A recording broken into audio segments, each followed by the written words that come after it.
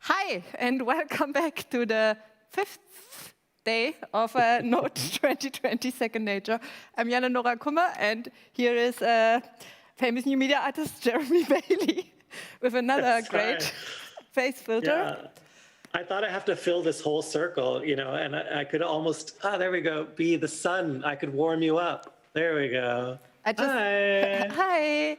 I just thought it was a giant pizza. I don't know who else did, but now. Okay, I didn't have as much time today for coding because there's so much going on, you know, keeping up. I'm having a hard time keeping up. Are you? Yeah, actually, I didn't keep up that much that I don't even know what was going on so far. Do you know? Today? I mean, today there's already been several workshops, one on audible data, one on turning .NET libraries into VL libraries. There's been stuff happening in the Greenhouse Nexus. There's choreographic coding lab that's been happening. You know, the meetup that Raphael and Tauru and Nato are holding. And then there's also been a Beyond Sound and Visual workshop, like making of schemas workshop. There's so many workshops. So there's been a lot. And then, yeah, so it's been hard. I've had a hard time keeping up. Well, it's hot. It's hot. I hope you had like time to to take part in some of the workshops or in the other formats.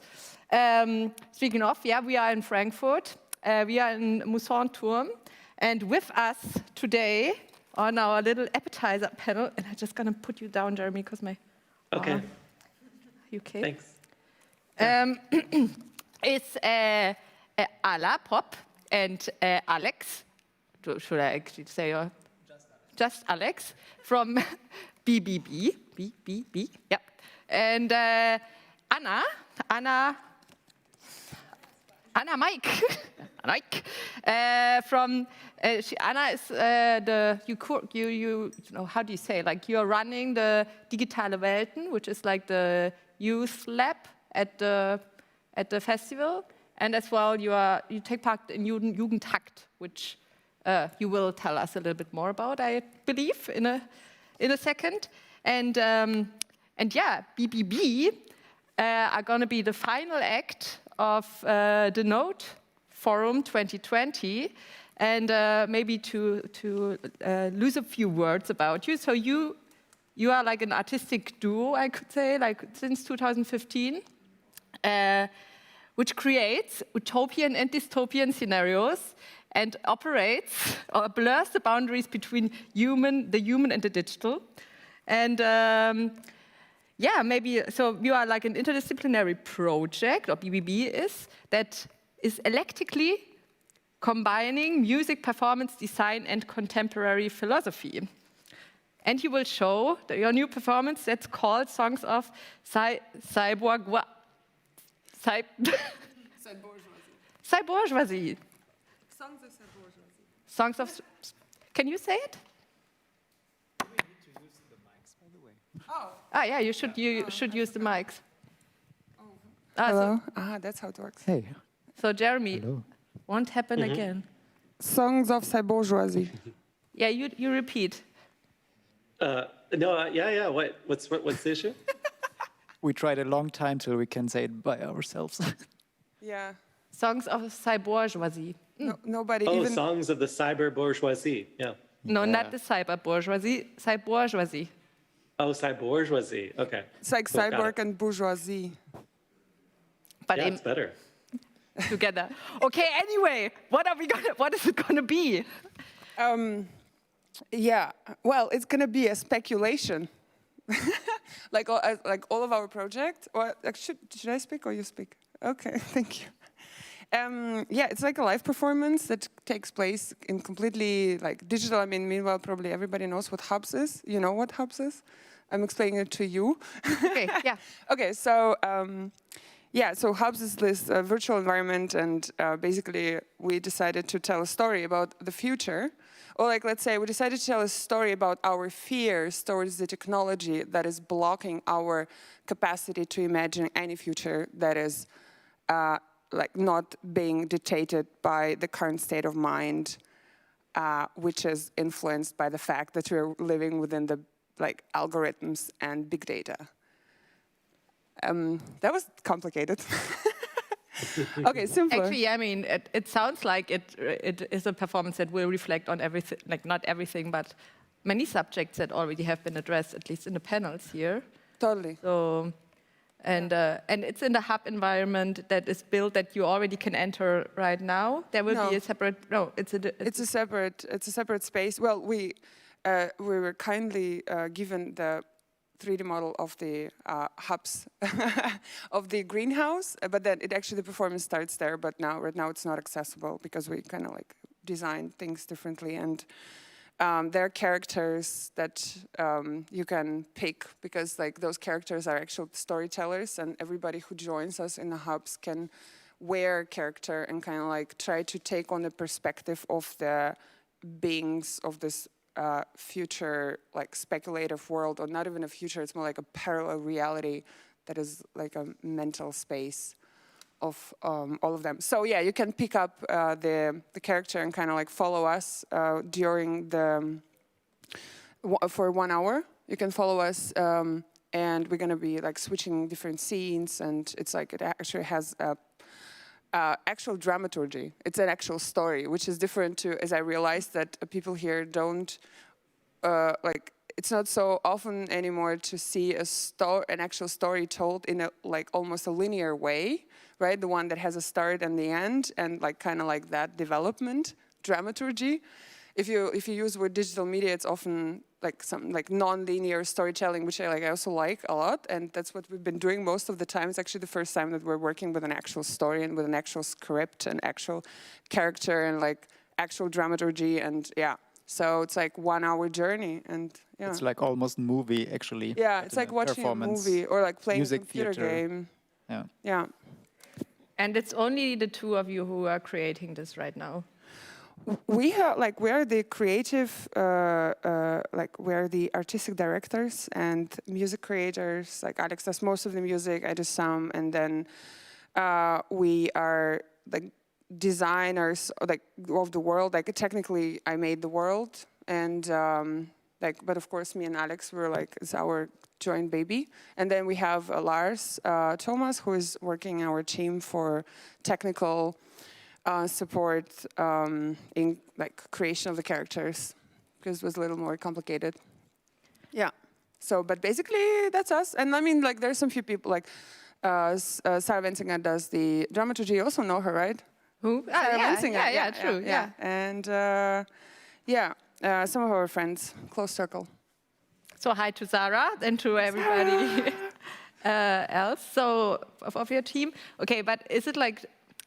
So if I want to join the performance, do I have to get a slot or a ticket, or like are there just a few spaces, or can there be like, how does it work? Or does everybody get like an individual avatar, or? Actually, it's like super limited, like around 20 people per show can participate. So I'm not sure if there are tickets available anymore, to be honest. Yeah. But if you have to be really quick. Do you have a ticket already?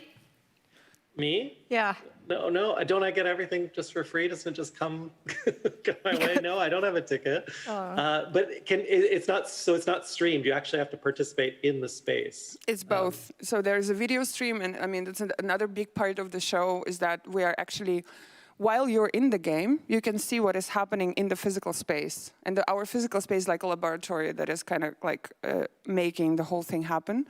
So in the hubs, you can see us via live stream, but also if you're joining YouTube, like the regular Node live stream, then you can see like what's called like the cut, like 4 cameras. We have 2 virtual cameras from the space, from the virtual space, and 2 physical cameras from our laboratory space, and those are going to be cut live on Thursday.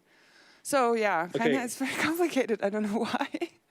No, that's not complicated. That means more people can kind of take it in or experience it, right? You have very good like technology experience, I guess, because to me it's like really too complicated. I don't know. So the people that attend live, will they be interacting with you in some way, or can they affect the story, or how does it function? Because it's similar to, because there's a lot of this theater work nowadays where the audience almost is a part of the performance. Like, let's say we didn't want to use the audience for performing our story, so we decided to invite them in this world and be part of the world, and in a way, just by the fact of being there, by the fact of being a character, and the characters that the audience is wearing are the characters that we are wearing during the show, and so it's like you're all the time hanging out with like 24 of your friends, and or like this 24 characters are like going from a room to like space to space, and then you can always see the other one. You never can see your own body. That's how it is in hubs, but then you can see the other person's bodies, and it's like always we have 8 characters, and you always wear one of those characters, and then yeah, kind of like by being there, you already make an impact, and then also like I don't of course recommend this because we're making live sound, and it's recommended to follow us during the show because from like my voice, like is my voice, and Alex does live instruments. And only if you follow us, you can hear this. But if you don't want to listen to us, then you can also just drift away and kind of like go around this, those like places and explore by yourself. And will you have special, like, are you two having like special characters, or are your characters within the 8 characters everybody can wear? We are the characters within the 8 characters because that's the idea that nobody is special in a way. And our message, or like the question that we raise, can we kind of like change the perspective that like we want to go away out of our own perspective and like try to take on perspectives of all kind of beings that live in this future world, and this includes a narcissistic algorithm and like Big Dog from Boston Dynamics, for example, who has a PTSD, like post-traumatic syndrome for being kicked all the time, you know, because like people hate robots. Yeah. And queer feminist artificial intelligence, who is like wants to be an activist, but it's always being like placed into some role of over-sexualized villain, female villain, and stuff. So yeah, these are like mental spaces, but also we have abstract ones. I mean, I shouldn't maybe tell everything. Some for surprise, but yeah, some for surprise. There are more. Yeah, No, go for it. Oh, and now I'm interrupting you. No, but I think you can do the trailer. Like, what is there like if this was the movie trailer, like it's like 30 seconds in a world full of Boston Dynamic robots that have been kicked. Too often, way too often. Too often, the heroes, is on a quest to queer the world. I don't know, what is it? there will be heroes, but kind of untypical ones, like for example, a bacteria. And yeah. Oh, like bacteria. nature. We've never seen that before. Like I don't. There's no Pixar's bacteria world. Let's say we were awesome. trying to like. That's why we decided to work with an actual story, because we were like, we like the idea where the show came from. Actually, the starting character is our hologram that is being depressed because it doesn't see any future in the world because everything seems so dystopian. The hologram is like a body scan from us. Yeah, it's like our joint body scan. Now we kind of have one body, 2 of us. And this hologram is kind of like, it's depressed and it's looking for a solution, like how to get out of the depression, and then it looks for a treatment and stuff.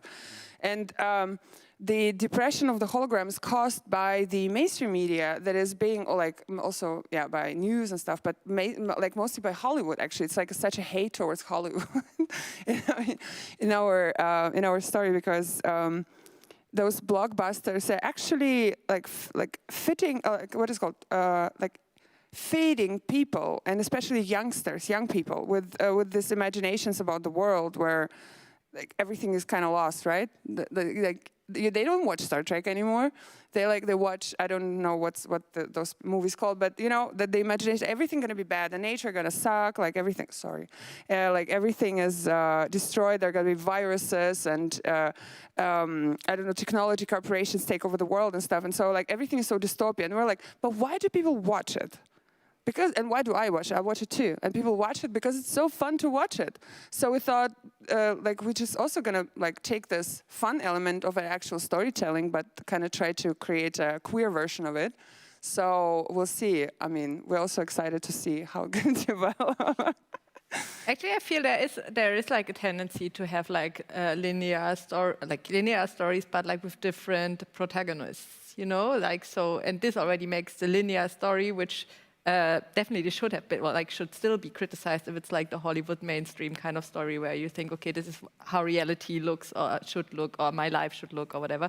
But as soon as you change the characters, I feel there is a big potential. So I'm super excited. I hope we're still gonna get in there, Jeremy. Otherwise, you're just gonna burn everything down and it's just like space for us, right?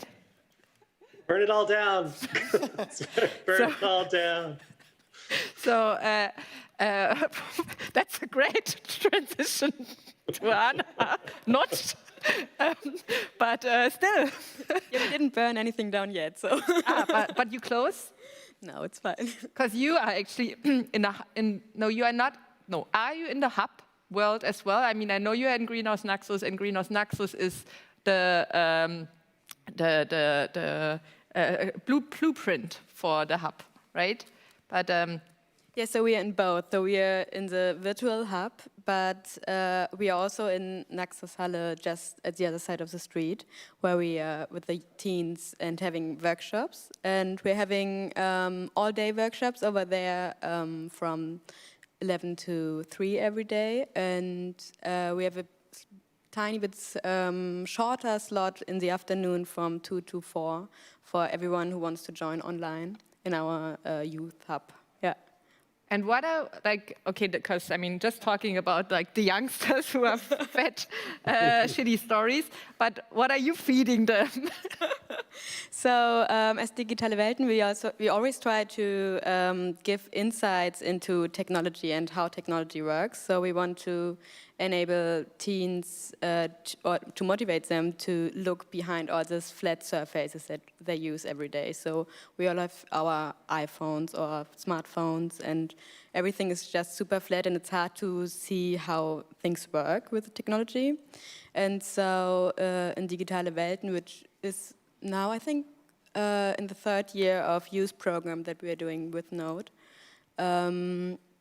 we try to, we always have workshops where we invite artists, and then we want to motivate them to, in different things, to look behind the scenes, kind of, and to, to try things, have hand-on experiences, and then maybe understand a bit more of technology, and especially are not afraid anymore of how things work, but just try to dive into it. Yeah. So, and knowing that you participate in, just like I announced it already, that you are in Jugendhakt as well, so it's like hacking devices as well, or using them in a different way, or like just being able to manipulate, or maybe actually repair them, or like there's so many different approaches. Is there like one that you mostly, like one direction you mostly go? Or so we have, I would say, I think to say 2 different levels is not the right thing to say, but with Digitale Welten, we really encourage everyone to just join us and try the workshops. And then there's Jugendhakt, which is a youth hackathon that's always for 3 days. And that's a whole thing in Germany, and different cities who are organizing this. And we are like the Frankfurt part of this network. And we started with NODE20 3 years ago at Naxos Halle. And there the young people came with their own projects and their own ideas, and then they just do it. So for example, last year we had a group of boys who decided there's so much rubbish just laying around in the streets, and so they built a prototype of a small robot that is you can send to the rubbish and it collects it. And then they planned that it's all going to put the rubbish somewhere, but at the moment it's just collecting it. And so things like this, some are very hardware related, some are very software related. Most of them, I would say, in the Jugendhack context are more software related. And yes, and in our online program that I said before, we are on hubs in our youth digitale Welten space. We have participants and also mentors from the Jugendhack context who are giving insights into really more technical topics. So today there was a talk about, or an input about creating websites, and people were invited to join. And I think we have some about Docker, to how to organize your software programs, and this is tomorrow. And yeah, so maybe to give you an insight what's happening online, we start with a tour through the big greenhouse. We have the super nicely guided tours from the mediation team. And then we come back to our youth space where we have the more technical insights. And for example, tomorrow we are having a quiz instead of the tour. So we invited Gamers Paradise, who are organizing game afternoons here in Frankfurt, gaming afternoons. And they prepared questions about sustainability in games and resources in games. And yes, the people can interactively answer these. But on site, for example, we are doing at the moment a lot of music workshops. So, and I think there will be a performance on Thursday here in this time slot, where they will show you what they did all the week. That's I'm really looking forward to see that, though, because I have the feeling like there's so much. We always say there's so much happening, but we don't really have the time to actually see the outcomes, which might be the case in your performance too. So I'm happy if I'm forced to see it, because bring it here. Bring the performance here into the giant cheese. Yeah, but that's really cool, because I feel as well it has been talked about, educating, and as well like how to work with kids, like what do you tell them? So you are on the core of it, I feel, and as well like making or addressing sustainability, or I don't know if there is like as well ethics, and or like how to use technology, or it sounds like you make like a roundhouse kick. Yeah, it's kind of. So at the moment, today they were soldering their own synthesizer kits, and I think they were going to bring them. There's like this size to make music, and they discovered a lot of different, really professional technical stuff, and learned how to make music with this, and they're practicing to bring everything together in one electronic orchestra. Yeah, and there we are cooperating with For All People, which is an organization based here in Frankfurt, which is focused on music. And so we thought it would be great to bring the musical and the digital or electronical side together. Yeah, and this is the outcome. That sounds amazing. So cool. And how is it like? How does it work? How do you like? Can everybody join, or is it like is there a certain age limit, or because it's called Jugend, of course? Yeah, it's age restriction. So we work with people from 12 to 18 years. Ooh, Jeremy, we still can join. I keep thinking in the future we're gonna have like Greta Thunberg playing like a synthesizer pop. Oh, that would be so nice. It would be so cool to have like environmental synth mashup together with Greta Thunberg or something. I don't know. Yeah. So are they going to perform live on stage with all their synthesizers? Is it going to be like 25 teenagers with synthesizers? Yeah, so That's it's not cool. 25 at the same moment, because we have to separate them on three seats. But yeah, it's going to be live. And who's doing their hair and makeup? That's my next question. Oh, we are still looking for someone. Jeremy. I don't know, maybe. Oh, I'm so excited. But okay, but like there is an age limit, as you just said, between 12 and 18, and then like is there a certain amount of people who can participate? There probably is. Like Yes, and also you have to subscribe in advance, because we have to know who's coming, and we have limits on our workshops. So at the moment we have 5 to 7 people, was our limit for each workshop, and we had 5 different workshops over the week, and are we still having them? Yeah. And are loads of people applying? Like, are you like visible within the? Yeah, so it's super interesting because I think we're having very different types of people applying, and so some of them are quite young, and some of them bring a lot of experience in the music, for example. And then they say, okay, I would just want to learn about the other background things and put it all together. And some arrive and say, oh, I never did this, but I'm super interested in just trying to learn something new. I'm really sad actually that even if you haven't guessed it, but like I'm not 18 anymore, so. Unfortunately, I can't participate. Alex maybe has to teach me. Yeah, maybe really, actually. I would, because are you working with synthesizers? Yeah, but not analog synthesizer, actually. Just digital? Yeah. So I'm also new to this. Yeah, but we have these digital synthesizers too. Yeah. Yeah, I don't know, like, but would you want to, because like talking about music, I feel, I don't even have like a direct question, but like what's your work practice, because I'm interested in that. My work practice is mostly about just experimenting and finding. I can't even say like how I work. It's like every song is a blank page and I just start from scratch. So it's always like a discovery how the song evolves and how it will turn out. And then in your work together, because right now, I mean, it's like the songs play a big role, right, in your performances. So what comes? Is it like what comes first? It's maybe I don't know. Is there a first, or is it like change? That's a funny question. I think sometimes we try to make the music first or the story first, but in the end, it just flows into each other and. It's like at some point, like you make, and then you're like, I just get any further with this. So you choose, like, you work on the music, and then you're like, I don't get any further. And then like, okay, text.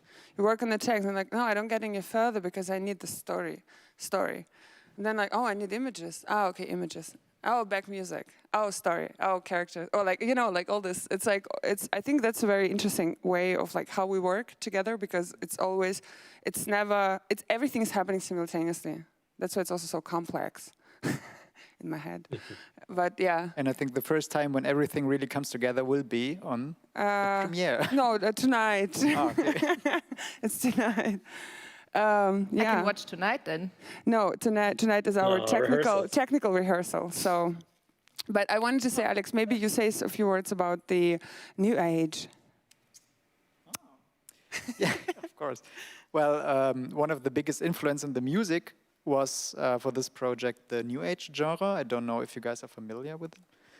The interesting thing is it appeared in the 80s, and I think it was like... But it just because I'm familiar doesn't mean that you shouldn't say something about it, because maybe nobody else is. No. Yeah, the interesting thing is, I think it was like the first music genre that actually combines electronic music and, let's say, world music, but in a very harmonious way. Like, not the electronic sound is kind of, how to say, Störfaktor? Disturbing factor. Yeah, the electronic sound is not like a disturbing factor, but like really mixed into the harmony of the analog music and instruments. And we also wanted to create a musical environment like this, where electronic music, digital sounds, analog instruments, voice is like really on one level, yeah, in a harmony. Can I shortly add to this? Where sure. I think of like is a big irony, or not big irony, but like the new age is kind of like is becoming more and more popular. I mean, look at all of us like going so mad with plants over the quarantine and stuff. And it's like new age is raising, and it's called Songs of Bourgeoisie. And like if you dig into the story of the new age, it kind of like raises another level of like awareness, like of the excess, like because new age in a way was a pretty privileged story, like where it appeared from, who was able to be part of that movement, who was able to be like hippie, right? Who had money for that and stuff. So now it's also a question like Songs of Bourgeoisie, it's kind of like that reference to the age, who is the Cyborgian bourgeoisie, right? So yeah, that's kind of also an interesting element of the whole thing. We don't have the answer, it just like came and we're like, whoa, that's what it is. So maybe you can tell us after you watched it. if you get a ticket, unlike me. Yeah. There is a live stream. Yeah. Live stream. Okay. Yeah, we I cleared watched this up. live But stream. who is there a cyber proletariat as well, or a cyproletariat? Come again? Is there a cyber proletariat or a cyproletariat? If Well- there's a cybourgeoisie, are they a ruling class over other classes? Or? Well, that's a question. I don't know. We need to find out together. We'll find out. Okay. Okay, Uh-oh, so spoilers. I just realized we're nearly out of time. I know I'm okay. extending this. I'm bad in keeping the time right now, Jeremy. So It's okay. I wrap up our little appetizer. Thank you very much. That was super interesting. I hope. Yeah, I'm looking forward to the shows. Maybe I get a ticket. Maybe on the stream. Definitely gonna see the performance of the new musical talents. And next is a panel, our first panel. It's called Facing Extinction, the art of coping, healing, and restoration. Sorry, I can't read my own. The art of coping, healing, and restoration. And it will be moderated by Alexander Scholz. And on the panel are Britt Ray, Paul Prudence, Sarah Friends, and Antye Greie. I hope I pronounced that right, because my writing was really messy. And definitely it's about like extinction. And I don't know if you remember Jeremy Daly yesterday. Jeremy, you were there. So I found this just backstage. Was that you? What is that? Like a torn face, like a seal broken in half? It's a half a seal. Half a seal. Okay, that sounds like a threat or something. Like, oh, did I eat the seal? Yeah. No, it's impossible. I'm not physical. I have no physical bearing on reality. I'm completely virtual, so it's not possible. Well, it was probably Greta Thunberg on a synthesizer. She just like tore it up. I will put this here as a transmission to the next panel, and I'm looking forward to the next panel and see you. And thank you. Thank you. Thank you. Thanks. Bye. Bye. Yeah, thank you. Thank you, everyone.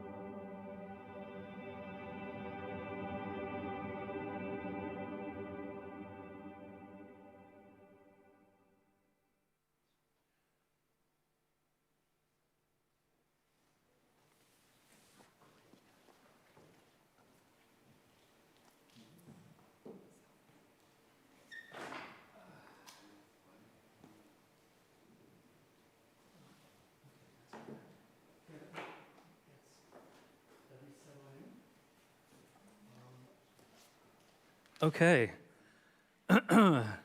Where's the main camera? This one? I want to say welcome. Hi, everyone. Out there in here. Welcome to the 5th day of NODE Festival, NODE20. Welcome to the emergency broadcast studio that by now has become, in many ways, our home. I have guests waiting, and I'm really, really excited to talk to you all. Let me begin by pulling up my notes and then sort of setting the stage. How is everybody today? Are we good? Wonderful, excellent. Right, so my name is Alexander Scholz. I'm a writer, cultural worker. I also happen to be the co-curator of this year's edition of NODE. And if I could get my first slide, please. I was specifically told to request the slides very loudly. Stefan, are you listening? Yeah. Excellent, wonderful. First slide. First slide is more than I need at this point. Can you go back? Sorry. Again, welcome. I think it makes sense to begin this conversation about facing extinction, the art of coping, healing, and restoration with Elizabeth Colbert, which I am sure many of you are familiar with. Elizabeth is a staff writer for The New Yorker. She's the author of the 2014 book, The Sixth Extinction, An Unnatural History. And I think she even, before that book came out, I think as early as 2009, she was the one who kind of suggested through her research and journalistic work that we indeed live through a man-made mass extinction event that rivals the previous big five in Earth's history. I happen to have been to one of her lectures, and she usually begins her lectures with a disclaimer, a warning of sorts, where she says that the things that she will be talking about are very difficult to hear. And she often gets asked, about words of hope, and she usually quotes Dr. Kate Marvel, a NASA climate scientist, who says on the notion of hope, given the state of things, we need courage, not hope.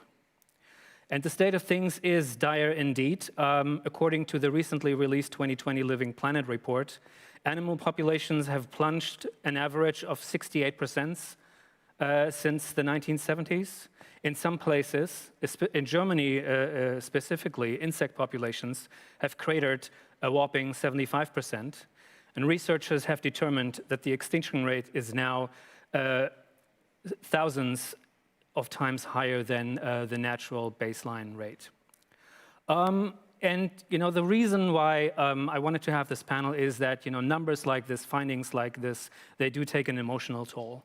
A 2017 paper on the emotional labor of climate scientists revealed that they increasingly suffer from depression. In the same year, the American Psychological Association first defined eco-anxiety as a chronic fear of environmental doom, and that fear saw millions of kids take to the streets last year. So depending on the day, kind of my own eco-anxiety varies between a 2 and a 10 out of 10. And as I wrote in this panel description, in many ways, like working on this edition of NODE under this theme of second nature was kind of my way also to work through some of those anxieties. Because often I find myself finding the most comfort in art, specifically with works that kind of capture and express these feelings in ways that I couldn't. I decided to just cite 3 works that kind of I found not so much comfort in, but that kind of really resonated with me.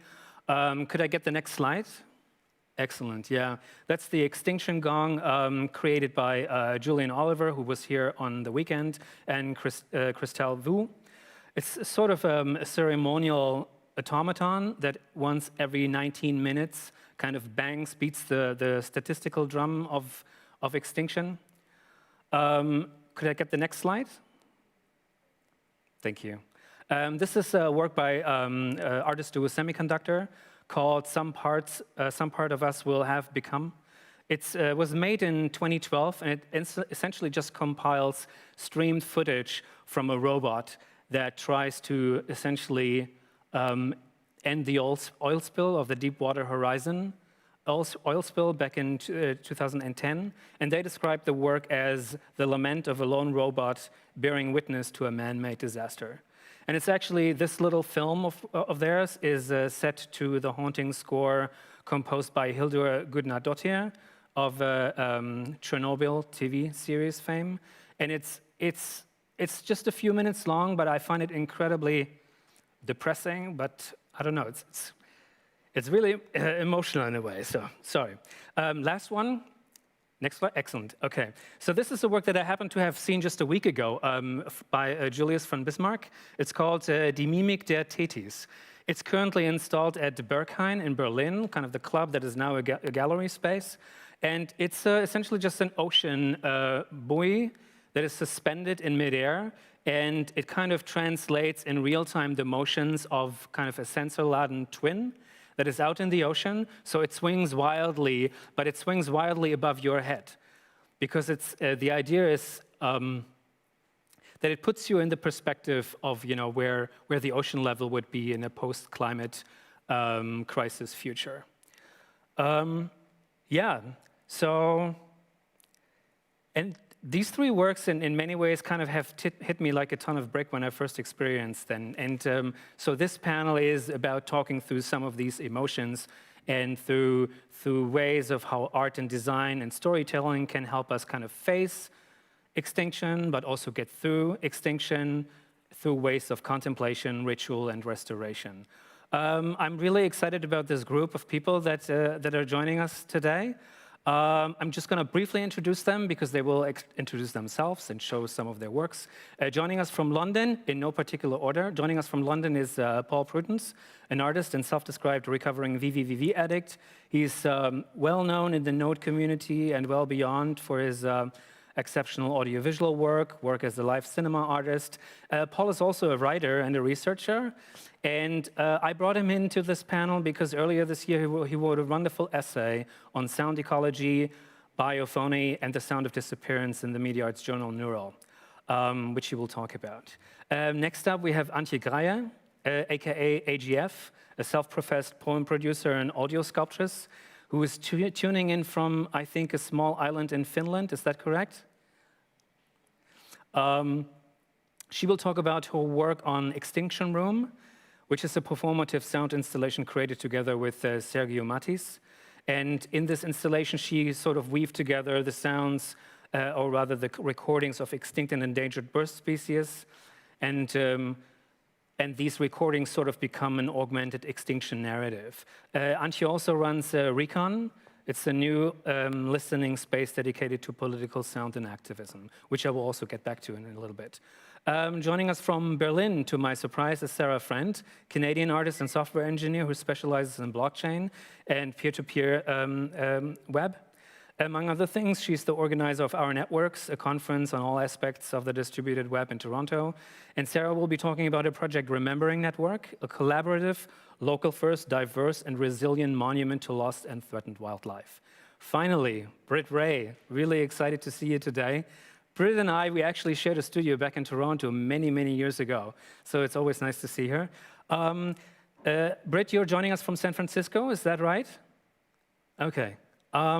Britt is a broadcaster and author. She's researching the social and ethical entanglements of science and technology with a focus on climate change and synthetic biology.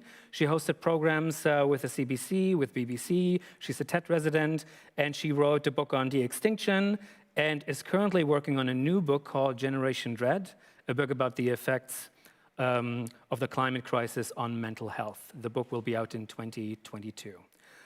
Again, welcome. It's wonderful to have you. I really just want to dive right in and hand the floor to yours. Britt, why don't you take it off? Why don't you, how do you say? Have the floor, because I believe it's great that you begin, because I think you can help us a little bit with the terminology around eco-anxiety and climate grief, and maybe what the things that we get wrong about it. Okay, take it away. Brilliant. Thank you, Alexander. So, yes, indeed, I'm working on a book about the mental health and psychological, wider emotional impacts of the climate and ecological crisis that we're in, which I think of as the planetary health emergency. And I'd just like to tell you a little bit about how I got into this work, and it's actually from a very personal point of impact. In 2017, eco-anxiety became a dominating force in my life that I was not expecting nor trying to accrue or invite. It was really provoked by my partner and I talking about trying to get pregnant and confronting what the ecological, scientific data shows us about the track that we're on, matched with the completely inadequate action from the political establishment to actually reduce the threat to human and non-human life. And I realize I'm a science writer, and my exposure to climate models and ecological data, and as also having written a book about de-extinction, means that I was more exposed to this material than the average person on the street. And it became overwhelming in the sense that a lot of climate scientists also report just a complete depression, anxiety, grief-stricken process of dealing with the reality that they're measuring out. And I became very curious about what was going on with me. I wondered why I was now the person in the room who could only talk about the climate crisis. I was disturbing people around me. People had to ask me to put a timeout on the way that I was discussing this climate crisis because it was affecting their mental health. I was constantly looking for more information, seeking out more disturbing news. I was not balanced in terms of how I was taking in other stories to round out my thoughts about the ecological track that we were on. It was really a narrowing, doom-stricken narrative that led to ecological collapse and societal collapse. And it was extremely difficult. I started crying about the climate crisis as though someone I loved had died. It was really a lot. And so I decided to study myself and study others who were starting to voice similar eco-anxious experiences to find out what are the nuances here, what are the openings that we can do to help ourselves and help each other come together, find capacities for creative problem solving, to confront this crisis, to build resilience, and so on. And that is what has gone into my book and my current work. If you'd like to keep on top of it, I have a newsletter called Gen Dread, which comes out once a week, where I kind of digest this material. 2017, you know, people are starting to talk about it, but it's nothing like today. Now, pop culture platforms have all produced their own op-eds and documentaries and things about this psychological phenomenon. We know that many people are indeed feeling what the artists at the Bureau of Linguistic Reality, who are coming up with neologisms to describe our you know, changing world and how we are responding to it, called broken record, record breaking. And that's the recurring feeling of deja vu and quiet terror and slow shock that sets in when reading a headline that again tells you that that month, season, or year has once again broken the record for the hottest on record. And just like that word, broken record, record breaking, there are many buzzwords that have arisen to describe our relationship as humans to a destabilized environment. Of course, eco-anxiety, which Alexander kindly already defined for us from the American Psychological Association. The philosopher Glenn Albrecht calls it the generalized sense that the ecological foundations of existence are in the process of collapse. Ecological grief refers to the emotional and psychological losses that are suffered as a result of losing things in the natural world. So, you know, losing a glacier, losing a species, losing a part of your identity or your cultural tradition that is bound up with the landscape that's eroding. There's a particular kind of grief that is now being studied. Solastalgia comes to us once again from the philosopher Glenn Albrecht, and this is the feeling of being homesick when you're still at home because your home environment has changed just so much that it's no longer recognizable to you, and therefore you can't find the comfort, the solace that you once used to be able to connect with in that space. And ecophobia. Now, this is something that comes up a lot when people warn against doom and gloom narratives because people are just going to cry on the couch and fall into despair. It's the kind of negative feelings that can hold us back when we sense helplessness, overwhelm, we feel pessimistic or cynical, and we just sense that we have absolutely zero agency to intervene in this problem in a way that would make any meaningful difference. Now, these are all what Glenn Albrecht has called psychoterratic emotions, and these are emotions that we perceive or that we feel that are connected to real states of the earth. And he says that the truth about fiscal irrationality and the insanity of deliberate climate warming is going to shock all of the generations on earth, and this is going to push us into a state of feeling extremely negative psychoterratic emotions that are going to shake our human identity to its core. And this is something that he wrote in a book that came out last year. I believe that our species has entered this period. We are feeling negative psychoterratic states at a growing rate. We're in the early days of feeling it at a mainstream level. Of course, frontline communities, indigenous communities, historically marginalized communities, people who have been placed next to toxic waste sites, suffering from environmental racism and so on, have been feeling this and voicing their despair for a very long time. But now, even the most privileged communities are being tapped into this kind of psychological discomfort. And it has benefits if we harness it, if we tap into it as fuel for the kind of creative capacity we need. It can actually be some of the most powerful driving kind of support force for finding meaning and purpose at this moment when it's a really complicated time to be a human. So let's just look at some trends that tell us that indeed these feelings are growing. In 2019, Oxford Languages reported a 4,290% increase in the use of the term eco-anxiety just in that 1 year, demonstrating growing interest in the mental health impacts of our ecological crisis. In 2020, a national poll in the United Kingdom found that 70% of 18 to 24-year-olds are more worried now than they were just 1 year ago when the poll was taken about climate change. This year, a very shocking statistic, a national survey in the US found that 78% of American Gen Zers say that they're not going to have children because of the climate crisis, while 71% of millennials have said that it's already negatively affected their mental health. And meanwhile, groups like Birth Strike, which has recently been renamed to Grieving Parenthood and the Climate Crisis, and the pledge called No Future, No Children are political platforms and communities that have formed around the declaration that they're refusing to have children until governments make it safe for them to do so by taking aggressive, needed climate action. And since 2017, we've seen a bold vision of hope as youth activists have gathered around this cause in new ways, and it really is just so exciting and promising. But at the same time, many of these youth leaders say that they feel terrified and betrayed and enraged as they're forced into positions of leadership since the adults aren't doing it. Greta Thunberg, of course, has become an icon, and she's also very explicitly put climate anxiety on the map by speaking about her experiences with it. And how could young people not feel this way when the World Health Organization issues reports, as it did last February, that state that as the climate threat intensifies, really no nation on the planet is protecting children's health? So, what happens when you feel eco-anxious? By the way, eco-anxiety is a catch-all term. It relates to grief, it relates to fear, it relates to depression, it relates to rage, it relates to all kinds of negative psychotraumatic emotions.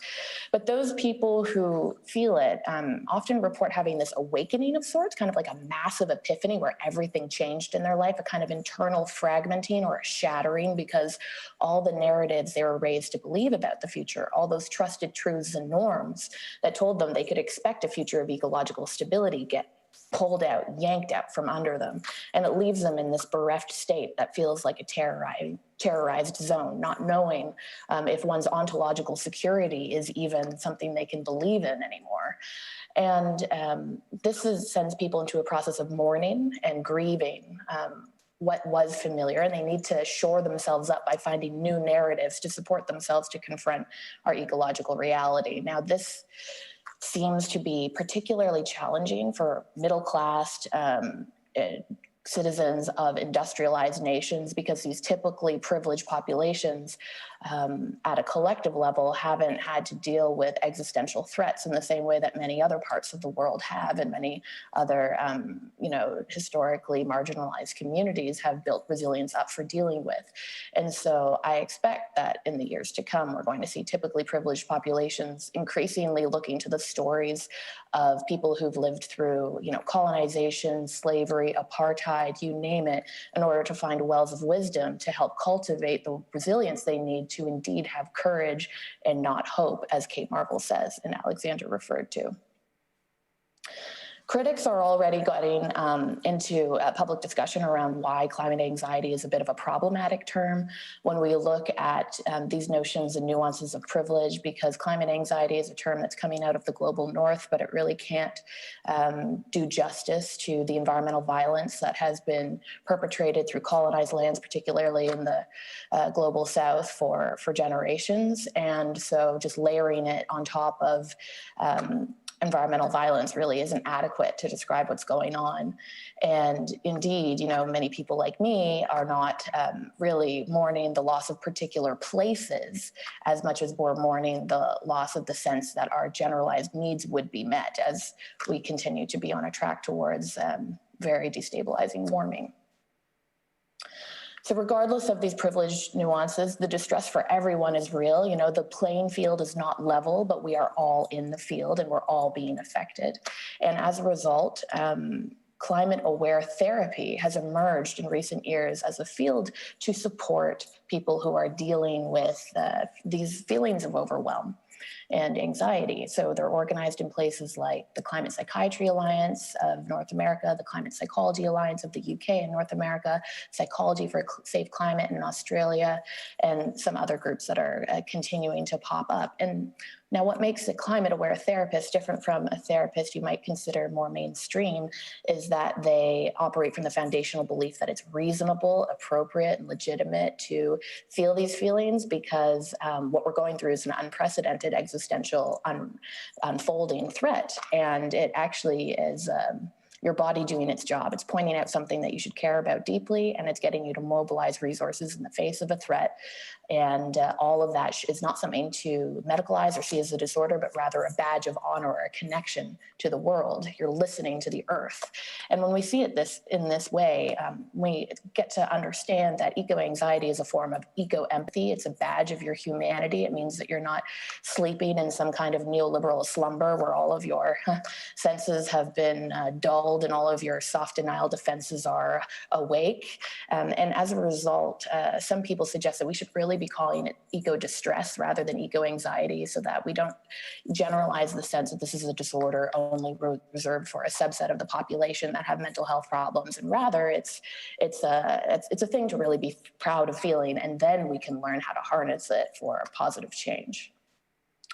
It occurs on a spectrum. The feelings can be mild, medium, significant, severe. This is a spectrum created by a climate-aware therapist named Caroline Hickman. I'll just quickly run through it. When the feelings are mild, the person might be upset in a transient way, and they can respond to reassurance by a focus on optimism and a sense that smart people are working on solutions, and therefore we should feel comforted. When the eco-anxiety feelings are at a medium level, the person might get upset more frequently. They'll start feeling doubt in others' capacity to take action, and they'll start making some changes in their lifestyle, perhaps stopping flying or becoming a vegetarian. When the feelings are significant, the person's going to have minimal defenses against their anxiety. It becomes a lot harder to mitigate distress. They'll feel guilt and shame, little to no faith in other people's action capacity to get on top of the problem. And this can have significant impacts on their relationships, which is indeed where I was when eco-anxiety crashed into my life for a couple of years. And when they're severe, even though eco-anxiety should not be pathologized, this is when it can get dangerous because the person might not be able to sleep, they can't work, their life completely gets interrupted. They'll sometimes be suicidal and just feel a general loss of security in the world. Now, we need to find ways of coping. The task is difficult. This is a life-threatening situation for many things that we care for and love in the world, and it can't be solved in the near term, nor can it perhaps ever be completely solved. So we need to come up with existential ways of coping. And it involves accepting uncertainty and mortality, which is classically very challenging for humans to do.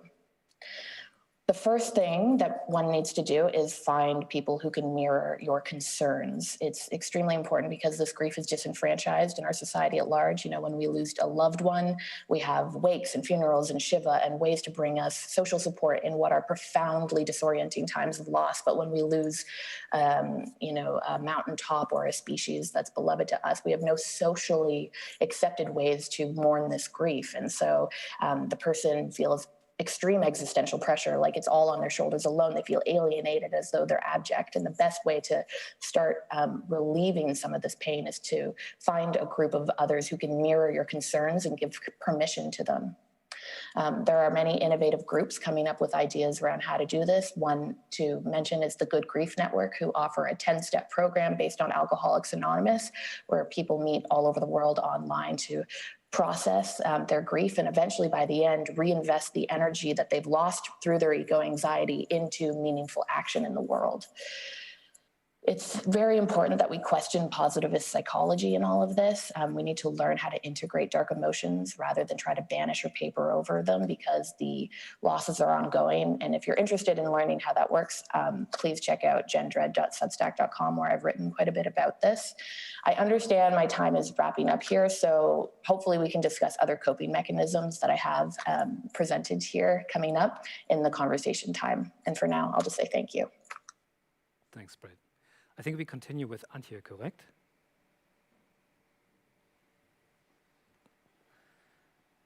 Hi, everyone. Can you hear me? Mm-hmm. Thank you for this amazing presentation. So I want to thank you for putting me on, and I want to first say, actually, in kind of the tradition of how people speak about the indigenous folks and the indigenous land and the First Peoples land, I wanted to say that we're on the internet, and the internet is made by the US military.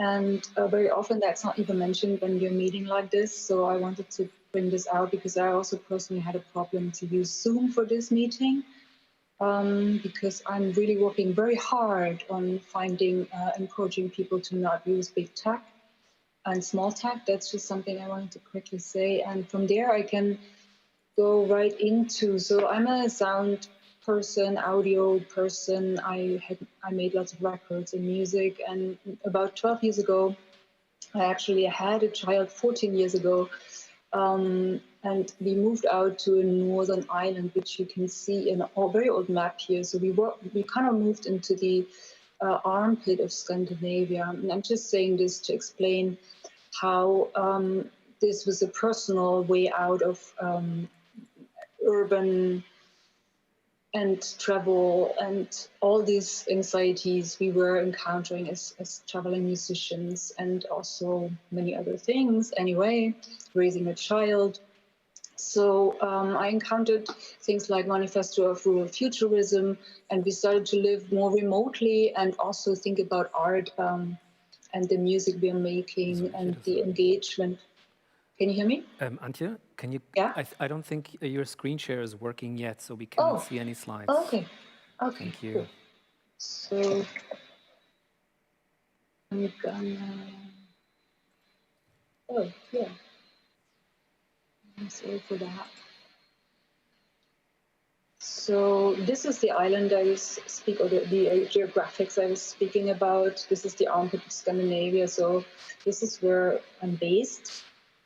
I'm originally East German, so I grew up under like communist socialism or realist socialism. And this is the manifesto I was referring to by Leandro Pisano and Beatriz Ferreira and other people. We started to think about the rural, the periphery as a futurist or a possibility in arts as well. So I changed my practice quite a bit, although I still do all the other things like play festivals and play concerts and release records.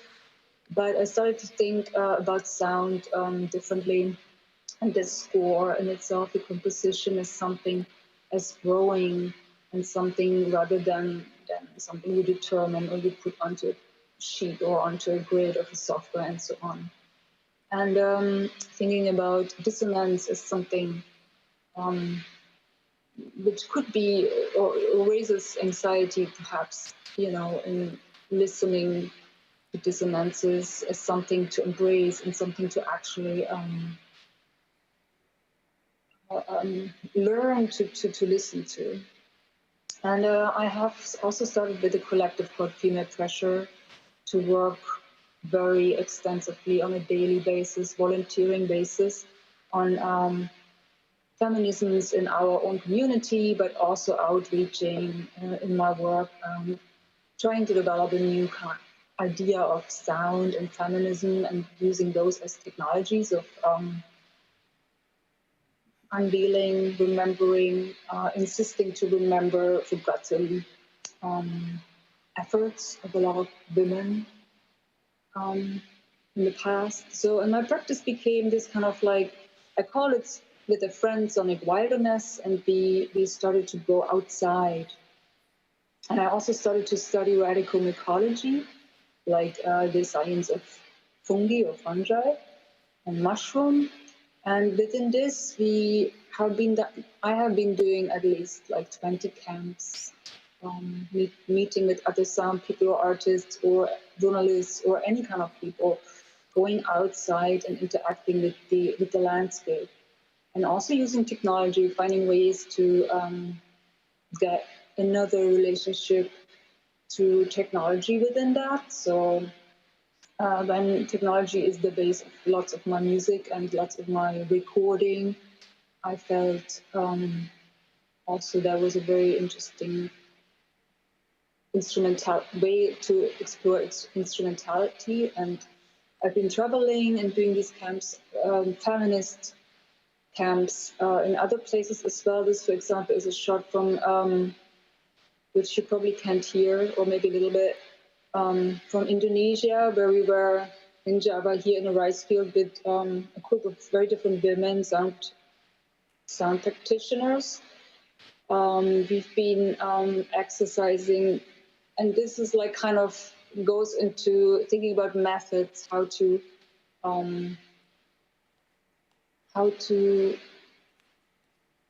work with our own, yes, in a way.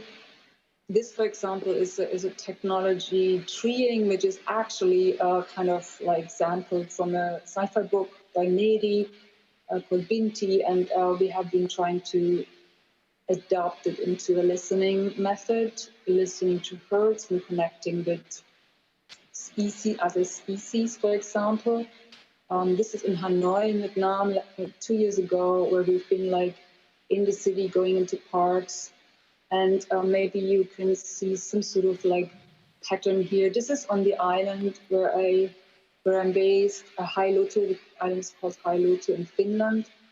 Some sort of like blueberry techno situation going on here. We were making music together.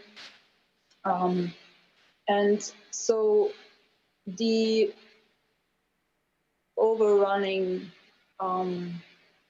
ideas for listening, or what, for example, Anya Kanvise calls attuning to the environment.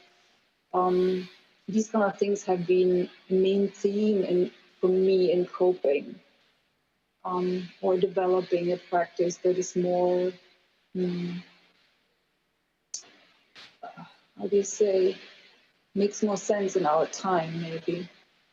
Yeah, and as Alex already mentioned, just this year I founded a new space on the internet, which is dedicated to listening, and specifically to political listening and political sound and activism. And it's kind of still in the beginning, and I have maybe 6 editions out now.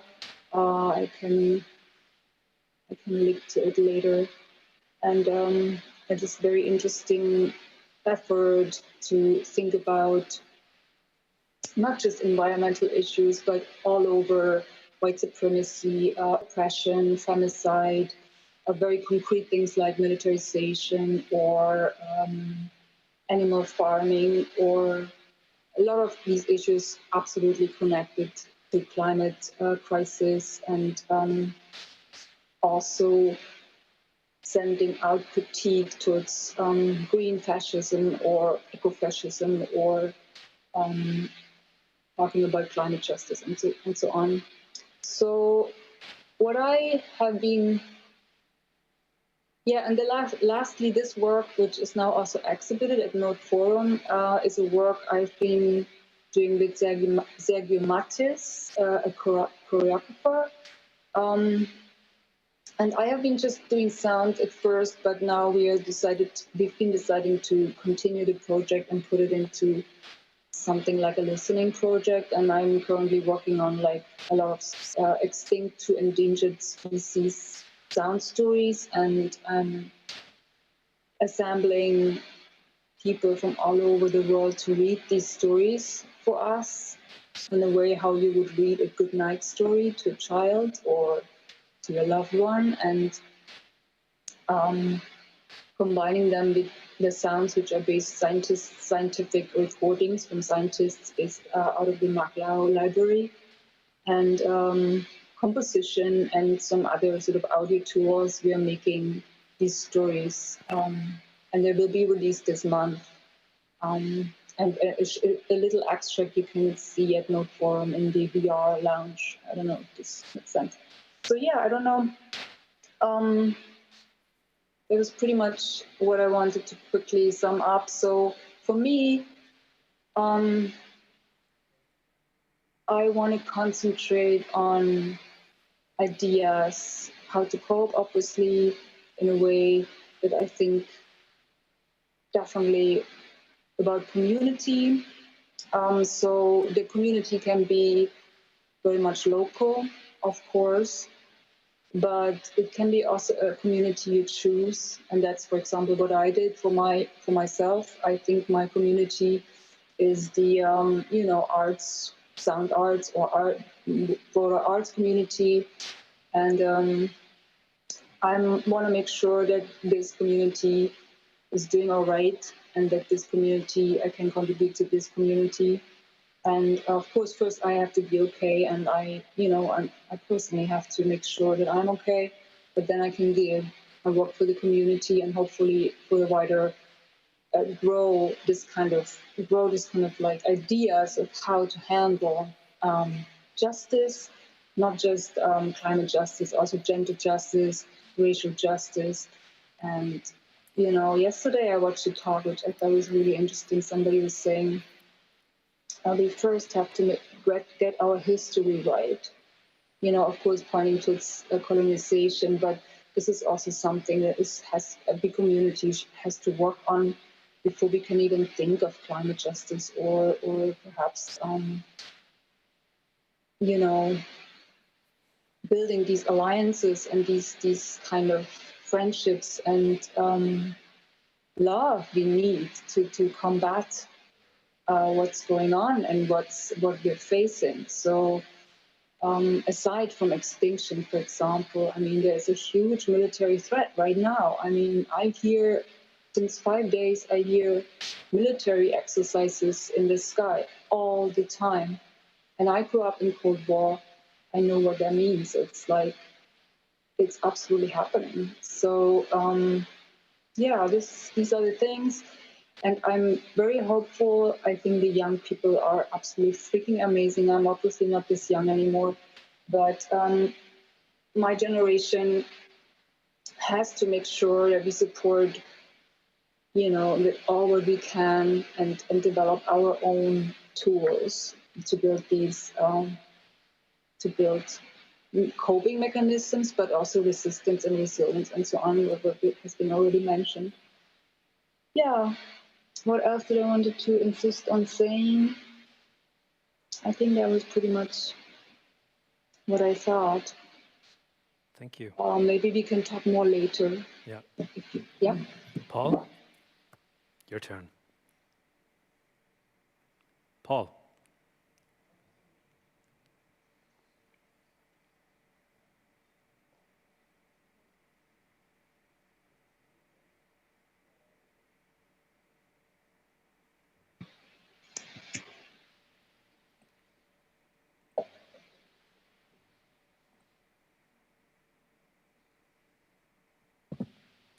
Okay, can you see my screen okay? Not yet. Oh, apparently Britt can see your screen. So maybe I'm next. Oh yeah, there we go. Wonderful. And secondly, can you hear sound? I can. Beautiful. Okay, so I intend just to you guys listen to 15 minutes of Ecuadorian rainforest. No, that would be nice. So my name is Paul Prudence.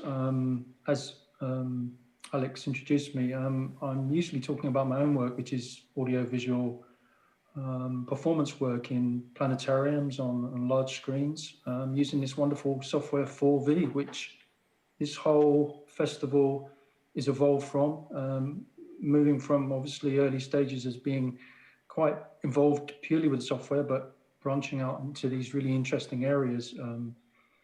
And so I'm not going to talk today about my work. I'm going to talk about other people's work. And as Alex also introduced me in my introduction, he talked about an essay that I wrote for Neuron magazine, which describes itself as a critical digital culture and media arts journal. It's been running for around 20 years. And this particular issue was, in the editorial, it reads, it's presenting artistic methods towards a deeper experience and understanding the current ecosystemic, economic, and energetic crises, as well as tools to simulate the imagination of scenarios for desirable transitions towards a viable future. I've been writing for this magazine on and off for 5 years, and the editor invited me to write a piece. And it occurred to me that when I thought about how I engaged with this big issue of our time, the climate catastrophe, loss of habitat, global warming, that I often felt very switched off from political ideology and from graphs and this constant crisis reportage. I didn't feel engaged at all with it. And so I thought, what could I think about? How could I approach this, writing a piece for the article, for the magazine, that would engage me in a way that, you know, connected me with these ideas that were not very, very explicitly ideological. And I came to the conclusion that, you know, obviously there are lots of arts that do engage in this way, but the recording of the natural environment and the depletion and loss of habitat around the world, and there were many artists actually using that as a model to engage listeners. And so I was thinking about critical engagement through the power of observation, storytelling, myth-making, in connection with the imagination. So, you know, thinking about the ways that we can learn from indigenous cultures about what they do when they listen to the landscape, embedding them into their mythologies, using the landscape as a healing kind of environment. We have, you know, stories of indigenous cultures actually going into the environments and listening to the sounds of the rainforest as a way of reintegrating themselves as they've become alienated. You know, they have their own rituals for reintegrating their alienation. So I began to think about how, you know, from almost like a psychoanalytical point of view, we talk about depersonalization and alienation from ourselves. Then we can also think about reintegration and reconnecting ourselves with the planet and solving this problem of alienation with the planet. So looking into this interanimating spirit of mind and ecology and the deeper contract we have with the planet, and being interested in the idea of listening as a way of thinking about agency and personhood that exists beyond or can extend beyond human culture into the animal kingdoms. And in this essay, I also explore what, you know, methods artists are using to establish a state of accord.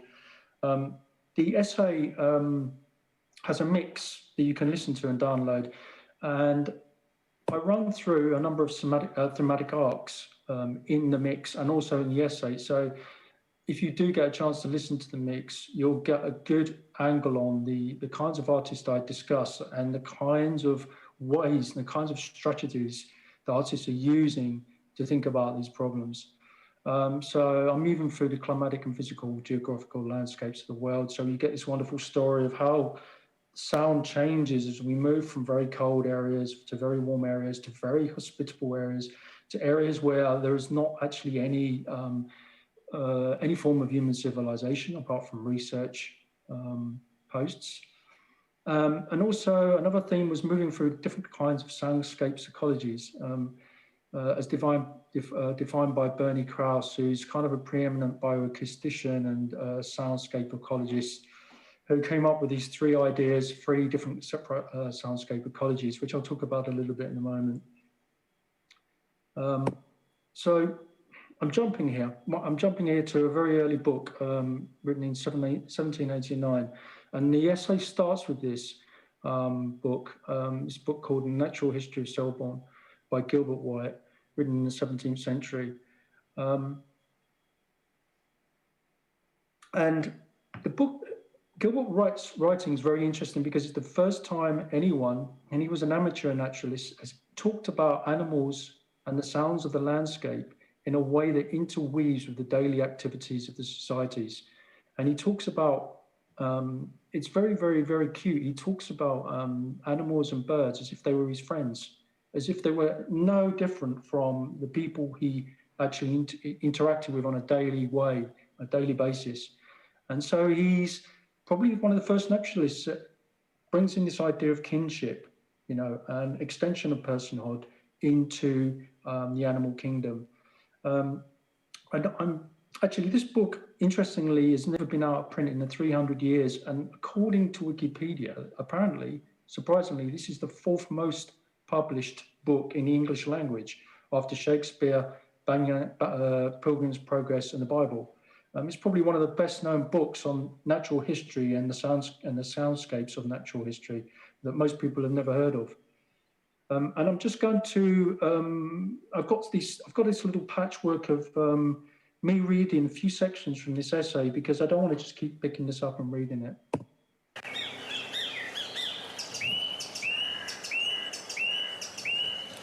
As he taps into the interconnectedness of wildlife around his home, he derives a sense of place within a deeper network of ecology.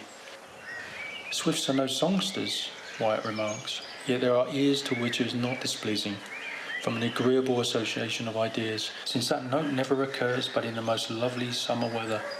And on crickets he writes, chirping crickets, being the constant companions of our solitary hours, naturally become the objects of our superstitions. For White, the bird and insect sounds act as triggers and signals binding the larger ecology of sound both within society at large and within his own inner world. Natural sounds become woven into daily activity by marking the time of day and signalling the seasons, and by working their ways into everyday superstition, they form a substrate of sound cues that exist outside of ordinary spoken language.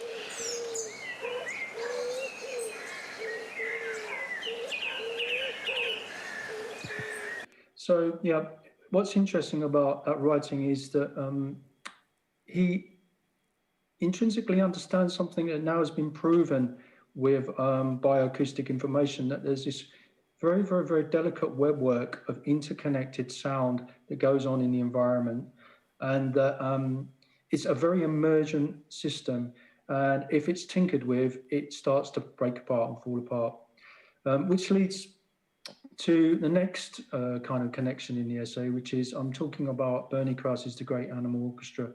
And Bernie Krause was probably the first sort of known person to talk about what he called the niche hypothesis, which was he did lots of recordings over a period of years, and over successive re-listenings to these recordings, he found that there were gaps in the recordings and he was missing certain bird calls.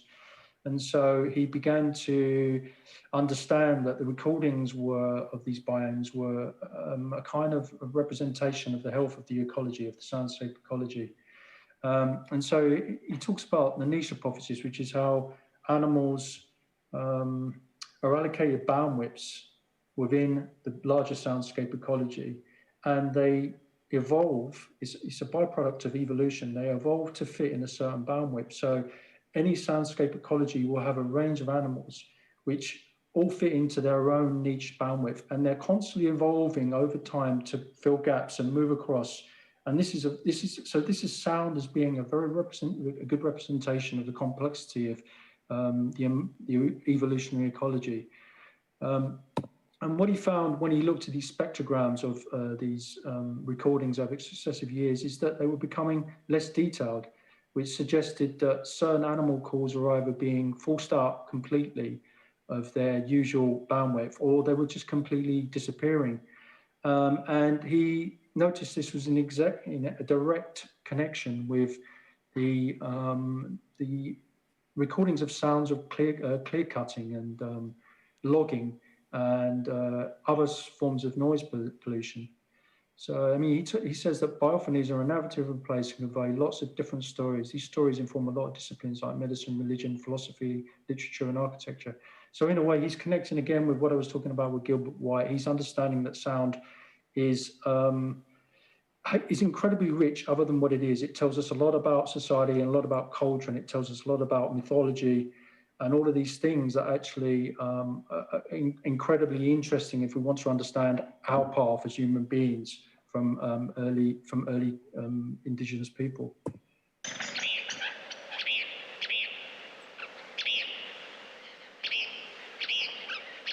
Returning to habitats over successive seasons, Krause's recordings reveal a demise in many species. Many of his recordings contain sounds that may never be heard in the wild again. His CD, Scenes from the Great Animal Orchestra, opens with the interlocking overlays of bird and insect call. This dense, nuanced weave of sound has spatial rigor, suggesting a scrutable logic at its core. So, in this essay, I move around these different soundscape ecologies, and I also move around the world, and I show how the different soundscape ecologies affect one another. So the three soundscape ecologies are biophony, anthrophony, which I think you can tell by the word is actually human sound, and how anthrophony has affected these very delicate ecologies. And a good example of this is a work by Mikel Nieto, where he records the sounds of the Amazon jungle. And at the start, you hear these very, very delicate sounds of the rainforest. And it's like the great animal orchestra. But suddenly you hear these mechanical noises coming in. Suddenly you hear these drills and diggers. And it's quite an emotional experience listening to this music, because you have this incredible tranquility and complexity of sound suddenly wiped out by the sawtooth noise of these very, very, very incredibly noise polluting machines. And I found this interesting when I listened to this music, this recording, because it actually impelled me to look up some of these machines. And I found that quite interesting from an eco-critical point of view, that by listening to these recordings, I wanted to find out what these machines were. And I found out there's this whole dark web of manuals, instruction manuals for these machines, which you would never find this stuff. They've all got these really crazy URLs, because this stuff is not for day-to-day reading. So, but if you start to look for these drills, you'll find that there's a whole load of this stuff. Intelligent control systems, high precision guidance, fast, stable trimming, comfortable ergonomics. Delivers operational safety, reliable performance, and durability that is favoured by drillers around the world. While staying true to these original performance expectations, it marks a tremendous step forward in the life of this model, as it encompasses leading. So the whole language of these manuals is incredibly like Dadaist poetry, but more so it's talking about the health of their company, the health of their, the economy of what they're doing, which is kind of tantamount saying that a healthy economy is something good, when obviously what it means is pathological consumerism in the age of hypercapitalism. I'm running out of time, and it's a shame, because I want to talk about a few more pieces. So another strategy that artists are using is sonification, which is, it's making seen, unseen data, say, for example, in the Antarctic regions or whatever, and using that to sonify. And this piece by Andrea Polly is using interviews of climate data scientists talking about the limitations of their data with the sounds of data sonification. So we hear these scientists outside of their normal happy kind of safe area where they're at conferences, and they're very hesitant. They're very unsure about what they're doing, and you get the impression that they're not sure whether their actual models are actually useful in the bigger longer term. And then I talk about a piece by Peter Cusack, and really this is a glimmer of hope, because this guy went around Chernobyl, and he recorded all the usual sounds of crackling power cables and destructive machinery and moving through gradients of radiation. But he also recorded the return of a very rich natural landscape. And so amongst all of these kinds of very, very polluted contamination zones, he found that certain animals were starting to revive.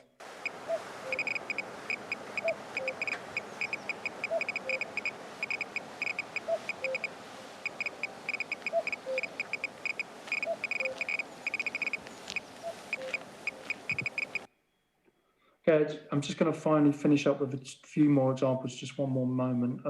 So I just want to talk about Hildegard Westerkamp's work, who there's the criticism of all this kind of recording of the natural landscape is that you can't actually really record the real landscape, it's a fiction. So some artists have circumnavigated this by actually using sound as a palette to create new kinds of stories. And this links very much in with the idea of indigenous cultures and the way that they incorporate the sounds of the landscapes, not only as kinds of storytellings and myth-making processes, but also healing processes. What is clear from listening to these sound works is that it's in the details that the deepest impressions are made.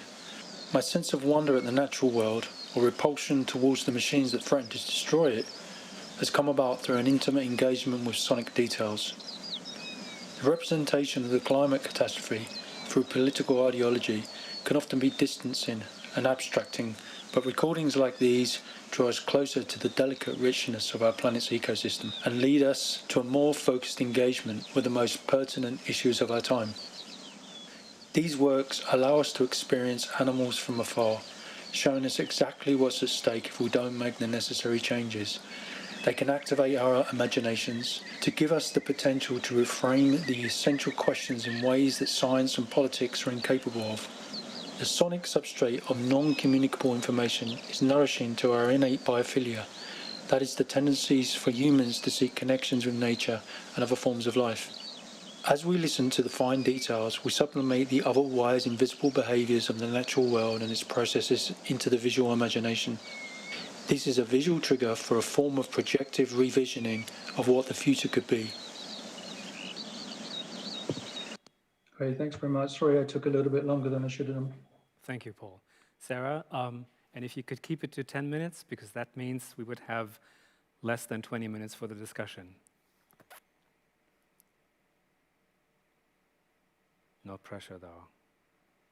So I was only told, I somehow thought we only had 10 minutes, so we should be good.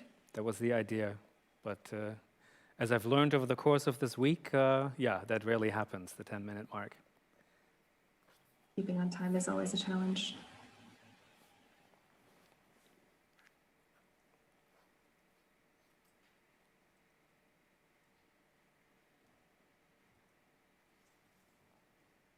All right, so you can all see my screen, I hope. Mm-hmm.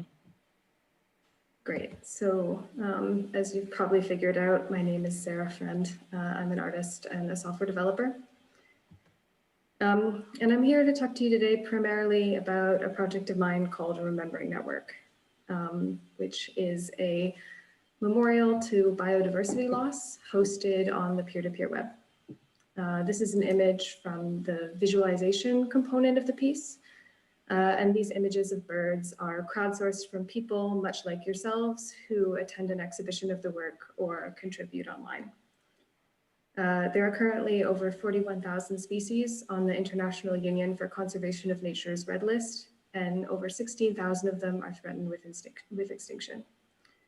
And while there are many material things that we can and should do, far more of them than we are actually doing, there are also ways to intervene in the symbolic realm. And I think that's what we're talking about today with the theme of grieving.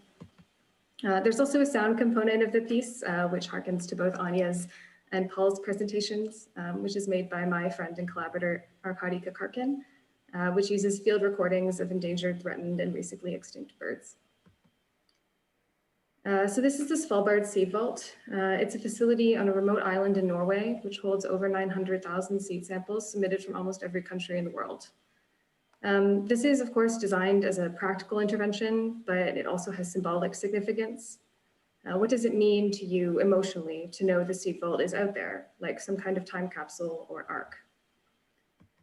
To talk about an entirely different kind of monument or memorial, and one with a very different time scale, this is the monument against fascism created by Johann Gers and Esther Schalif-Gers in Harburg, Germany. This was a 12-meter high plinth with the idea that visitors could come and write their name on it in a statement of solidarity against fascism. And of course, people wrote all kinds of things on it, like X loves Y and even fascist statements.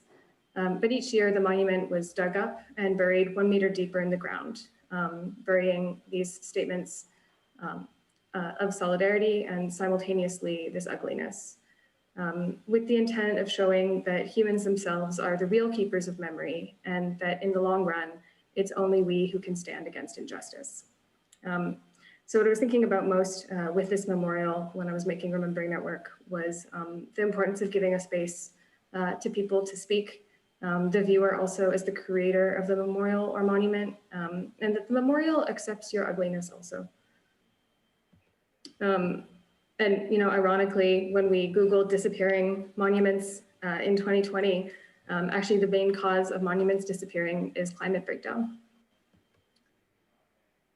So Remembering Network is an attempt to contain this idea of monuments as archives for the unimaginable future, and simultaneously monuments as things we participate in creating. It works from the idea of a seed vault as crowdsourced and collectively hosted. It uses seeding here as in seeding a file, and the small ritual of creating an entry for an animal as this sort of symbolic intervention. To talk a little bit about how the archive is structured technically, there are many different possible architectures for the internet, from ones that rely on highly connected social nodes to ones that use a more flat topology.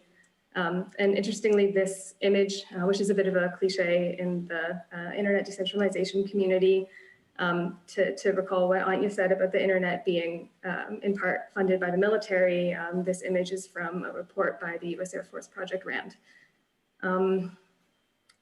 But we still use it to explain many things.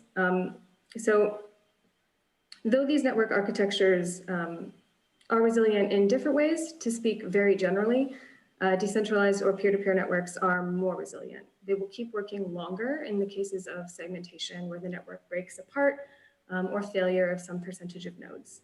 And if you don't know, a peer-to-peer network, put very, very simply, means that my computer can connect to your computer without any other computers in between.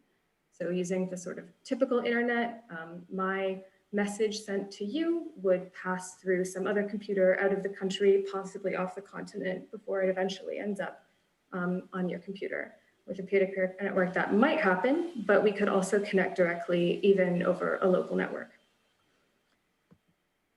This is an image from a 2018 study into the ways that internet infrastructure is threatened by rising sea levels. So it's not a great map, but the dark blue projected area, the dark blue is projected sea level rise, and the dark green, red, and black are internet infrastructure.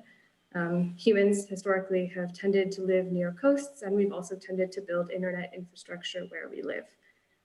This is to say basically that the threat of climate breakdown to this infrastructure is real.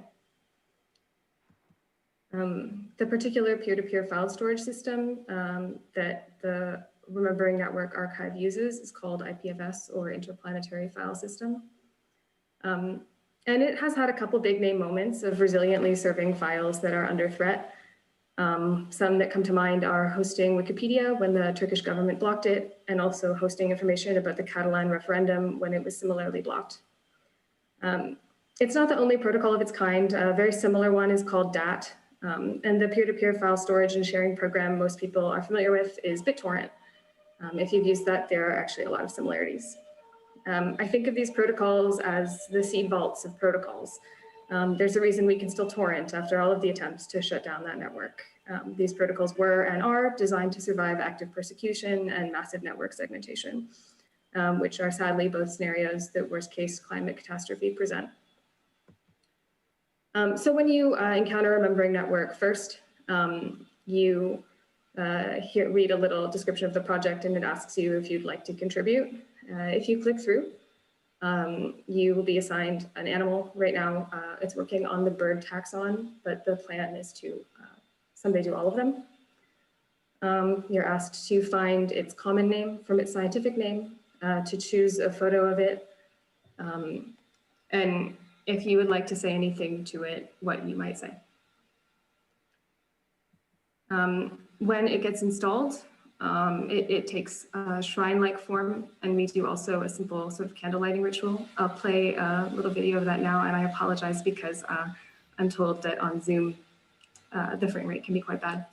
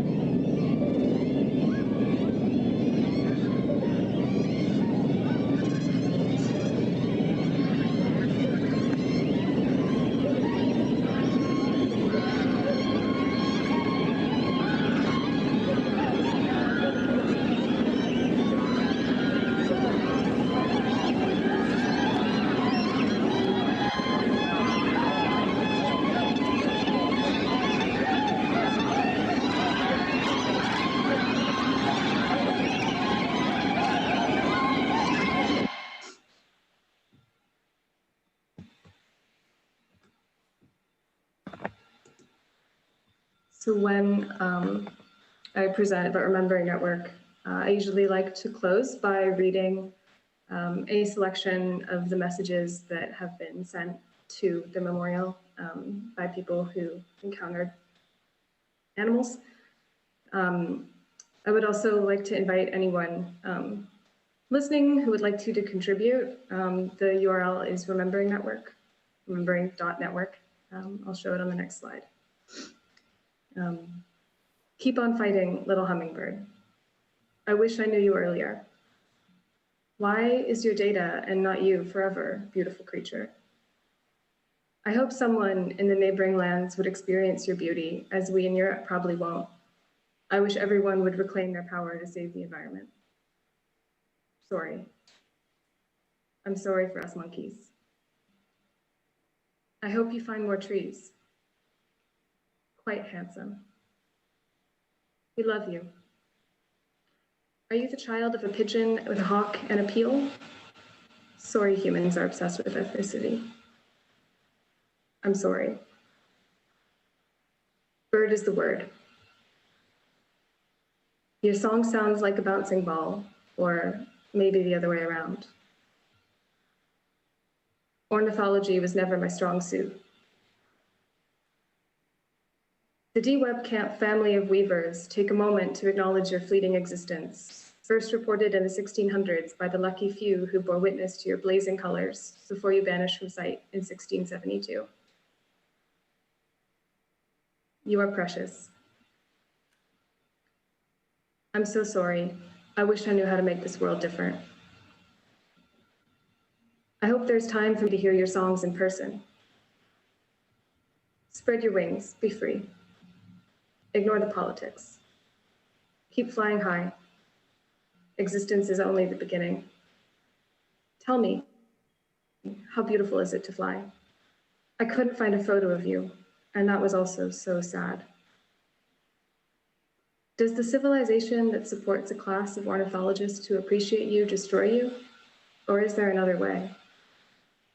Noisy bird, your songs will be missed. Sorry humans couldn't share the planet with you better.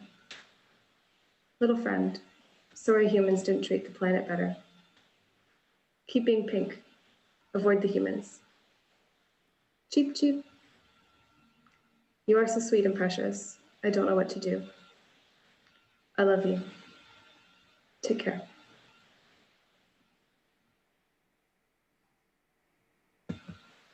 Thanks, everyone. This is the URL of the project again, and my email if you'd like to get in touch. Well, thanks, Sarah. This was indeed quite beautiful. It would have been a perfect way to actually close this discussion, but we do have 20 minutes left. I will also encourage all the people who are following the conversation online to ask their questions via the Talk app. I shall receive them here, and if there's time, I will ask you the questions. I'm probably just going to skip ahead a bunch of questions because I have way too many for the little time that we have left. But given that we have a science communicator here and 3 artists, I thought it might be a good way to jump in to talk about, what one can do and where maybe what science can do, what science communication can do, and what artists and designers can bring to the conversation. So, Paul, in your essay, you cite the works of a number of sound artists, and you state that they can activate our imaginations to give us a potential to reframe essential questions in ways that science and politics are incapable of. Before I ask you to elaborate, I wanted to toss it to Britt and ask her as an author and as a science writer about the challenges that scientists and science communicators deal with when it comes to getting through to people and making the crisis tangible and personal. How do you do that in your own work? How do you maintain, objectivity at the same time still capture people's imagination? I love Paul's point about not having been gripped by the mainstream conversation and political ideology around it, or the scientific language. that has been used for well over 30 years, almost 40 years now, to try and motivate us to act on this. And I feel completely the same. What is exciting now is that I think we're in a moment of changing the norms around how the story is told. It's finally become an issue of the heart. It's finally become an existential set of feelings that we're creating permission around discussing. And we're bringing in heartfelt topics of justice and looking at how this affects us at the human scale. And in my work, I'm trying to prove that you don't need to screw with scientific objectivity in order to make it still emotionally meaningful and allow space for people to really dive into the feelings that come with this. Because when we only appreciate it at an intellectual level, it's not enough. You know, a lot of us do not deny that this is happening. It's not that we're some kind of, you know, ideologist tied up with fossil fuel industry that's trying to confuse the public still.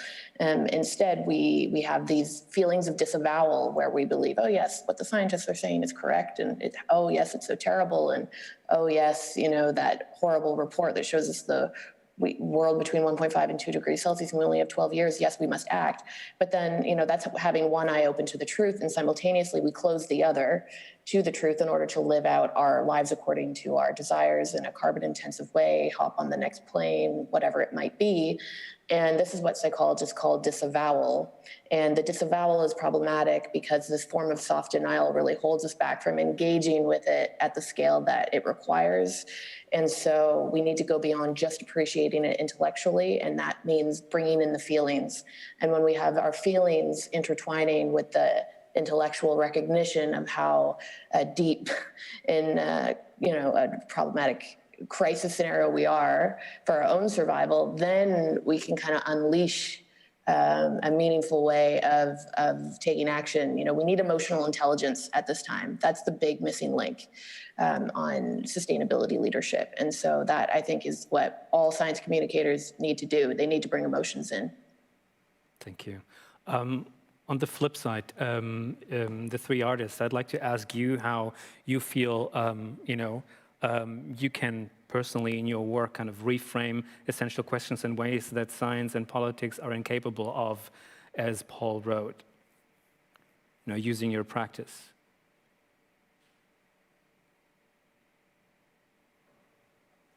I'll speak. Oh, sorry, yeah. Please. Is the question directed to? To the three of you, Antye, Paul, and Sarah. Well, I mean, I think artists are in a very privileged position in being able to take a whole range of different disciplines and throw them together and create meaning from it.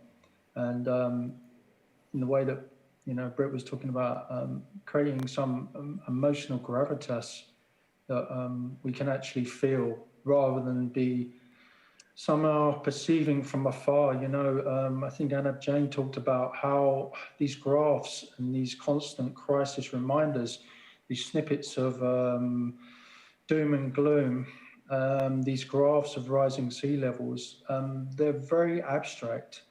And artists can use a whole range of different disciplines, from aesthetics to kind of documentation, sonic journalism. And what they can do is they can bring all of this stuff together, and they can use that information, inform it by previous success stories. I mean, we can look at so many places to find the answers. I mean, like I say, the indigenous cultures, I think I mentioned a little bit, I didn't have a chance to talk about it.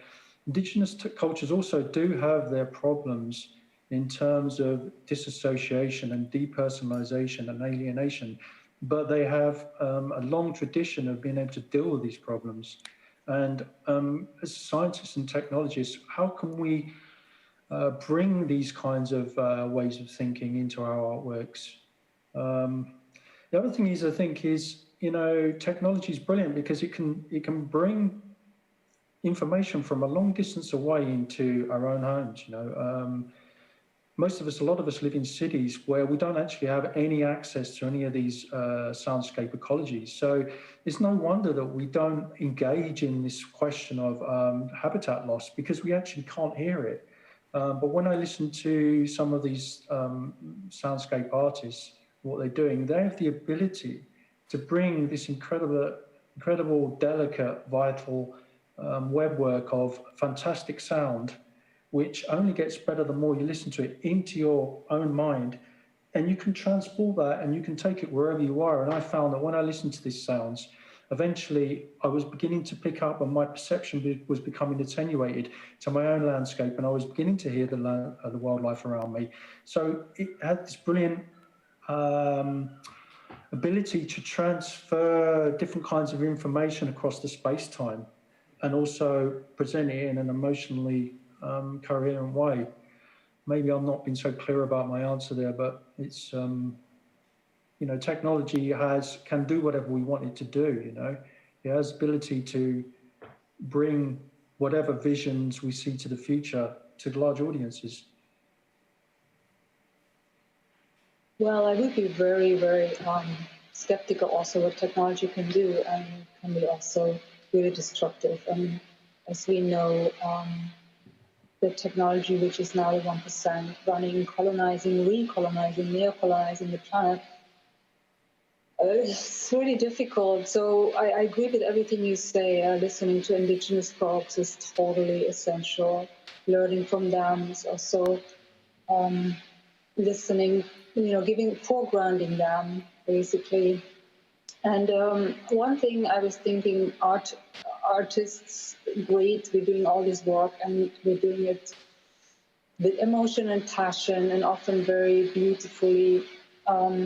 We have to connect wider, nevertheless, you know, we have to organize, and not just within our own communities, but we have to reach out to journalism, to like activists, to actually politicians, and link this over. And I think it's happening, and I think this is really beautiful, that we are stepping outside of our own, you know, comfort zones and our own capabilities, and link up. And this is also why I founded Recon.org, because I was thinking about further, like, okay, there's these amazing many sound artists out there. I know thousands, honestly, who do since 20 years incredible work, documenting, showing, trying to get attention, and they're not getting it. Maybe now, but for years not, you know. So people listen to pop music, of course. So I was thinking, I want to foreground these arts, these kind of works more, and make them actually more political, and also bring the language to it in a way that it's not anymore so easily be silenced or not listened to.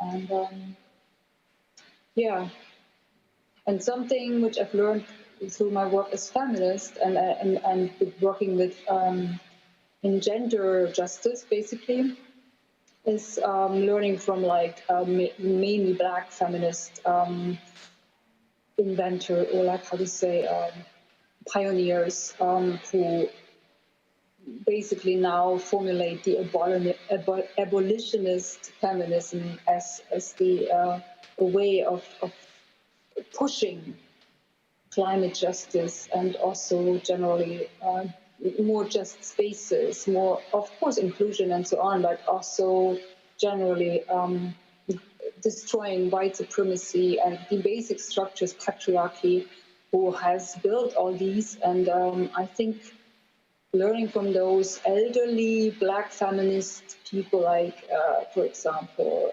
Angela Davis or Lubaba Smith and so on, these are good ways to link up with our artwork and connect to a larger group of activism, I think.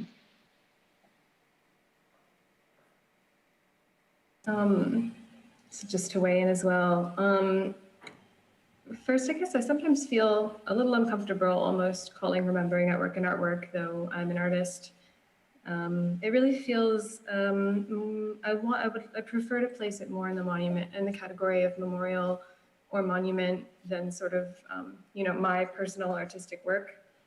But I guess, secondly, one of the slides I took out from my presentation, actually, I'm surprised no one mentioned it, but it's something I think about in the context of, making artwork and experiencing artwork about extinction and the climate crisis is the cycles of grief. And there are, I think, I'm not a psychologist, but my understanding is that there are several different models of it, but often, it's a process that has to be worked through. And a lot of the thinking around that is that working through that process fully is actually essential for moving forward positively. So I guess thinking about maybe to echo what Britt was saying about the importance of emotional communication in science writing, but also I think that art can fill a big role there in helping us process these feelings and make space for rituals around grief. So I talked during my presentation a couple times about the idea of a symbolic intervention, and I think that was what I was trying to get at, of like symbolic and emotional reality can be in a feedback loop to go and create material reality because we act from that position. And I guess to maybe just recommend some further reading for people who might be interested in grief rituals around the climate and extinction and artist work on that subject. I would recommend the paper Liquid Loss by Teresa Dillon, who talks about a number of things, including grieving for companion animals to inform grieving for species. Thank you. I'm experiencing a lot of panel grief at the moment due to the fact that we have 7 minutes and 30 seconds left. And I have so many questions that I want to go to. We do have this option of a speaker's corner, it is called, which is essentially just another Zoom space that my colleagues will, I think, invite you to. So we can take the conversation into the bar area where there are other people and people are also willing to join. So if you still have time, we can continue the conversation there. I've given up on finding a right question to end this conversation on because I have way too many. But I think one thing that has come up consistently over the course of the past few days are kind of these ideas of kinship, right? Like more than human perspectives, multi-species care, coexistence. And in the context of these conversations, words like culture and ritual often come up. For example, on a Saturday's panel, which was about mapping complexities and zooming kind of into the mess that underpins the climate crisis. Somebody mentioned that atmospheric carbon removal could be a grief ritual. And since you just spoke about remembering network as a monument and kind of like a monument that kind of invites or kind of sketches out a ritual, a morning ritual, maybe we can end on you describing what you read in these. One of my questions would have been if you could read out some of the messages that people have left, which you already did in your talk, so thank you. But maybe can you describe what you feel when you read these messages and what you read into them, about how people engage with the artwork?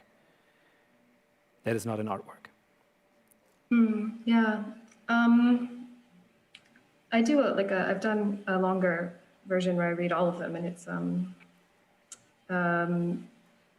incredibly difficult to get through without becoming emotional myself. I usually cry when I read it. I didn't today. They're disarming. Some of them, I didn't know what to expect when I included that question. And I have been completely disarmed by the sincerity and the willingness with which people confront the project.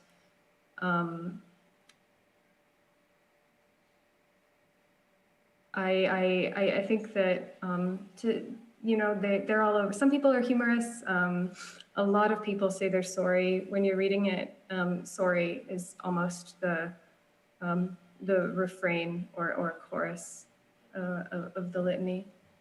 I think I'm still searching for what the right form is to share, the totality of that archive. I'm not sure this is a great answer to your question. I think it is. Yeah, it is. Because I participated. I uploaded several times. extinct and threatened species and added little messages. I think I took actually notes. I had like, hold in there and we miss you, stuff like that. And obviously it's cute, but at the same time, there is like a sincerity to it. When you go through the effort of finding the right image, finding the right name, and then uploading it, you know, you go through these steps that require you to be sincere about it. So yeah, I don't know. It's, I think it's like these little rituals, you know, that are not necessarily intellectual or, you know, that are a little more experimental and playful, you know, that artists and designers can provide to, like these little subtle ways that maybe make a difference, can help us in some small way. So yeah, I thank you for that monument. I will say that the experience of making it was certainly a good grief ritual for me. So we have 3 minutes left, and I don't even think we should like go to another question. So maybe how about we try this transition into this other space that we have, and maybe I see you there. If not, I would say goodbye, and I thank you so much for your talks. I thank you so much for your for sharing your work, you're sharing your insights, and yes, your emotions. And yeah, I hope we can continue this conversation not just over there, but maybe some other time on the internet or IRL if we are allowed to again. So thanks everybody. Thank you again the speakers, but also the people listening out there. And yeah, I think I'll wrap it here, and I see you hopefully in the other space. Thanks.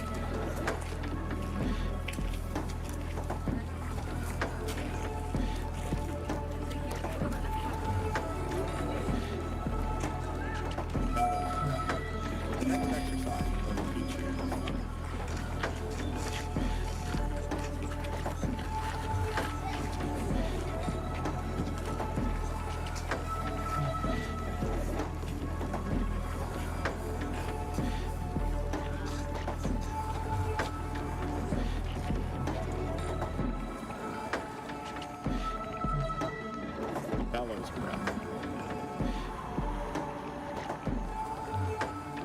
The bellows breath.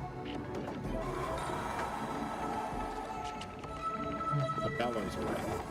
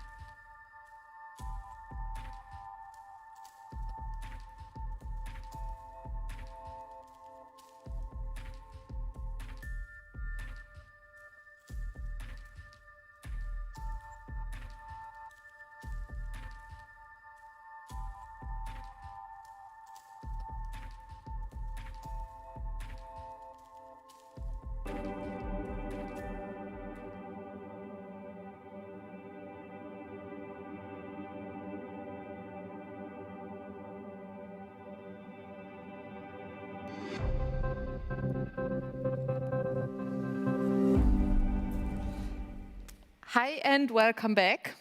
Hi, Jeremy. You look hot. Yes, thank you. I'll take that as a compliment. Yeah, well, yeah, I meant it as a compliment. Thank you, not a pizza. No, maybe I can relate to the sun a bit more. But yeah, I wanted to say thank you again because we didn't get to thank the panel that was before. So yeah, to Alexander Scholz again for curating this because I feel the panels develop more and more in the subjects that are discussed. So and as well to Britt Ray, Paul Prudence, Sarah Friend, and Antye Greie. And you know what's up next? I do. I'm pretty excited about it. Yeah. Tell me.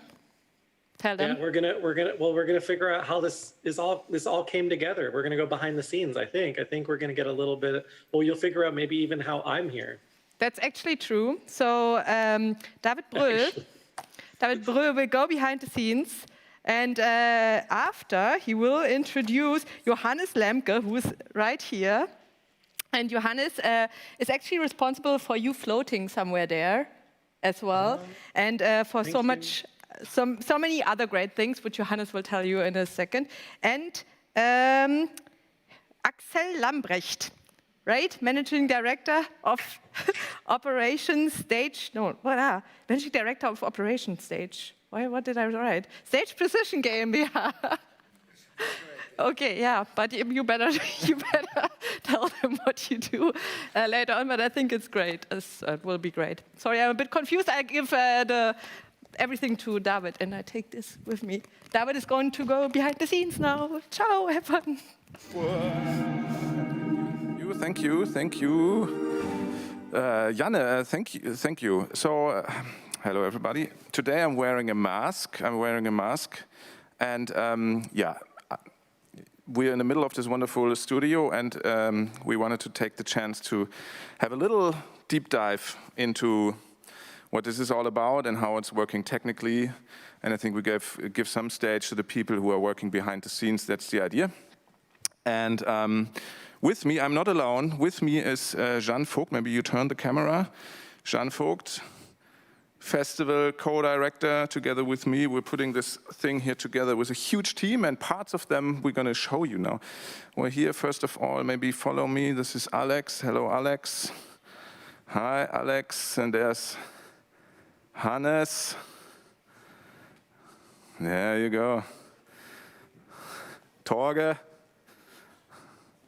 Wonderful. Let's have a look. Let's go upstairs, and yeah, let's have a look. Look who's there. Look who's there. Ah, fantastic. So let's go upstairs, behind the scenes, and who do we have here? Usually, look at them. Ingo. Fantastic, Kati. Ingo. This is Ingo, and right next to him, this is Kati. They're preparing every speaker here who is going on stage. You know, we became a production company here. It's actually amazing. Come on, let's go further. Yes. Let's see. We don't go to the toilet. No, we go into the Musantum foyer. There you go. Maybe we could switch now. Maybe. Look who's there. This is Christine Meyerhofer chatting with somebody. Hello, it's Sune. Let's go, come on. There's actually, if you turn around, this is the speaker corner. This is the speaker corner over there that everybody's talking about. And they have an ongoing conversation there. We don't want to disturb that, but let's go, let's keep going. Inside of the building, we have to wear a mask. That's the rule. And I'm a bit scared to fall, but I feel like I'm a quite good camera woman. Actually, Jeremy Bailey will remember these stairs here. He used to have an installation on exactly those stairs. That was your wall. 2015. famous Randall preparing for his next Patcher Spotlight. Let's go inside. Yeah, there's Jorge. But he's very, very concentrated. Well, let's keep going. Let's keep going. All right, here's the hidden box. Here's the hidden box. Ooh, it's getting black. Ooh. Oh my God. Ooh. This is Starship Enterprise. Hello, everybody. Christian. Ooh. What are you doing here? Well, I was doing the planning for this setup in behalf of the NODE team, and together with the famous guys from Citizen Phi, stage precision, and you name it. Yeah. And what is this machine doing? This machine is actually streaming our streaming setup. So we have 2 OBS streams running directly to YouTube Studio, and yeah, that's basically it. Yeah. All right, let's go. And you see a funny delay in the screen there, right? So this, maybe you can have a little view in the area here. This is Carlos. Let me first make a quick recording of this spaceship situation. Wait. Now we lost the connection. Oh no! Hang on. Well, let me explain what I see. Like people do it in the radio. I see a huge counter with about 40 computers or something like that. I don't know the precise number. There are 8 different laptops with one Jeremy floating on them, and the other is for all those Zoom calls coming in. Then there's, I don't know, about 5, 6, 7, 8 normal keyboards and another 2, 3 keyboards that I don't know the use of. They are quite colorful. Maybe Carlos can say something about all those keyboards. Can you tell me something? Yes, sure. So, hello. From here, I'm controlling all the playback system from the videos and the submissions from the community. So, that is all we're looking in every break. So, all the videos that everyone submitted to the Node Festival and to check everything. Which we see in between the different panels, right? Exactly. Ah, thank you very much. Yeah, I was working in the back. Did you? I was good at doing the radio TV person, right? Improvising. Are we back yet? Yeah. No. Maybe in the meantime, I could ask Doreen what she's doing. I'm taking care of the speaker management of the on-site and remote speakers. And yeah, right now I'm just talking with Stefan about the next remote speaker for tonight's session, so that everything will go smooth. Yeah. Very important. Thank you for this. Stefan, tell us something.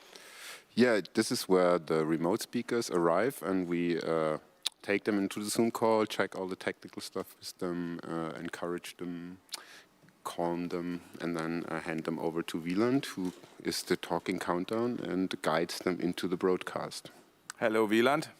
Hi. Just a quick question. Are people very nervous before coming to our studio remotely? Some.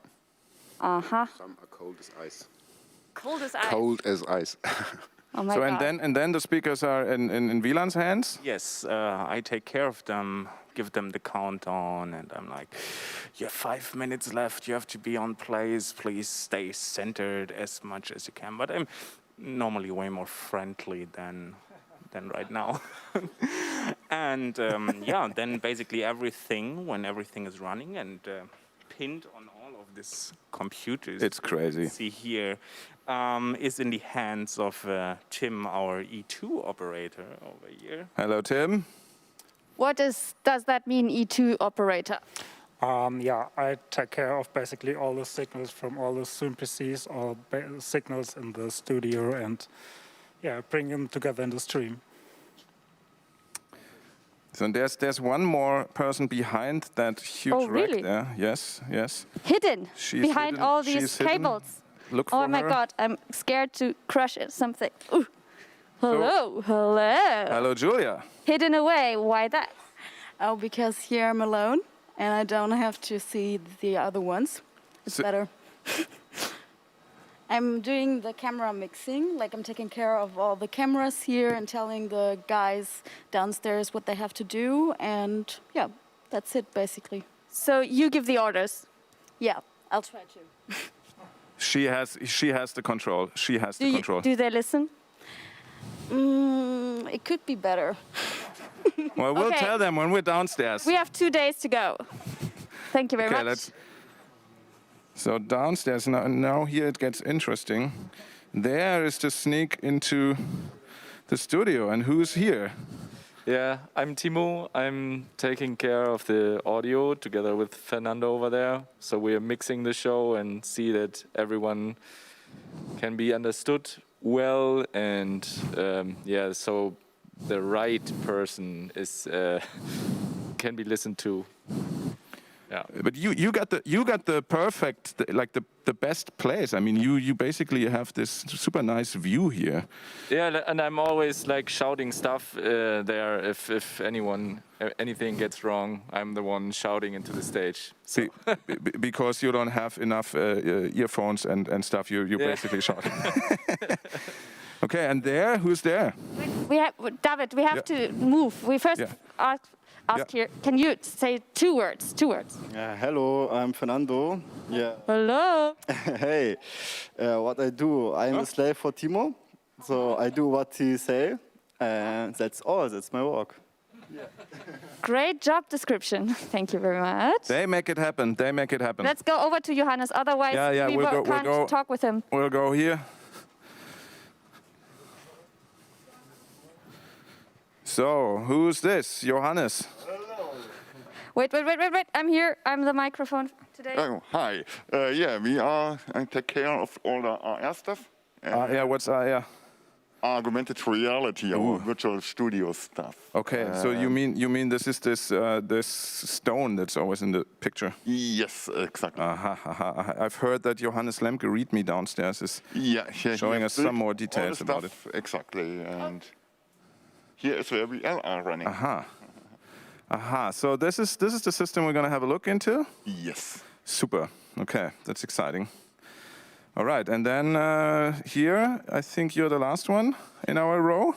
What is your job description? I'm the lab technician, so that in the real world everyone can be seen. So that's basically my job description. So without you, it would be dark. Yeah, basically. I see. Okay. Well, thank you guys. Not everything can be solved with AR. We also have to have some proper physical equipment here, right? In a way. Okay, you do the light magic, I see. All right. So thank you, everybody. By the way, let's quickly say, Carlos, say hi, because before you were hidden. Hi. Ah, this is Carlos. Now you see him. Thank you. All right, bye-bye. Ooh. Oh, Alex still. Hello, Alex, can you wave, Alex, please? Alex, no, one smile. Thank you. All right. I'm counting my steps, Jeremy. Ooh, this was a rush, and it's super hot. It's super hot. Jorek, Hannah, woohoo!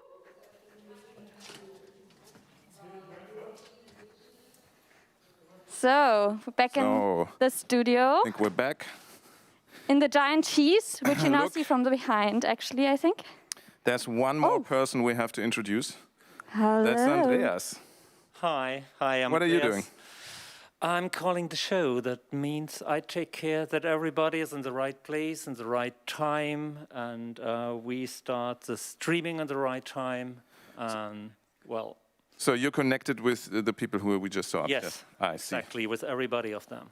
All right, let's see. Let's I come hope back people here on are stage. not like seasick or something now with our Look camera who's there. skills. Ah, Eno. Woo! Also here. Hello, Eno. How are you doing? See you. I'm watching you. Okay, is that a threat? So, okay, I'm going to sit down now here and Yes. Shall I take over your phone? Shall I take over your phone? Yeah, you can now take my phone, Protect I it? think. Now these good cameras boy. can take over. Woo! Oh. Hey, David. Hello. I'm sweating. Good to have you here, guys. Hey. So,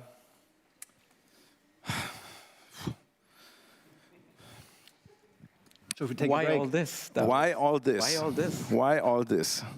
So, we wanted to take the chance to have a look into the patches, and to have a look into how this is all, how this came together, and if everything worked well, then your machine is connected to the machine upstairs, and you can show us how it works. Correct. Yeah. That's very nice.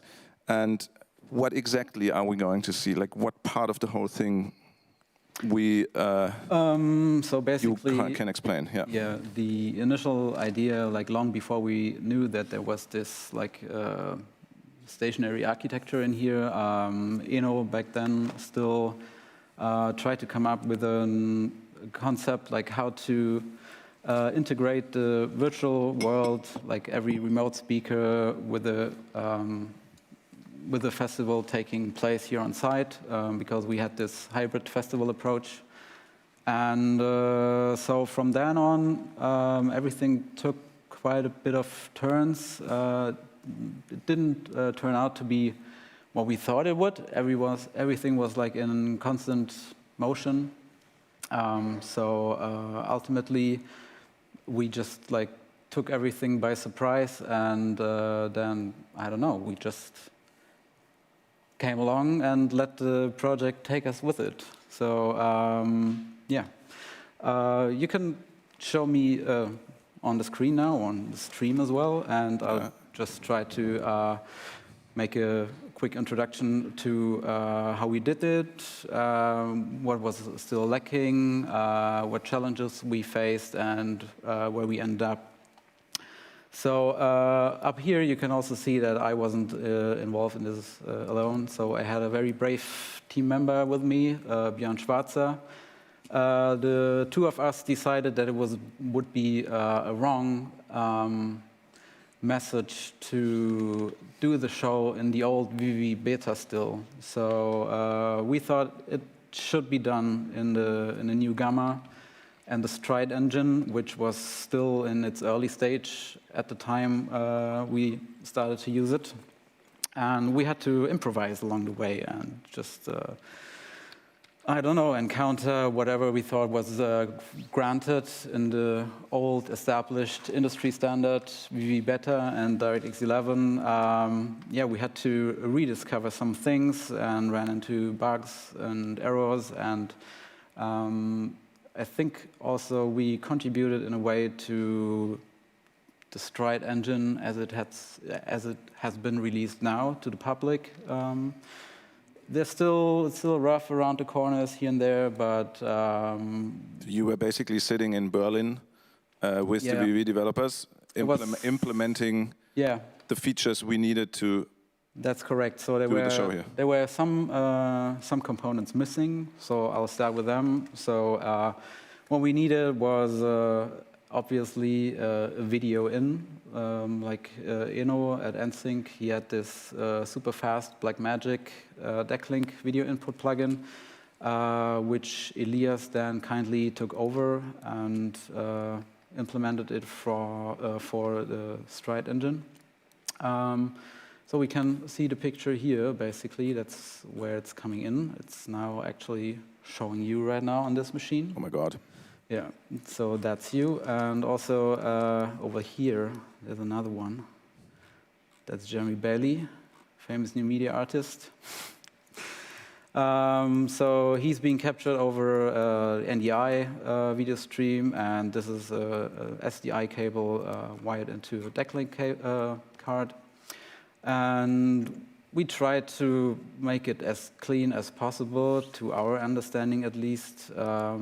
So we had just took this monolithic approach I once saw in the Ocean of Air software, which I had no idea about. It was just like a very brief screenshot I had a glimpse at, and I thought, yeah, well, it looks clean. This is how a root patch has to look like. So I tried to just implement it without knowing any details how it was done. So basically, the application instance is being passed from one component to the other, and like every other component is just adding to the application. So whatever data we need, it's always in one place where you can just get it from. So there's like the captured images, there's the timeline, which is also contributed by NSYNC and ENO. It was being used in VV beta projects, also running basically driving Unity projects as well, so it can be used for that as well.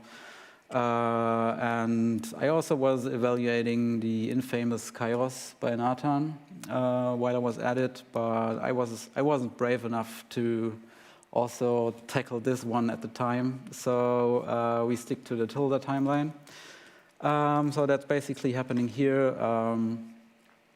What was really nice about it is that we were able to share the timeline across multiple machines. So there's 3 machines involved, which are also sponsored by NSYNC. So, so they were involved in a way. And it's nice that you can just like take any of these clips on one machine, and it's just being distributed to all the other machines over a Redis server. So this helped us being able to implement quick changes even while the show was running. So you could just like move something somewhere, and all the machines were still being linked to each other and showed the same state of the system. Regarding this, there was still like a huge feature missing here, which made the implementation of all this not as much of a, I don't know, breeze as it should have been maybe. So in VV Beta, you could share patches with the boy group feature.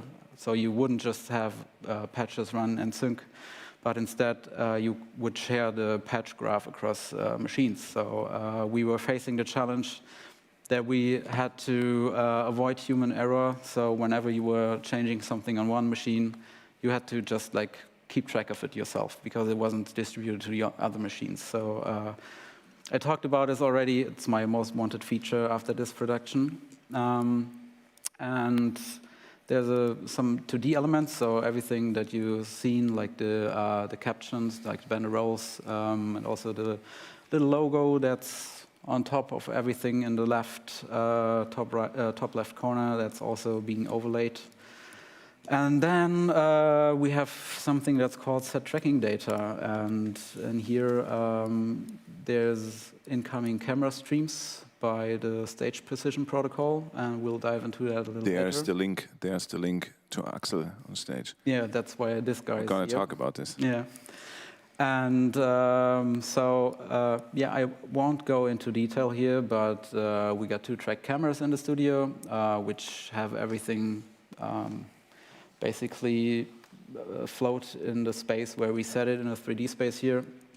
For example, Jeremy. Hang on, I have to slow you down. You mean tracked? Can you explain it one more time? What's tracked? Well, I will zoom out here a little. We have some audience, you know, where this might be a new idea. Yeah, sure. Let me check. So here, I got a 3D model of the stage. I will just make it slightly bigger. So this is camera 2. It's Alex over there. So if you were just like pointing the camera at me, even though that's not something you would do right now, you just like rotate the camera at me, Alex. Rotate the camera a little. Okay, so you can now see that I have the position of the camera in here, and there's also a very also we have the field of view, the zoom of the whole thing. So if Alex now opens up the field of view and zooms out, right, we also get that. So that's our track cameras in here. The other preview, which is camera 1, is only shown on the other machine. And so we had a virtual stage, and we're trying to match it with the actual stage.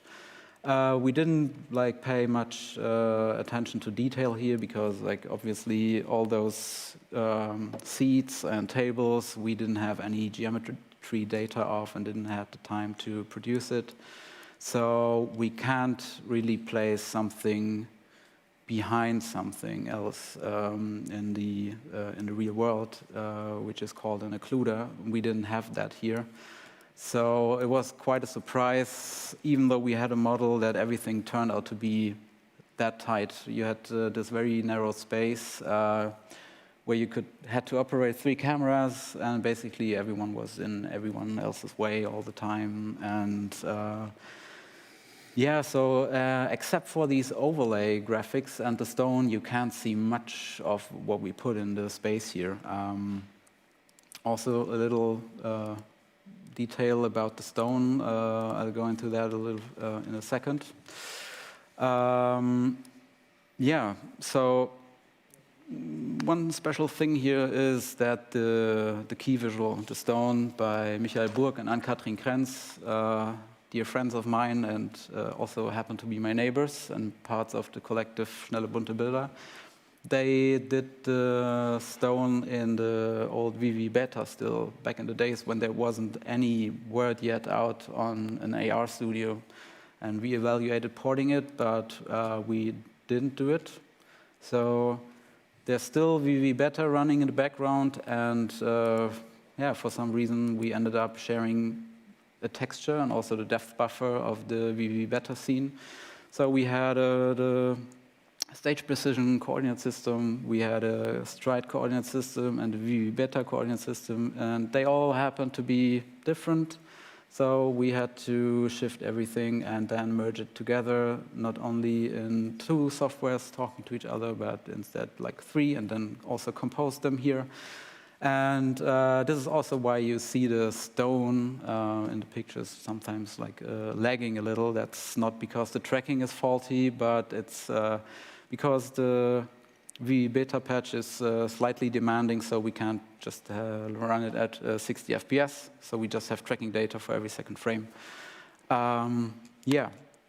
So this is some of the details here, and now I would like to show you a little something that we thought we were gonna do here, but then ended up not doing it. Yeah, the reality check with 1.5 days of on-site rehearsing production. and I think only 2 days setting up, something like this. Was a bit hard, to be honest. So much less space for movement than we thought, etc. And I think, yeah, Johannes is now showing what he actually had in mind for the transition effect going from one scene to another. In the end, it turned out to be way too much. Yeah. But yeah, so now I'm operating the camera and I'm pretty bad at it, but I'll still try to give it a try. So I'll just make some space. And then my dear colleague, the other Johannes in the backstage, he might get a cue now from me. So you listening to me, Johannes?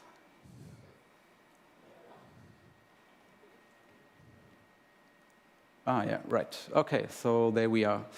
Now on the stream you can see the 2D overlays, and if we had a look at my software still open on my laptop, you would see that this is actually in 3D space. So we render everything into the camera frustum, and Johannes now gets the second cue by me to release all the elements.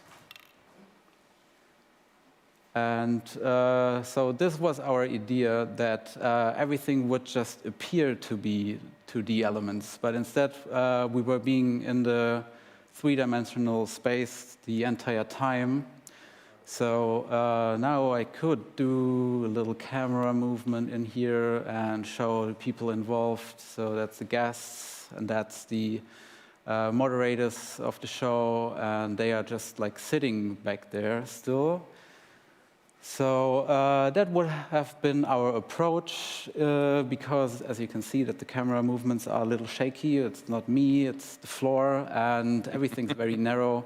We ended up not doing that. So this was basically the overall idea, because we had the stone, that's our key visual, we had these nice little 2D elements, and yeah, we could have just We wanted too much.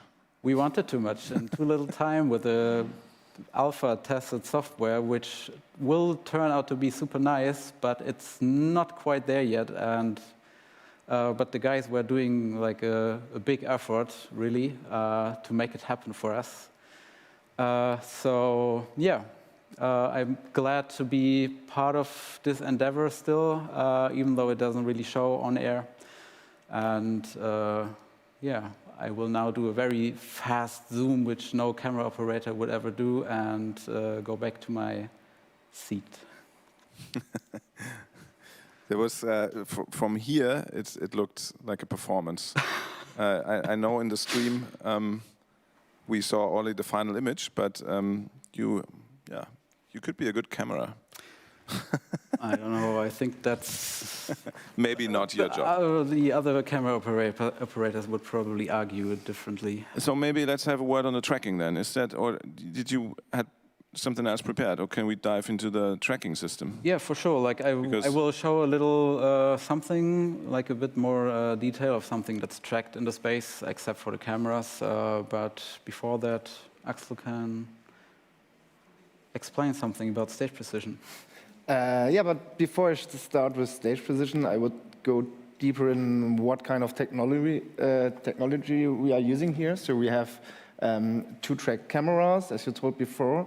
The camera tracking is from Red Spy, or for Stipe, it's a Red Spy system from Stipe. And there's a small infrared camera on top of the camera. We can take a look on that. Watch your... Now I lost everything. But that's okay, so my microphone is still there, right? Yeah, we hear you. So, is that okay, so? Can you see it? So we have here an infrared camera on top of the broadcast camera. The camera is looking on the roof, and on the roof are a lot of small reflection tapes. There is an LED ring on top of this camera, and it's brighten up the infrared light to the reflectors, and the camera is generating a map.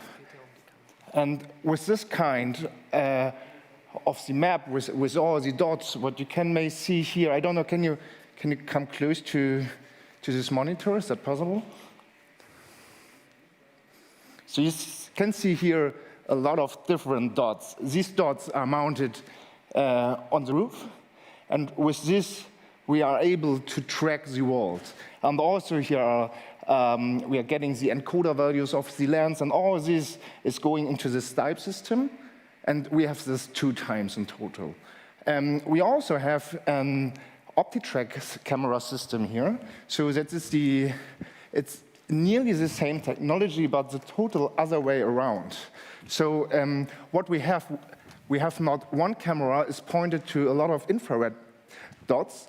It's the total other way around. So we have multiple cameras, but only one infrared point. And with this kind of technology, we can match these cameras together, and then we have a lot of triangulations. And I have here an infrared active LED, so there's an infrared pulse. So it has his own frequency. So that's make it possible that I can identify this. So if I have multiple, I can say, okay, this is number 1, this is number 2, and so on. So the frequency is different. It's the kind of the pulse is different from each LED to the other, and this is how we can identify them. And yeah, in this moment when I move this and rotate this, we can figure out the position, and we send this over to the patch. I don't know if we are possible to turn that on. Johannes Schmidt, I know you're not on my line, but in case you're listening, you are now... you can now shoot it out. So as you can see, the virtual augmented reality red ball is now everywhere where this red dot is. And and you can see it's really direct. So in theory, we can handle this kind of tracking with 240 hertz. Right now, we are on roughly 60 frames per second. So this is limited right now. That is all in synchronization, but we can go more up. And as you can see, I also can. That's really impressive. Yeah. And it's still so, and then there's where stage position coming in. So we have multiple different tracking systems, and we need to combine all these into one unified world to only sending one type of protocol or one world into whatever engines we are using. So, and yeah. So the idea is, so we have now here one tracking system, but the idea is that there can be many more devices being connected, and as the VVV interface, you get basically the information of different devices through one pipeline, correct? Like, yes. Let's say let's name them. Kinect is supported. What kind of? Oh, we have devices? a couple of. We can go later through this, but yeah. So the good thing on this point is, so they don't take care about, okay, now we have a Kinect or another tracking system or whatever. So in this moment when we have the pipeline one time, so I think it's since, I don't know, let's say 3 or 4 weeks, the SPNet protocol is implemented. So this means that all tracking technologies who are able to speak with stage position can be now sent easy to VVVV. It's you only need to change what kind of type you would like to receive, like a camera or only a position tracker or an object with rotation and stuff like that. Okay, and I think you have some slides like where else the product is being used, correct? Like, yeah, I have this general presentation about what stage position is generally doing. Maybe give us like 5 minutes or so, or I will a couple go of minutes. really quick through that. Yeah, then just do it now, and then we have to already wrap it a little bit. Huh? Okay. So yes, in general, stage position is a software solution. So we try to unify different kind of tracking and position technology into one world. So yeah, you have a rough overview. So we can handle camera tracking, we can have 2D and 3D tracking system, blob tracking, and a lot of different other functionalities, and can bring all these into stage position, and then we can spread that out to media servers, real-time engine, and to some other hardware products, or we can also control PDZ cameras and other stuff. So yeah, we grab all this into one unified 3D space. Typical use cases is what we are doing here, like augmented reality stages or real-time motion tracking, light control, kinetic installations, or also interactive installations. So as you can see, this is a UI of stage position. You can also load in meshes, and we make all inputs visible. So you see directly all tracking devices like mocap system, light fixtures, or also the stage as mesh into one viewport. As I told before, we have camera tracking in there. That means we can grab different kind of camera tracking technology, but we also can generate camera data by ourselves. So we may use some other tracking systems to create a camera tracking by grabbing with other technology, again, the lens data, for example. So that doesn't mean that you need to invest a lot of money for, let's say, a rehearsal or for a demonstration or test. You don't need to buy a professional, huge tracking system. You can use your ATC Vive tracker and some encoders and create your own camera rig.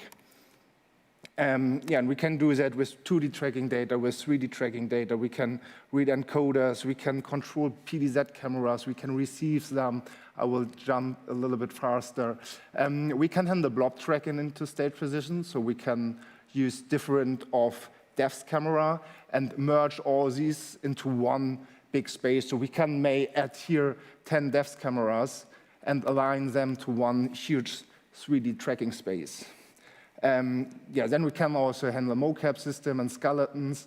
We can run hoist systems and also read hoist data. So for theater installation or huge kinetic stages that we can figure out, okay, where's my truss right now? I need to know that because maybe there's an LED wall and I would like to project correct on the LED wall, or there are light fixtures on the LED wall or on the truss, and I would like to use the lights as follow systems, so we also can handle light fixtures. So we also could now use the tracking system that here the robotic lights automatically following you when you walk around. So this is, for example, a laser integration. So you can see how fast the system is when you're using laser systems. So you don't have any delay on this chain. Then we can handle a lot of different other inputs, a lot of protocols to send all these to different in and outputs.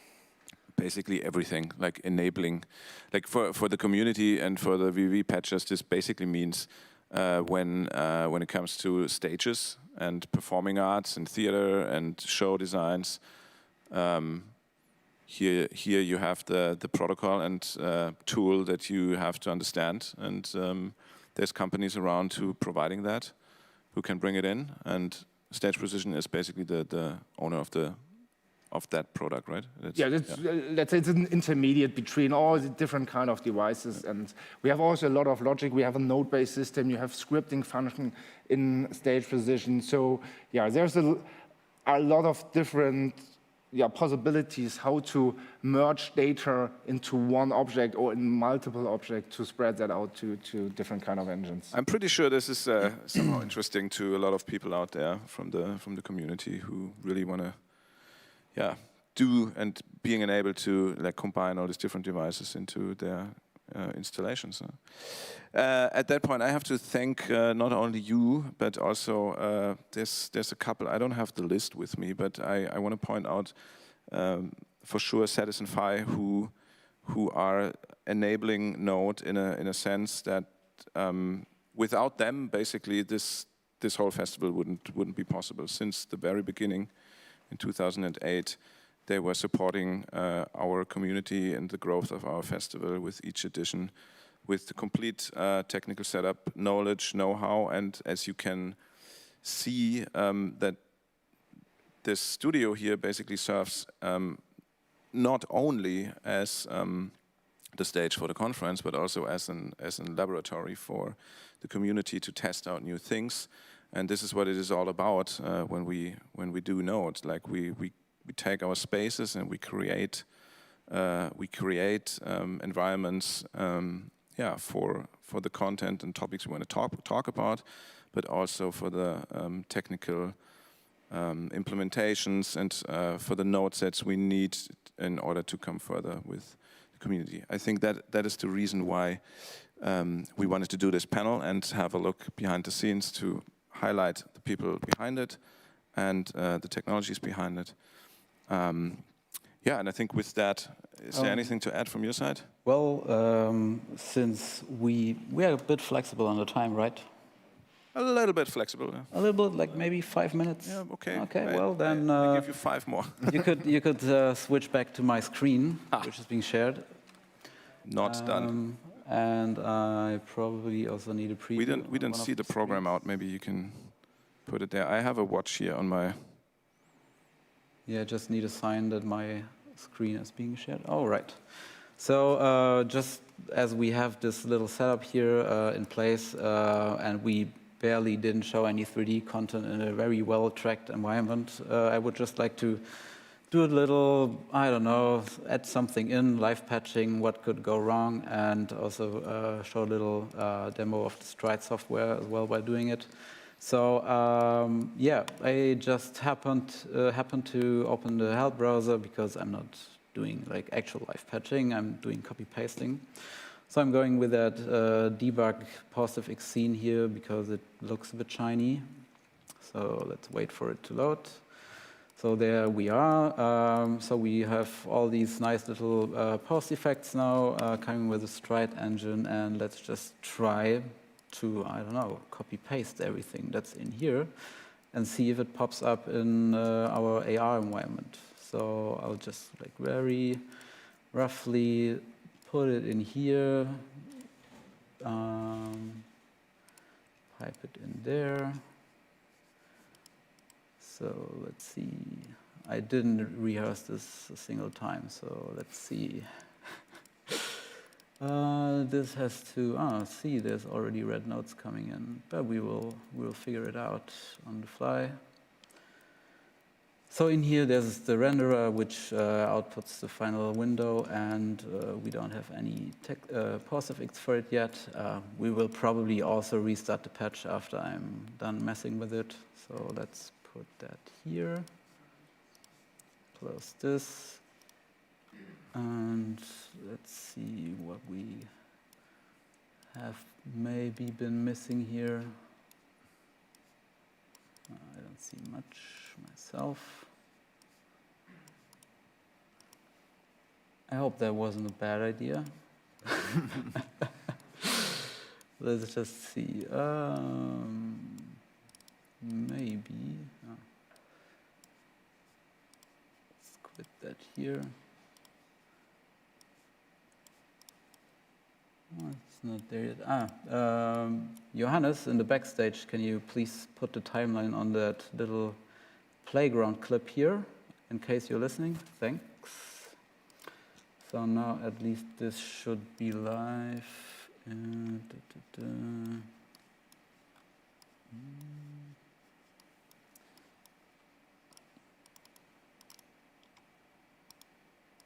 Reset the render group. Well then, next time I rehearse it once. And that's Live how I wrap, patching not that's how I always wrap it works up. greatly. Okay, then let's wrap it here. Thank you for doing this. I tried to, yeah. And also thank you everybody from the team and from the community. Like, this studio is brought to you by the community, basically. And I think that's the punchline of this little intervention that we just gave. Okay, thank you. And we'll see you in, I think, in an hour back. We're back.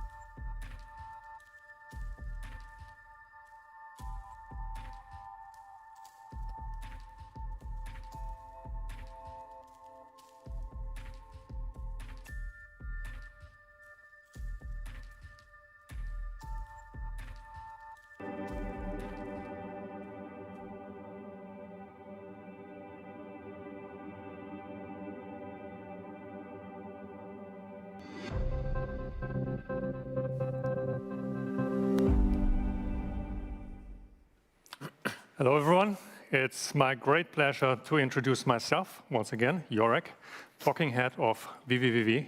And you have tuned in to the Golden Nugget show, where I have guests and I will be asking them questions. My first guest is Sebes Kudi, to my left. Hello. And I have invited him because he is one of the main developers of this library, this UI library that we're all using now. It's called VL Elementa.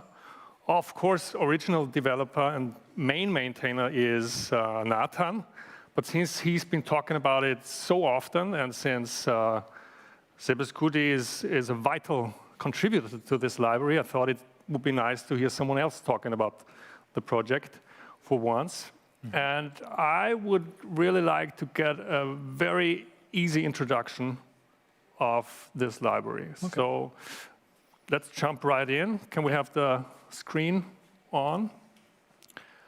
And the first thing we should do is show us what's the simplest thing you can do with it. Sure, okay, so we can start by creating a slider.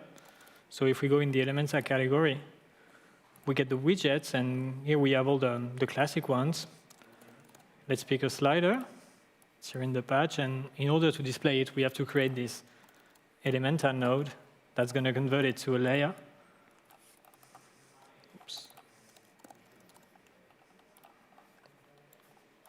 Now this is a Skia renderer? Yeah, exactly. Yeah, because Elementa is using Skia to draw itself. And now, yeah, we just connect the slider to the Elementa node to the renderer, and we can interact with our slider right away.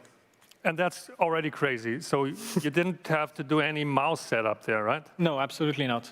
This is all handled by the library. And all the widgets, they share our common behavior. So for instance, if I... Wait, yeah, sorry? So you have this slider and the value, and how can you now use that values in the patch? Obviously, the slider, it has output pins where you can retrieve the value here or as an observable here for more advanced scenarios. And just the basic stuff you can do with this slider, you can just double-click to set a value, like whatever you want. And if you middle-click it, you can also reset it to a default value. And this behavior is shared by all the widgets. And the default value, you can set it there, I guess? Exactly, but we did not expose this pin at first. We only gave you the basics, like position, size, and input value. But if you right-click the slider and click Configure, you get access to many other pins to configure it. So here I can click Show Default. I can give it a new default value, which will be 0.5. And if I middle-click it, then it takes this default value. Nice. And can you show us how you change the position? So by default, it sits in the middle there? Yeah, we have this position pin here, and you can basically use it and put the widget wherever you want. That looks really simple so far. It is. Yeah. And yeah, what happens if you want to have many widgets on top of each other? Well, you could use this position pin, but it's a bit cumbersome to set up. So we came up with those layout nodes, and their job is to basically manage the position of the widget automatically. So we can try that, say I want 3 widgets. I want a slider, I want a color here, and I want, I don't know, slider 2D. This one is cool. I just need to count them. So basically made a spread of widgets. And, oops, no. The wrong color? Yeah. Was not the widget? Yeah, it was not a widget, exactly. But stop, can you hover here on the output of the slider? Yeah. You already see something there. So yeah, we have some cool tooltips that can show you widgets before they are drawn so that you can preview. But so with the slider, you see it. You have the slider here, drawn in the tooltip. And now if I use this stack Y node, what it's going to do is that it's going to take all the widgets that I give it and just stack them on top of each other. And the interesting thing about this is that you don't have to do any positioning yourself. See, all the widgets are positioned 0, 0, but the node takes care of positioning them for you. So here, maybe I can switch to deep space. And so can you explain what you just did? Oh, I changed the coordinate space of the renderer. Before it was the normalized coordinates, and I prefer to work with deep coordinates. And it moves the origin. Which is like the device independent if you have like zoomed displays or so. Yeah, it stays the same. But it's always the same on all the devices? And yeah, so basically you have this stack node that manages the position of the widgets for you. You got some basic pins. You can set some padding here. And same as we did for... And they're all working now, if you're interacting. Oh yeah, exactly. Like you can interact with the slider. You can type a value here. Same goes for the color one. Yeah. It's amazing. I have a reaction for that. Thank you very much. I think that's quite useful. Mm-hmm. Do I have to stop it again or what? Never stop.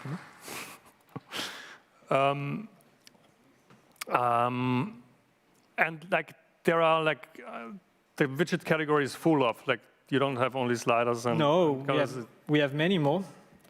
Can we just briefly look into it? Would that make sense? Oh, you want to see all the widgets? Then if you go to the widget category here, yeah, you see where many you have primitive shapes like circles, rectangles. You have drop-down menus, integer values, integer polar value, which is a. What's the folder? Oh, the folder is a special one actually.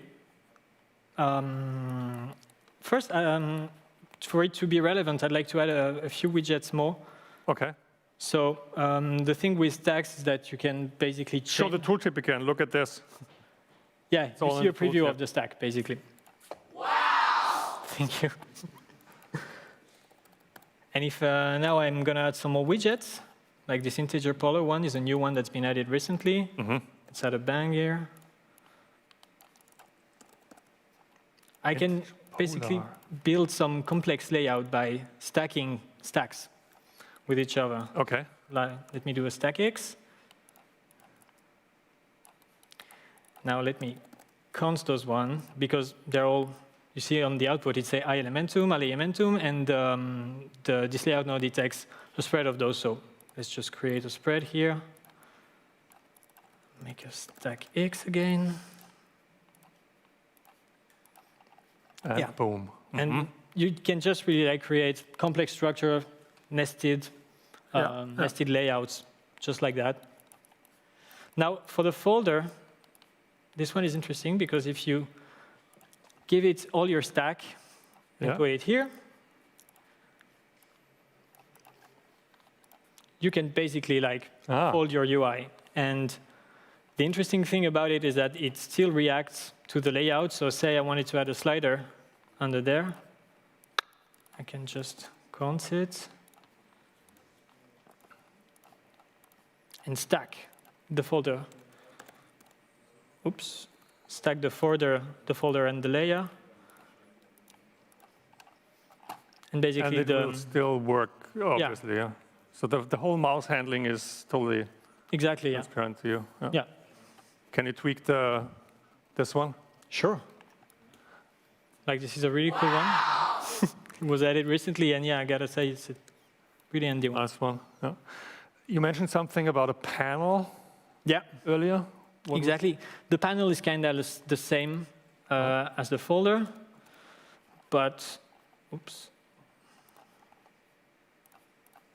it's the same thing basically. I just give it some widgets.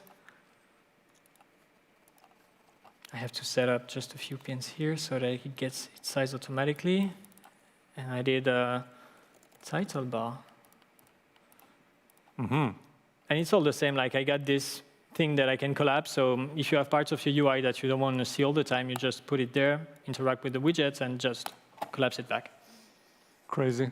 Mm-hmm. And obviously, somehow you can also create these dynamically, I guess, and like show menu items on demand. Yeah, sure. Totally. You could put them in a for each loops and get some data in, and for each of this data, you generate a widget. Yeah. That's possible. Okay. Then you mentioned something about components. Exactly. What is that? Components is also like another feature of the library. This is basically a pattern that you have these component nodes, and when you plug them to a widget, you modify its behavior. And this behavior is also used in the Stride library. I can show it to you right now. So, oh wait, I have another question. Is there a way, like in a panel, to have like a scroll bar? Not a scroll bar yet, but you can have a camera. So like the widget is like another space inside your render. Yeah, that is clipped outside and. Yeah, exactly. And then with the regular camera control, you can zoom in, pan, etc. You want to see that? No, it's okay. Just good to know. Yeah. So the components. Let me just, on this slider, for instance, if you go in the component category here, see you have many, but I can show you the step size. So for now, you see if I interact with this slider, I can give it any value I want. But if I press Ctrl+ here, it creates this new component input. And I just plug this in, give it a value. And now, see? Yes. We got steps. Yeah. And the really cool thing with this pattern is that you don't have to create like a step size slider or whatever. You just take the regular slider, you just give it components, and you can alter its behavior. Another one I could show you is the like cyclable. Oops, cyclable. So you see now, if I touch the widget, it's the widget stop at the border. But if I put in the cyclable component, just using the same node, I can now get a cyclable one. Okay. And can we browse through them? Like what are the other components that we have? There are many actually. Oops, component. So you have taggable, which is like a component that allows you to attach any arbitrary data to a widget, and you can retrieve it downstream. Could be useful in some scenarios. Selectable makes that you can basically make a selection and select many widgets. There is something that Nathan showed me once where you can switch into an edit mode and then move things around? Or? Yeah. Let's see that. Maybe just make a simpler graph here. I don't want this panel anymore. Can I do this? Get rid of all that. Okay. Yeah, so for instance, this component is called transformation. Transformation component. And I'm going to put it on the slider 2D here. So I create this new input pin and put it there. And now, if I press X, I'm switching to this scale mode where I can scale the widget. What? Exactly. Amazing. And also, if I here, I can also translate the widget, but now it's inside a group, so it behaves weird. No, can I do this? Oh, okay. Yeah, it's constrained by the layout operators, but you get the idea that you can switch to this mode where you can freely scale the widget and just. That's overriding the layout thing. Yeah, exactly. And this is just done by plugging this transformation component inside a widget, and you get this for free. So can I also apply one component to many at once, or? Let's see. I mean, without, like, can I don't know, attach it somewhere downstream and say all the widgets above would, no. Let's see. Actually, yeah, you see now. Obviously. We attach this transformation component to the stack, and now all the widgets that are children of this stack, they also get this behavior. That's so amazing. So yeah, that's the component, and so I wouldn't even have to worry about layouting. I could just put a bunch of widgets there, and then on the fly just arrange them as I need them. Exactly, yeah. And how is that saved then, or? No, you would have to save those actually. But I can. Yeah, you can. Like because I can retrieve the position of all the elements and save that. Yeah, because you get this transformation stream here. So if I do all latest, do I get something? Transformation data. See, it's changing, but.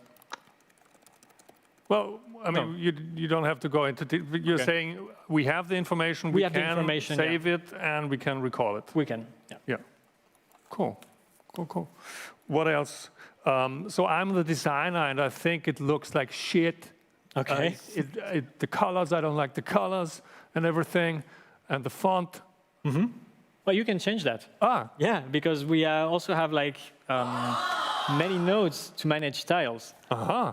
And one way to do it is to use something that we introduced in the latest version. This is called the style presets. So if you go in the presets category, you get, for now, you only get one, but we'll add it. We add more later.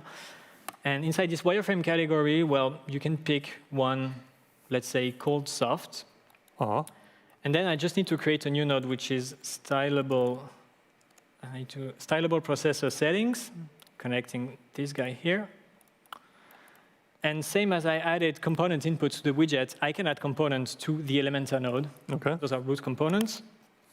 And then I just plug it here. And you see it propagates upstream a new style that my widget pick up. Mm-hmm. Can you try another one? Sure. So if we go to the presets, wireframe, let's try warm, for instance. Yeah. Plug it. And we got a warm style. And if we want to go back to the default one, we just delete this link, and it falls back to the default one.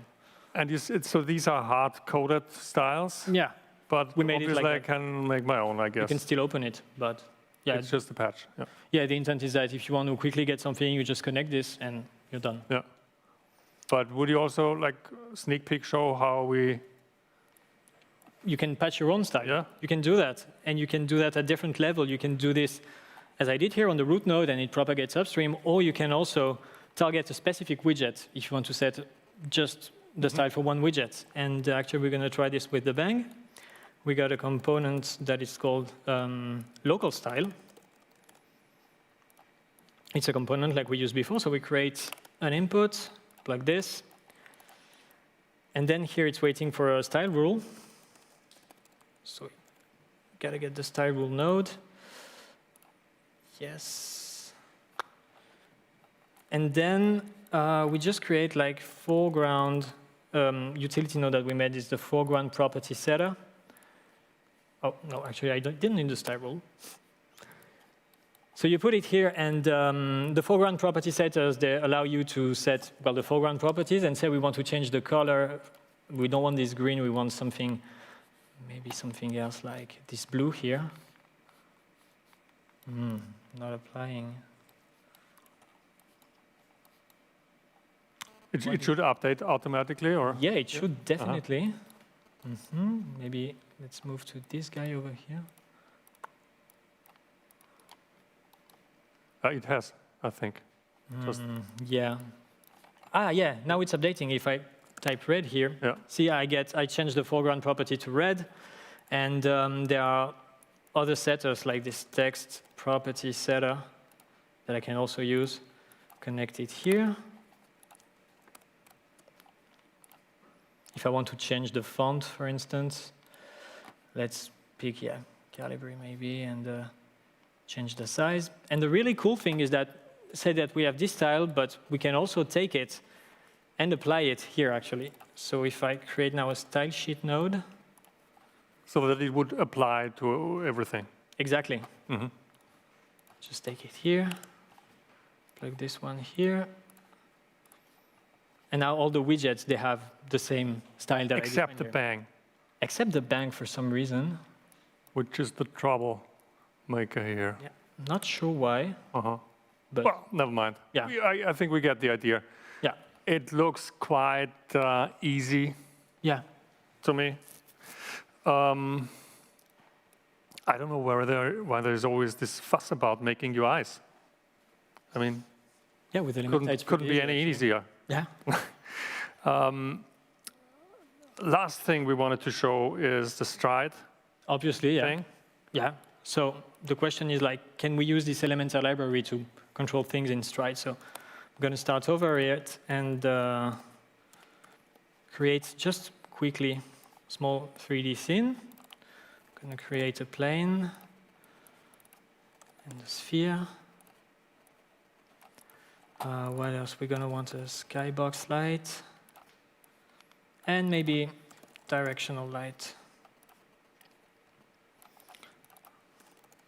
Now we want to add those to the scene. So I'm just adding a few pins there.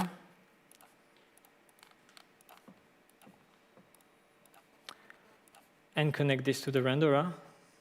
So now I'm going to just translation, tweak things a little bit. Translation there. Okay. So, and the idea would be we want to change the... Yeah, let's say that we want to manipulate the directional light with Elementor. Just would like to make some adjustments because this one is a bit too strong and I want also to disable the background. Okay, so we have this scene.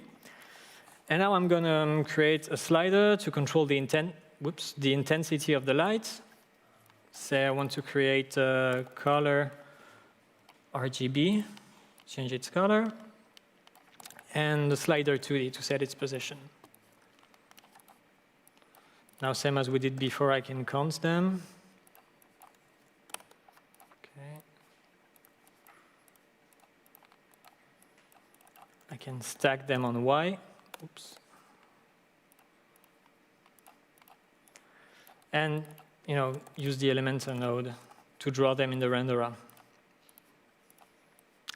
But the only thing is here, out of this Elementor node, we get a stride layer. And see that if we try to connect it to the routine, a Skia layer.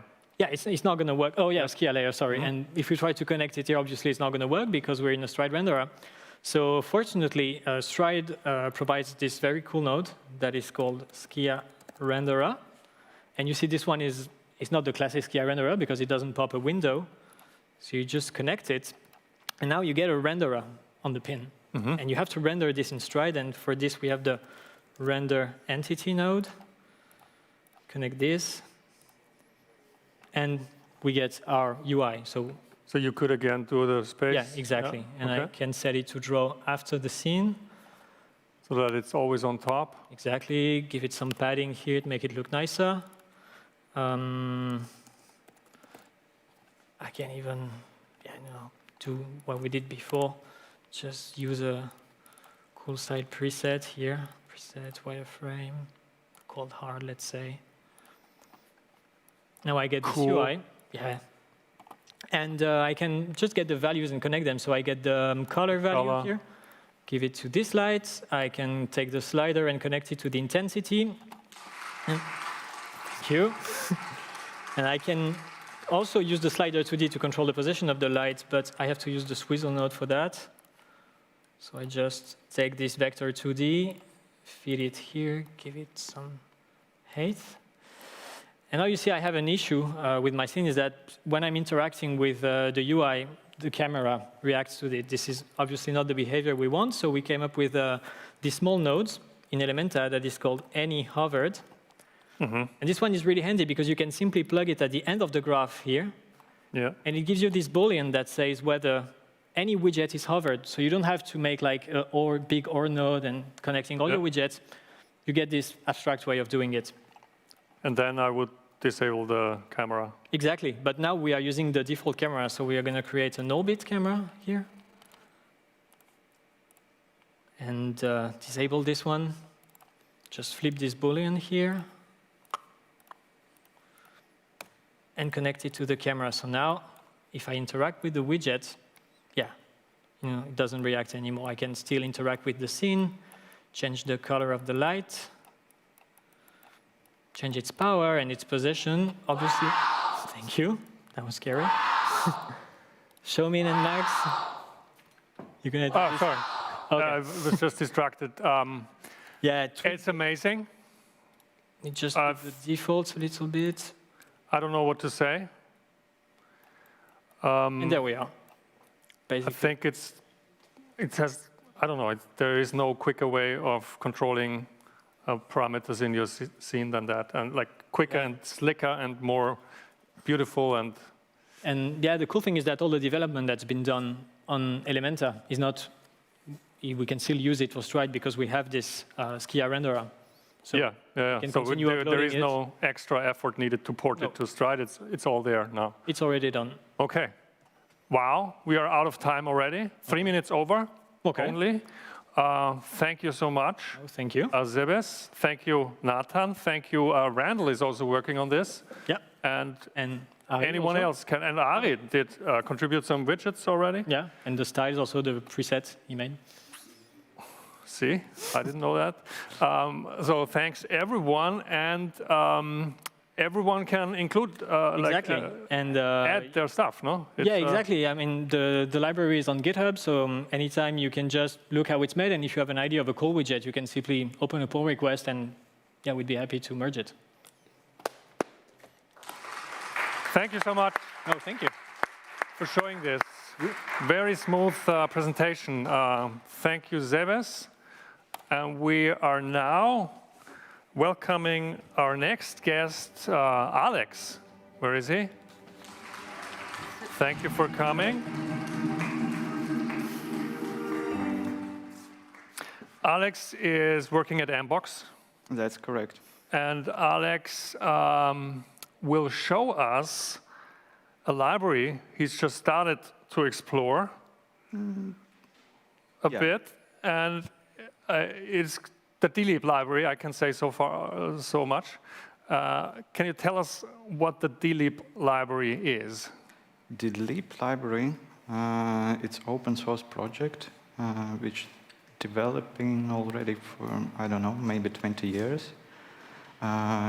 It's basically a huge set of instruments which allow you to do whatever you want with computer vision and machine learning and image processing and many, many more. So is it similar to OpenCV then? Kind of, yeah.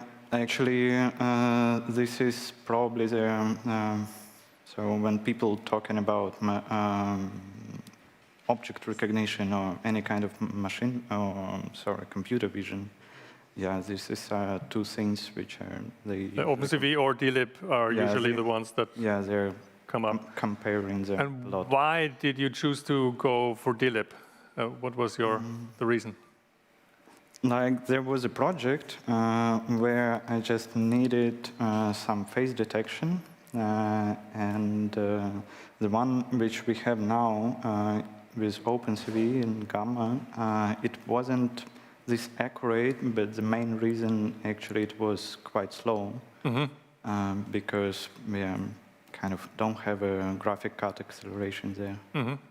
And so the DLEAP library is GPU accelerated? Yeah, basically it's working on any devices, it's cross-platform, and they have builds for any kind of CUDA architectures or CPUs. So can we just have a look at it and like show us how you this face tracker? No, we can see that. Pardon? The face tracking, we can see that in action. At least face detection. Face detection, right? It's actually by now it's a really small thing. Like basically only 2 modules. I almost copy-pasted from the examples. You say model? Modules. So Modules. Like, yeah, like face detector. Okay. So yeah, the good thing that it's actually I'm currently using not really DLEAP because DLEAP is C++ library, but they have a quite good C# wrapper which calls dleap.net, and also I think a Python API.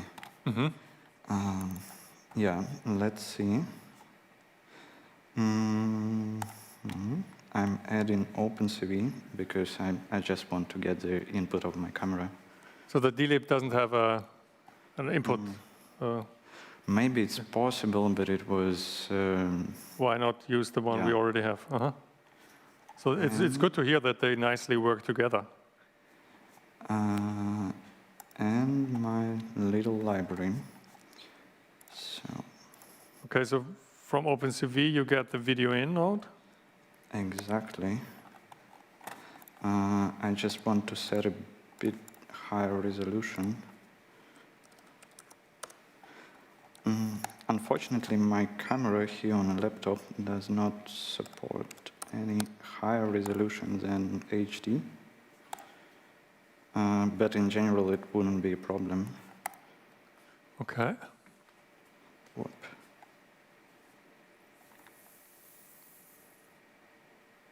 Have you disabled it? Yeah.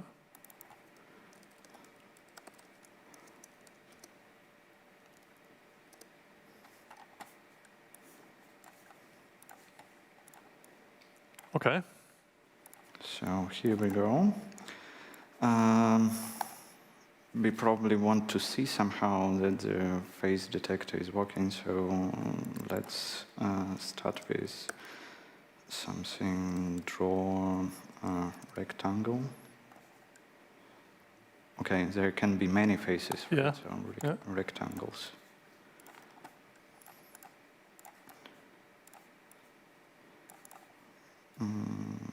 Whatever, this we see later. Delete. It's really a little set of nodes. So let's say it's our detector. We cannot really connect it, so I made it that way that it supports OpenCV material. So it's not. It's like matrix. Yeah, it's actually matrix. You're right. It's, I guess it's advanced nodes. Okay. So here we go. Yeah, here it says that it returns rectangle, but it's actually not that rectangle. It's like delete rectangle. Yeah, it's this issue that all these libraries have their own types for the primitives, and you have to provide the conversions. It sucks, but I have like couple nodes which are probably covering the topic. Surround it with for each.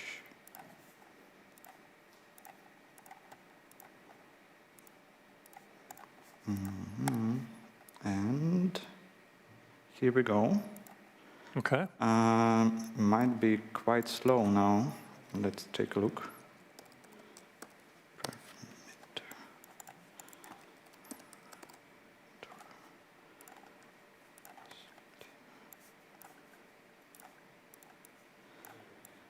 Yeah, okay. So quite a heavy operation. Can you see? Yeah. Okay. Yeah.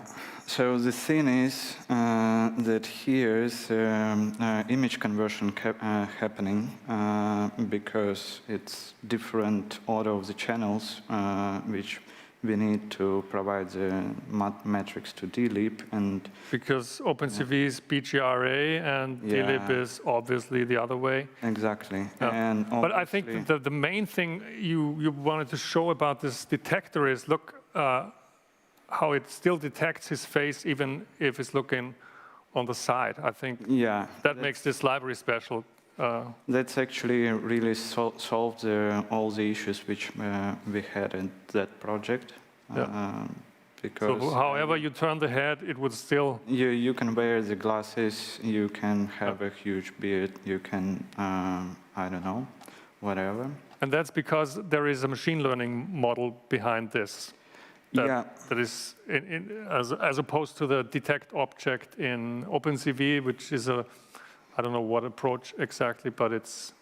Actually, in OpenCV, as I know, there is a very well-trained model, also like machine learning Cine, which does the thing in the same level and even a bit more accurate, because here you see like it's jumping sometimes. No, it's returning not like really full face. Yeah. It's like cutting here, but it's small issues. But the OpenCV one, it doesn't work now in our... No, I mean, probably we can still run that that model, but when you run it on CPU, it's too slow, since our OpenCV still doesn't support GPU. Okay, and so this is now running on the GPU? Yeah, it does. Let me show you in a second. I just want to make it run faster.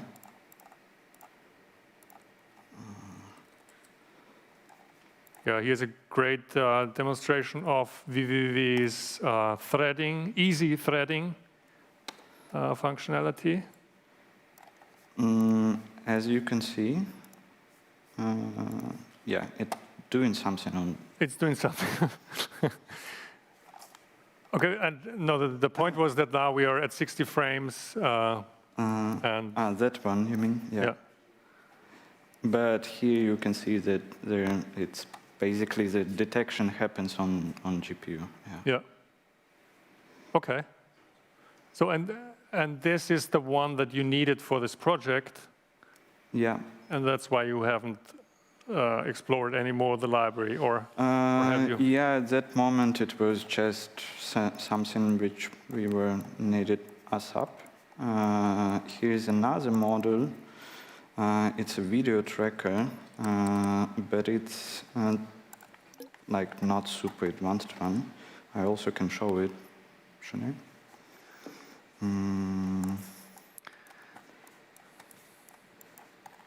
Let's see what we get in here. So the tracker, as opposed to the detector, would follow things over time, right? The detector, the face detector would only recognize that there is an image, and the tracker would follow a given rectangle over time. Yeah. That's the idea. Again, conversion.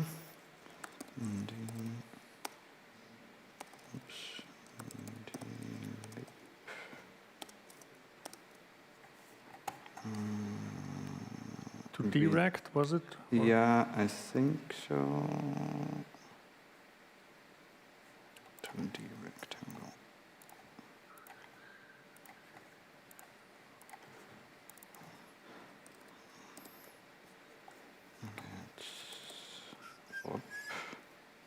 Whoop. What are you looking for? Get slice. Because it returns me a spread, but I want to track just one specific thing. So we need to set tracker at certain point. And what we're getting out is again the rectangle.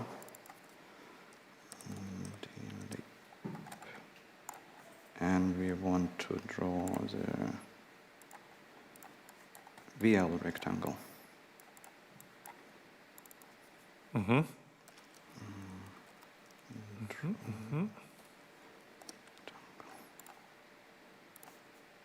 Let's give it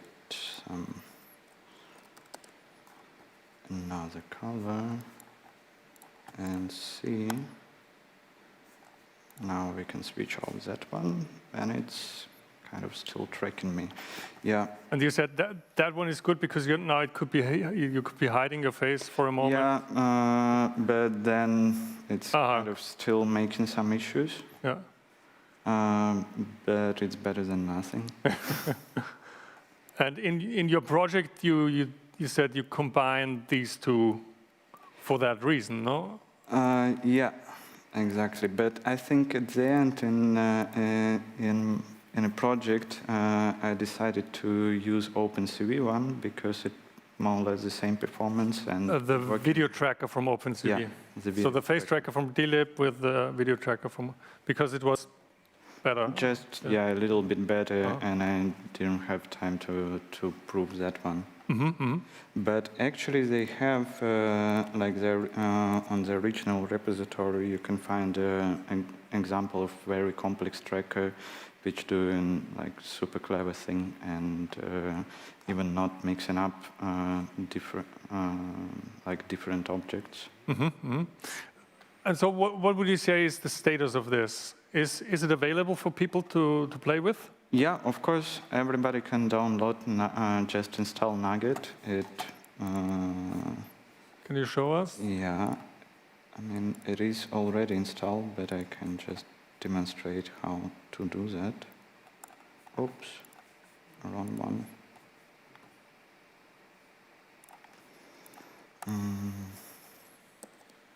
Nuget.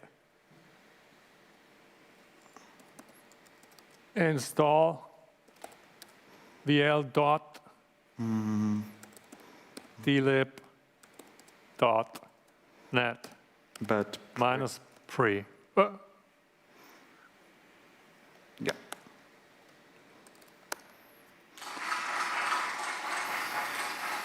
And then they get these 2 nodes. So that's what's in there at the moment. Yeah, but the thing getting a bit more complicated when you're touching CUDA and machine learning. So currently this build is for CUDA 10. It should work the same for like on any other platforms. So it doesn't. It's not enough to install the Nuget. Yeah. You also need to install CUDA. Exactly. Separately. Okay. CUDA, and like the worst thing for now, it is this cuDNN. People who know about machine learning, they might know. So this is also on GitHub. And here it is. Very slow internet here. Yeah, here's very little description with things which you need to have it. Okay, so it's not enough to install the Nuget. You also have to go to this README and follow these steps. But, unfortunately. Yeah. And can you tell us a bit more about the library? You explored it a bit more. Yeah, basically. So what is in there for everyone? What can we expect? So I see this library like a solid solution for machine learning. It has like lots of instrument, everything basically what this world is using. So not only like image-based machine learning. Any kind. Any kind. Yeah. And basically when you go to this repository, which is actually the C# wrapper, here you can find lots of examples, and yeah, it's just there and it's just working. Last month I was like spending lots of time to actually just get into what is machine learning and what you can do with that. In parallel, like researching on DLIP capabilities. What are you? Do you have any ideas what you're going to explore next? Any? Like the one thing which is probably missing right now there is the ability to build your own model in a C#, because like it's still this little part is left only on C++, but it should be as okay. I'm not a C++ coder, but as far I saw, it should be quite easy to wrap it around, and then. So you're saying that the model training part is there in DLIP in the original, but not in DLIP.net. No, the training actually so they provide in here several models which you can use right away. Just use, yeah. Yeah, without any C++ knowledge. Yeah.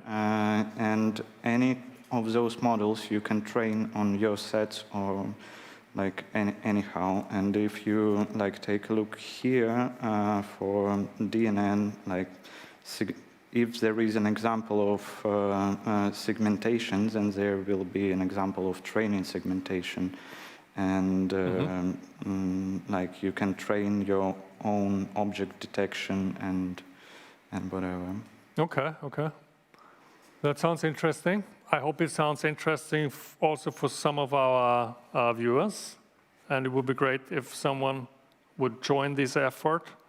Yeah, probably. I guess that would be really great because for like to wrapping around this thing alone, it's quite a big challenge. But well, I think you did the hard part of setting up the basic things, and now everyone can just check it out as is and play with it, and then contribute back. Yeah, they have something. And Alex is available in the chat. RMT, that's your handle in the chat, so please get in touch if you're interested in collaborating on this library, I guess. Huh? Yeah. Any final words? Final words? I hope that next year, it's like super big hope, we will have like built-in solution for machine learning in VL, like without all those Python wrappers and like some extra applications where you you always have to think how do you interface with those, but when you just have it solid and it's C# and you... But speaking of which, we have this workshop or lecture by Hayden. I think is it tomorrow or on Thursday? Thursday, I think, where he's talking about his approach to machine learning in VL. That would be interesting. So I think he's not using this. He's using even more advanced stuff he will tell us about. So there should be some interesting connections between the two, I guess, and at least discussions of which approach to take. Thank you very much. Thank you, Jorik. Thank you so much, Alex. And next up is, the next guest is interesting. I have to take a sip. The next guest, fun fact about the next guest, he is the person who bought the first ever VVVV license in 2004. We will ask him what he did with that license. Welcome, Elektromeyer. Hi, hello. Can you see and hear us? Yeah, I can. I can hear you like this. It's cool. I just should not look at my own picture because it's very delayed. Then I get confused when talking. Okay. Welcome. Thanks for joining us from St. Gallen, Zurich, Switzerland. St. Gallen, Switzerland, right? Yeah, right. Do you remember what you did with that first VVV license that you bought? Yeah, sure. It was an interactive display on a building. It's like it was a temporary building from the traffic department of the city, and it displayed the positions of all the buses traveling through the city in real time. Nice, but it was not a projection, right? No, it was a LED behind the print. Whereas the connections were printed, and the single stations were illuminated by LEDs. Nice. But this is no longer running. The building was temporary, you said. It was temporary for 8 years or something. Yeah, but it was running like day and night. It was like a permanent installation. Yeah. Cool. Okay, but this is not why you are here today. No. You're here today because you have this ongoing effort of working with 3D printing. Yes, exactly. You're interested in that. And just recently you posted some weird things that you said were generated from VVV, and you said you created your own library to do that. Yeah, exactly. Can you? The things I created is this, or this. So what is this?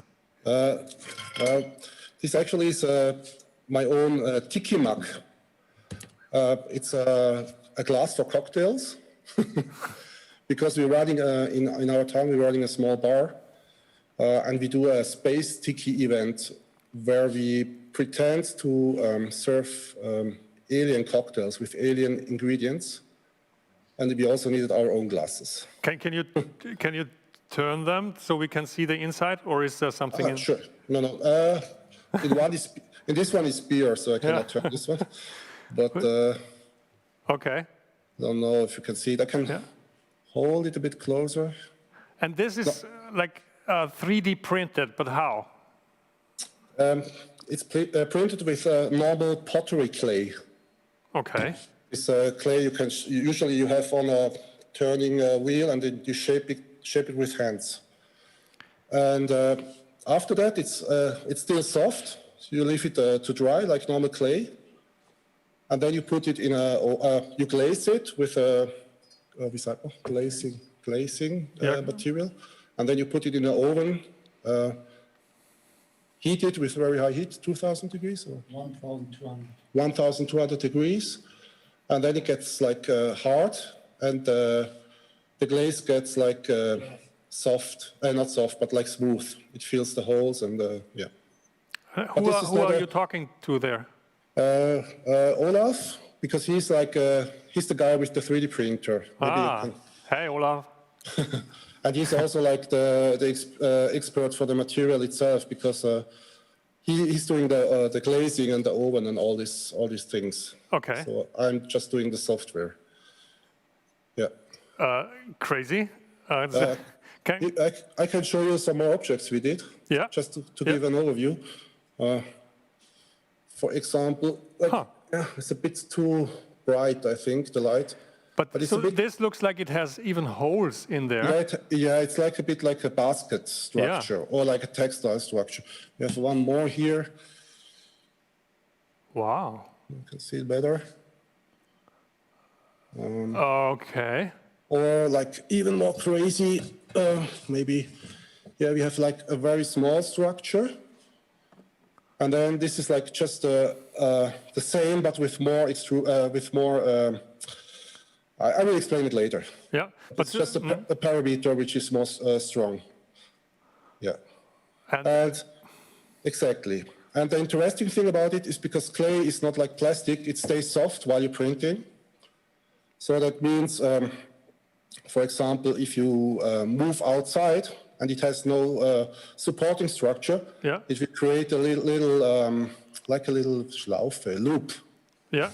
Like a little loop, like maybe I can show you here. You see, like this is hanging down here. Then you know it will sink. Yeah, but it actually looks, in plastic it looks not so nice, but in clay somehow it looks very nice and it feels nice. Also, what you can do is like, usually when you 3D print, you do like flat layers. One after the other. One after the other, and you cannot do, like, maybe this is a bit too bright. Yeah. Hard to see. Maybe if you look inside. Yeah, yeah. So we actually have on the Z axis, the layer is not flat, but it has a wave inside. And this just works because it just presses the whole thing a little bit down, because everything is soft while printing. And, but does it happen also then that sometimes these things would collapse, or? What's possible is that it fall down. If you do a very steep, because it has some weight, it can fall down. Yeah. I think we have an object, but I don't know. Olaf quickly checks if you see one print which was failed, but I'm not sure if you can find it. But I can show you quickly some more. Like this. It's too bright, but it's like a snake. Here. This one collapsed. So yeah, it's printed like that, and then it's like it fall down like a soft thing. Yeah, exactly. And one more. This is interesting because it's a sausage, maybe. An extruded sausage. And the sausage is an SVG, which I also can import and do something with it. So, okay, so can we see the software now? Yeah. Try to switch the screen. Just one moment, I have to put these things away. Software, Bildschirm freigeben. Teilen. So, can you see? Not yet. Now. Now. Yeah. Okay. So here I created a little overview. Okay, the thing is, it's like I started 1.5 years ago, and I started. It's partly done in VL and partly in VVVV. Okay. Because this was also a project I did for learning VL. So great. It's always good to have a purpose. Yeah, and I'm still not very used to, so that's also why the main goal was like to try out all these little things you can do with the printer. And because I'm still much faster with VVV, I did some stuff in like very quickly, like sketching, because I'm so quick in it. But hopefully later on I can run everything in VL, especially now where we also can do the visualization in there. And also the Elementor, the user interface. Did you just follow the presentation? A little bit, because we were like busy setting up stuff. And, okay. You can rewatch it. I will rewatch it, definitely, yeah. Okay, so let's start. Should we start patching, or should I give a quick overview what's here now? What is better? I think if you just start patching and explain the nodes as they come along. So I think I will start with the help patch of the spiral tube, and then I go on from this because it's very simple. Okay. Now I have to move away the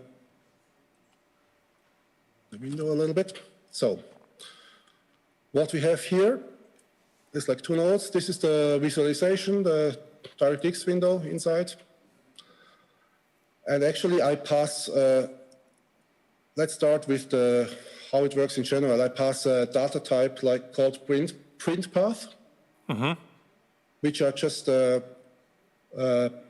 which is just a line, a 3D line in space. At the moment, it's just one line connected with a lot of points connected. Okay? Yeah. So like this is a simple generator which just do a spread of points in a spiral. Move around a little bit. Yeah. I can set the factor, how many turns from the top to the bottom, height, and how many points. Well, this later will change, because you can see, like here, maybe in the render window, you can see the spacing between the layers, which is 1.5 millimeter, which is now too much for the nozzle of the 3D printer. So if I change this, the layer spacing also will change. Yeah. So you can do a lot, like if I would print this would not work because it's too much. So I will change this a little bit so you can actually just define a height and probably no count, and this will calculate it in the correct way. You just set height and the layer spacing later on. Because this makes more sense from when you think how the printer works. Okay, but it's just a detail. So next thing we could do is, for example, let's do a little noise on it. So now you take this path. We do simplex noise on top.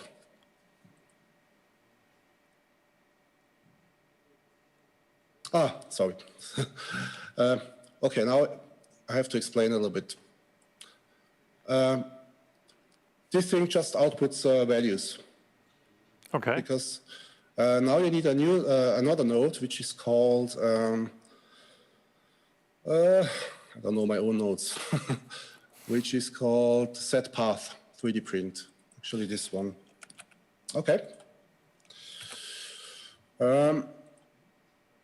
So I input the path, and now I have here an offset. Connect back. So, I think I need to enter much higher values. But the idea is now, because we have 1,000 points here, I can give an offset to every point. Let me quickly check, probably.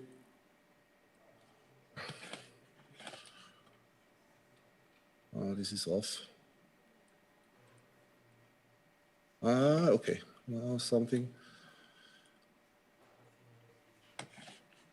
I don't know. Okay, let me. So it should at this point already like. Yeah, wait a moment. I have to make it a little bit stronger to have an impact. Because the values actually are in millimeters. So if I have like here an offset of what do I have here? This is 0.3 millimeter. Yeah, okay. Oh, cannot be, but so it needs pretty high values actually. Can be that like this. And something like this would now already lead to these loops that are falling down. Yeah, probably, because this is like overhanging. Yeah. Okay, so I put an offset on it, And now I can also define, the problem here is we don't have enumeration to VVV, right? From VL to VVV. Yeah. It's not possible. So I just can enter numbers. But what it means is like, this is one axis. I think it's the red one, x-axis. Then if I put it to mode 1, it's the z-axis, also the y-axis, but on the printer it's the z-axis. Or I can go to the other one, or I also can do, this is the normal direction in 2D, if you think in layers. Mm-hmm. So, okay. It's extruding along the normal of the path. So of the path, yeah. But not in 3D, because this would not make too much sense, because the z-axis of the 3D printer you cannot like overdo, because you will crash into things.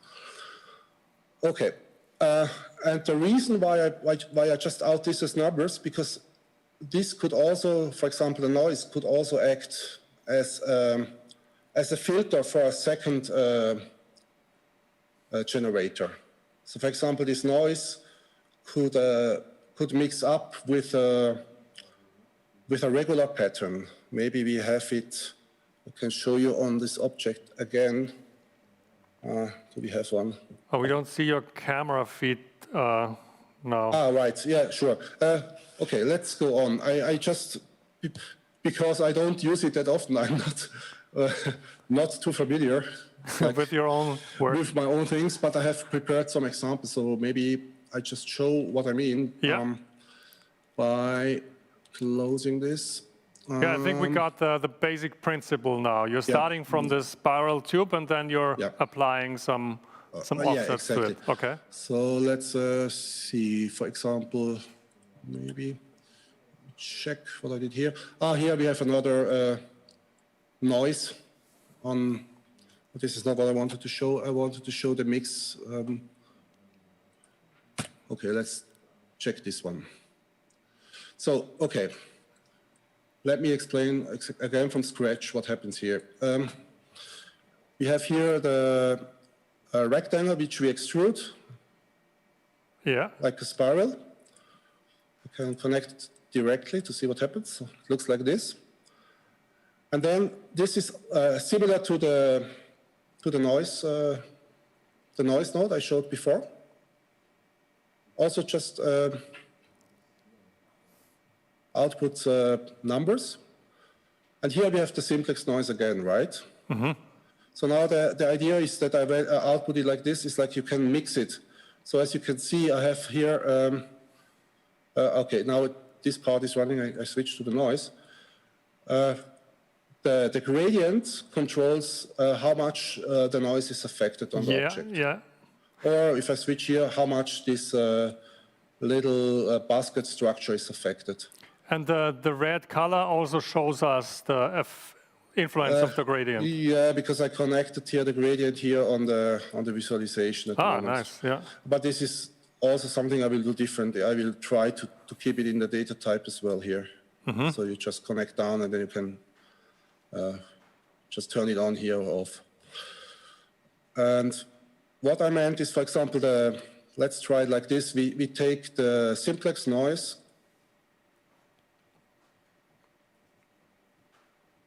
And now, okay, maybe I make it a little bit simpler. We don't need the gradient anymore.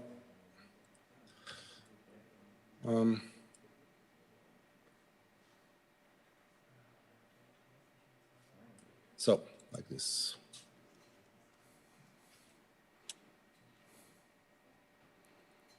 So you apply the exactly simplex. So now you can see that the simplex noise is controlling actually. Okay, let me make that even more simple. So now the simplex noise actually affects on which parts I do this little basket structure. Yeah. Even though it doesn't look like it's working. Probably because the values are wrong. But yeah, the idea is that you can combine it like a little bit like a synthesizer. Yeah. Okay. Very nice. Then, okay. Is that fine so far? Should I continue? Or? Totally understandable. We have like 2 minutes left. Do we also get a view of the printer? Yeah, just 2 minutes for the presentation? For the whole presentation, or? No, 2 minutes left now for... Okay.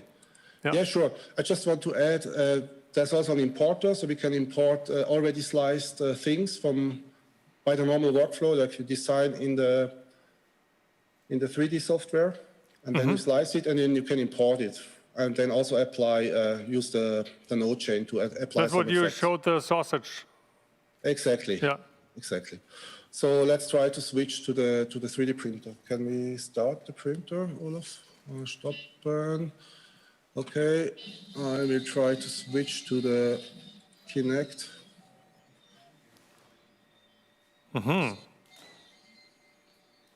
So this is currently printing one of these things. Yeah. Nice.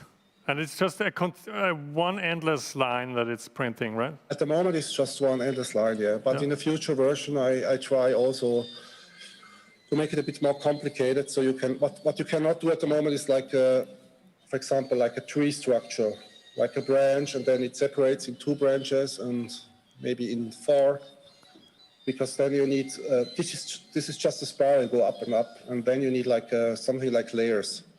Yeah. So, but I have to rethink how I do the data type and how I do this. Can we switch back to your face? Yeah, sure. Video. Oh, yeah, nice. Okay, sorry. Thanks, Olaf, for the demonstration. I think it gives a good idea of how this works. It's back there, yeah. So what do you have planned with this? You mean... where do you want to take this? Is this just a hobby project for you, or...? At the moment, it's just a hobby project, yeah. Yeah. I'm thinking it's just not very cleaned up, but I have no problem to release it. I think it's a bit very niche, so I'm not sure how many clay 3D printers there are around, so... But is this printer, is it something that Olaf built himself, or is this a... No, you can build it itself, but this is bought. Yeah, this is a pre-made thing. I mean, one thing we just talked about is like to talk to the printer manufacturers so they could bundle it. Maybe they could be interested in it. Yeah, they could be interested. And in VL, you can build an app for them to ship. So yeah, that could be interesting. But on the other hand, then like you have like pre-made synthesizers, you cannot change the code anymore. But this could be also interesting. So you do like different synths for different shapes and different functions. So, yeah. I guess. Yeah. It could make sense. Oh, we're over time. Yeah. So thank you very much for joining us tonight. Yeah, super cool. And next time we see each other again. In real person, I hope. That would be nice. Yeah. Cool. Thanks so much. Josh. Greetings to St. Gallen. Yeah, thank you. Good night. Bye. Have a good time. Ciao. Ciao, Olaf. So, what was next? Oh, now 2 more presentations. Ari, everyone is waiting for this moment where you show us this crazy thing you've been working on. It's called Tau, and we've seen the videos playing a couple of times, I think, during the last days. And it's super crazy, I must say, from the looks of it. And let's have a look at it in more detail to see if it is really that funky as you want us to believe it is. Can we see it on the screen? Yeah. Oh, this is the other screen, I think. So what is Tau? Tau is the Morgenthau. It's coming from the Morgenthau. Actually, it's the 2P. So 2P. The letter for 2P. And you will see, because the circle and P is very important in this research project. Okay. Yeah. So I'm going to start the .exe, which is normal these days. You just start applications. Totally normal. Yeah. Yeah. And let's see if everything is working. So I'm going to load a little example. Yeah, it's not really little. It's a huge example in order to show you a bit the possibilities of Tau. I'm going to go to full screen. It looks much better. I'm going to check if it's working. OK, it looks everything is working. So basically, I have here a MIDI controller and an electric piano. And with a MIDI controller, I can interact with the system. Should we hear something yet? And it should sound somehow. And you will see how the system will evolve, because it has implemented a finite state machine. So to add some logic and some unpredictable or predictable behaviors. And also I can interact with the engine via the MIDI controller, as you can see here.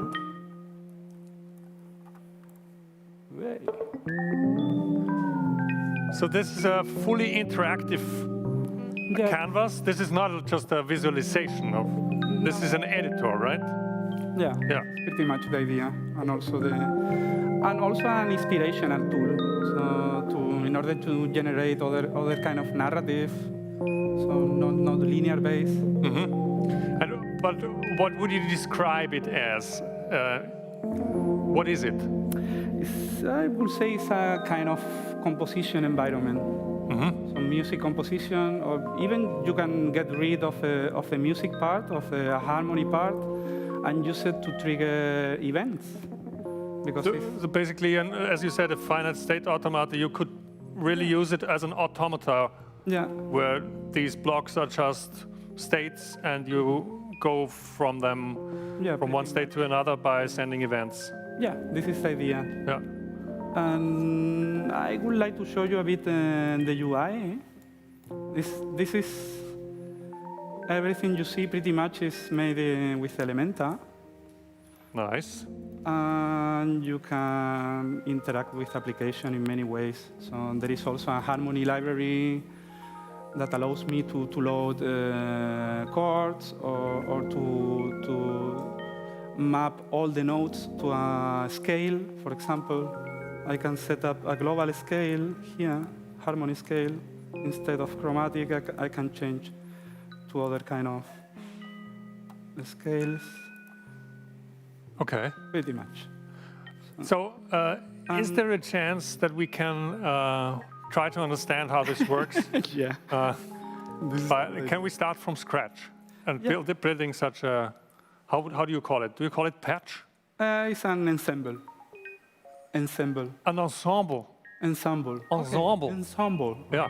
Okay. Better when you Let's try to build an ensemble from scratch. So I have basically three different objects. Yeah. One is called Cyclo.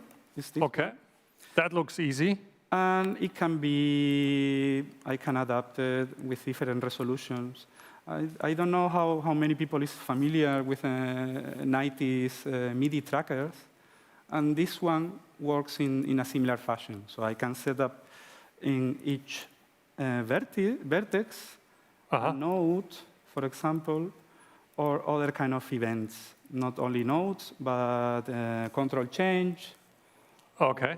So here you have a D4 note and a C#3 note. Yeah. Okay.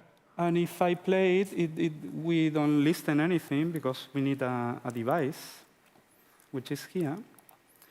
And I'm going to connect the Cyclo with a device. I need to set up my piano, and we should be able to listen something. Okay, makes sense. Yeah, very basic thing. So it's a step sequencer. Yeah, pretty much. Yeah. But also, I can feed it with an input. I can create other device, but instead of an output, this is an input. Okay. Also coming from the same keyboard. And I can connect it to the cyclo. And for example, let me check it. Transpose the nodes. It's changing. So you're now pressing a As key. you can see, there are the two nodes stored in the model, but I'm changing that in the runtime. For example, I can change that. The transpose, and it gets transpose. And also I can do that with the whole ensemble. So I can make a global transpose, for example. And you can, and these what's it called, cyclo, right? Cyclo. The cyclo. Cyclo. One cyclo can send a message to another one. Also, this is the fancy thing. So using this finite state machine, I can send links, for example. The default link is play, and when it's triggered, the other cyclo start in sync. Because as you can see, there is no play, there is no time in this system. So you have to create your clocks based on those little elements. And I make the synchronization just triggering using the links. But also I can make more complex links. For example, we are here. Let me close this, and this, and this. And instead of play, this is not what I wanted to do, this one. So instead of play, I can say, for example, reverse. And every time which is trigger, okay, now we see it here. The direction change. But even I can make some logic operations on that. So I don't want to reverse every trigger, but every 2 triggers, for example. No? So we have here 2 triggers. And like you built the parser for this. Yeah, unfortunately I built it. I wanted to implement regular expressions, but it was a bit too complicated for me. So you built something simpler. Yeah. That was the idea. And after 1 week, I realized, Ari, you are losing your time building your own. But it works, apparently. And it works in the way I want, so with simple semantics, without too many complex syntax. And this is pretty much, and when you escalate this, you can make a pretty weird systems or like a living composition ensembles. And also you have the way to interact with them, with the MIDI controllers, or this is pretty much the idea. And there was this thing you showed me earlier, the MIDI mapper, which is also included there. So this is, I don't know if you are familiar with tools like Ableton Live or these kind of things. They have integrated like a kind of mapper that you can, for example, I'm going to, wait a minute. I'm going to activate that. And I'm going to change I have a little MIDI controller here. And I'm going to listen. If I make a change, it gets mapped to this MIDI controller parameter, no? And now I'm going to change, for example, in the cycle level, I can use, for example, global or just send the data directly to the MIDI out. But we are going to use a cyclo. So referencing the one cyclo that we have, or one of the two. And I can say, for example, change the divider. This is the speed of a cycle. From 1 to 4, for example. No? And I'm going to, let me check which one is the 1. So how do you know it's the one? Yeah, it's always the 1. And when I move it, the controller, let me put that all together. It looks much better. As you can see, the velocity has changed. Because you're tweaking that now between 1 and 4. Yeah, That's it's between 1 and 4.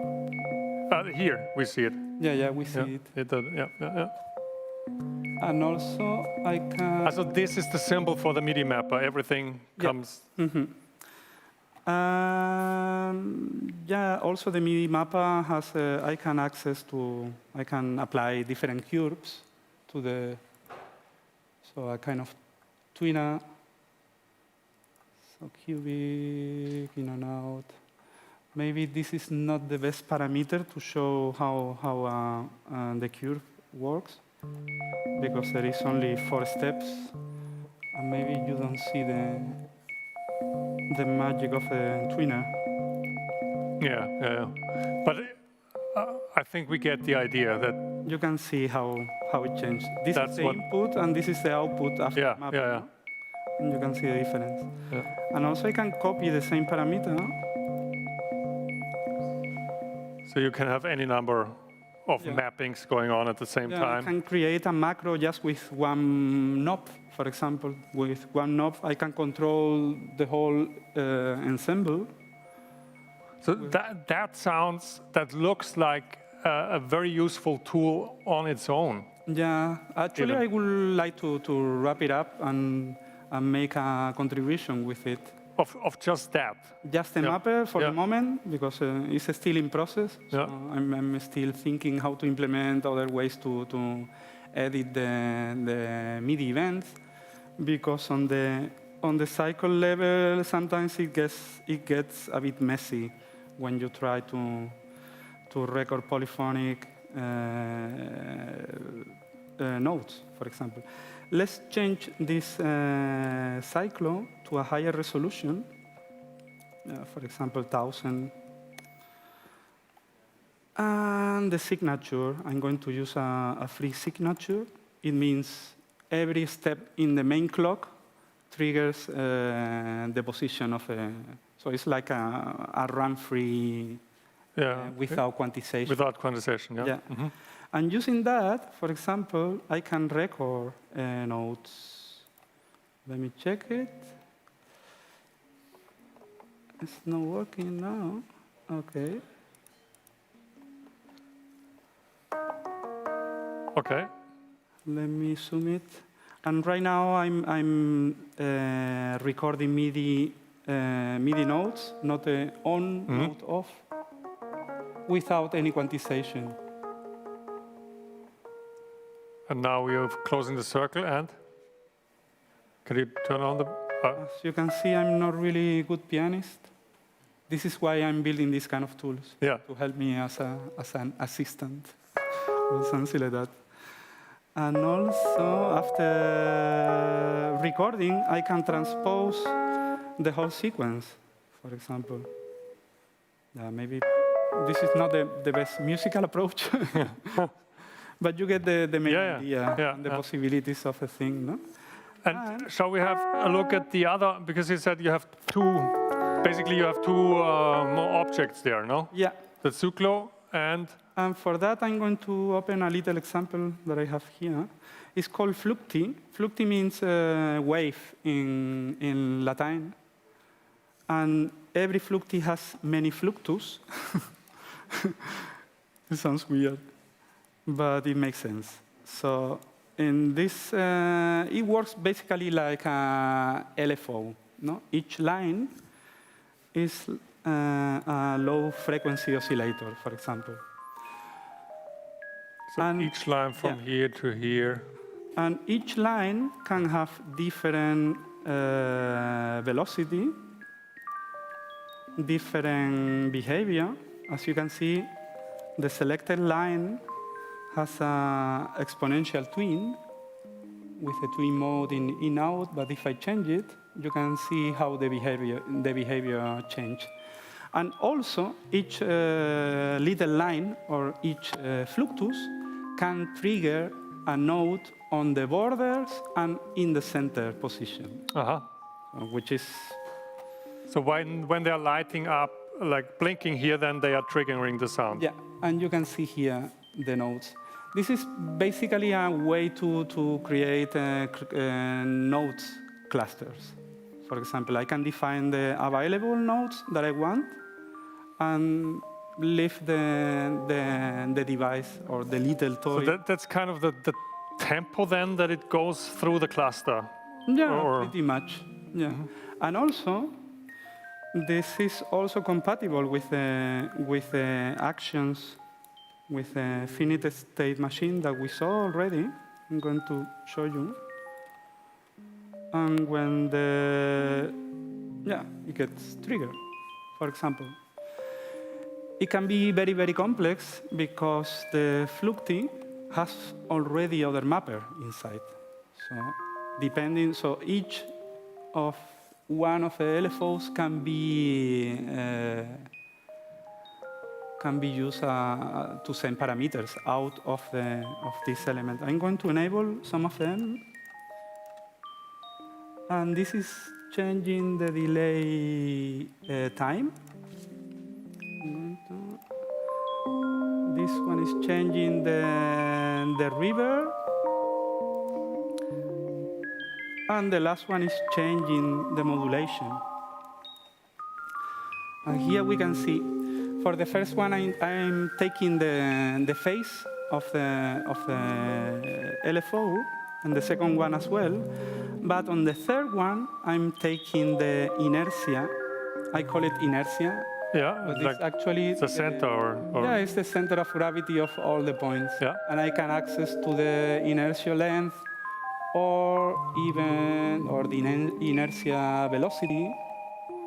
Also take the triggers and trigger other functions, or take all the triggers in each Flucti and trigger other actions. It sounds quite... intricate. Yeah. Intricate is the word. This is a word. Yeah. But I love this kind of thing. We have not much time left. Can we talk? Can you turn down the sound? Yeah. Can we talk a minute about how you made this? With a lot of effort. How long did you work on it? Can you estimate? How long? I mean, the main idea is quite old. So if you, I don't know, I was doing graphic and music explorations like 10 years ago. But this year I have some free times, like many people. And actually I started... It's a Corona project. No, actually I started before Corona. So I started in February with some prototypes that I don't want to show because they are pretty lame. And I came with this idea to use a two-dimensional canvas because before I was using a lot of menus and it wasn't very, very intuitive. Also. And also to understand how the behavior was. How things relate to each other. I had already this finite state machine, but when it was too complex, I couldn't track the relation between the elements. And it was a bit frustrating, investing a lot of time and not having a good representation of that. And also, I mean, the graphic representation also is very illustrative of what is going on. Yeah, it's beautiful. It's really beautiful. Yeah. And so this is using Elementa, and I mean, it's quite a complex application going on. You have this canvas, all these menus. You can drag and drop and connect things. You can instantiate objects.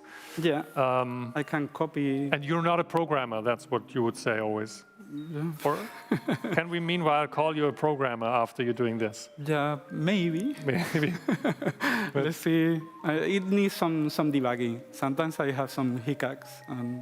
But we didn't see any hiccup now so for far 20 because minutes. I'm avoiding them. You know.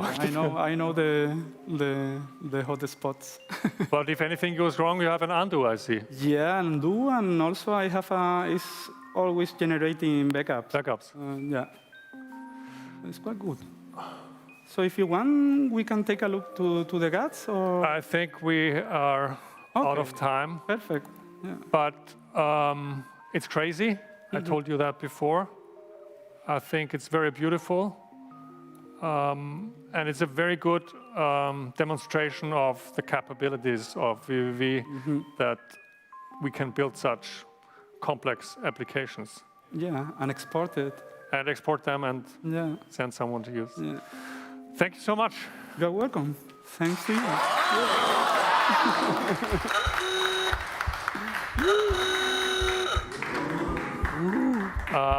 I will close it. Yeah, just close it.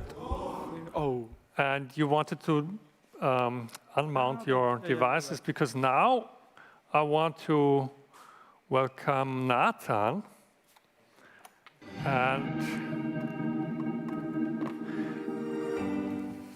he will,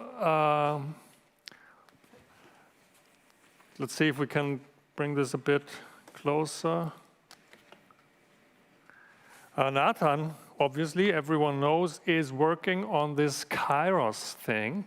And so I was hoping he would give us an update. I think it was the first public demo in 2017 at Pacha Kucha in Naxxushalle. Yeah, this it wasn't really a demo. It was just more an inspirational, just a sketch of a concept. Yeah, I would say. So let's see the current status of it. Yes, disclaimer: after this presentation, this will be so boring, so theoretical. So grab a beer and just. No, let's see. I don't think so. Can we see the screen? Boom. So you're using the latest preview. I always use just the latest, without caring so much. But sometimes I should. So what can you before what is Kairos? Like, what's the current definition of Kairos? It has changed over the years, I believe. What is the 2020 definition of Kairos? 2020 September. Yes. But to give a bit of a context, in the last 10 years, I've been working on projects, live performances, so I always had the need to organize narratives and my live data and keyframes. So, and presets. And that's why timeline was the first tool that I had in mind. No? I need a timeline, or at least a preset engine that I can store states of my system. I build some graphics, a tool, set of tools, and I want to save presets of these that I can create something. Then I tried to do it in beta. I did something, but it was too complex to handle, to really tackle the issue. It was impossible, I think. Then 3 years ago. 17, yeah, 3 years ago. I came to your studio and said, okay, I want to do this. I want to tackle properly this issue, this problem. And I have a tool in mind, and I want to do it. I want to try to do it in VL, and please teach me VL.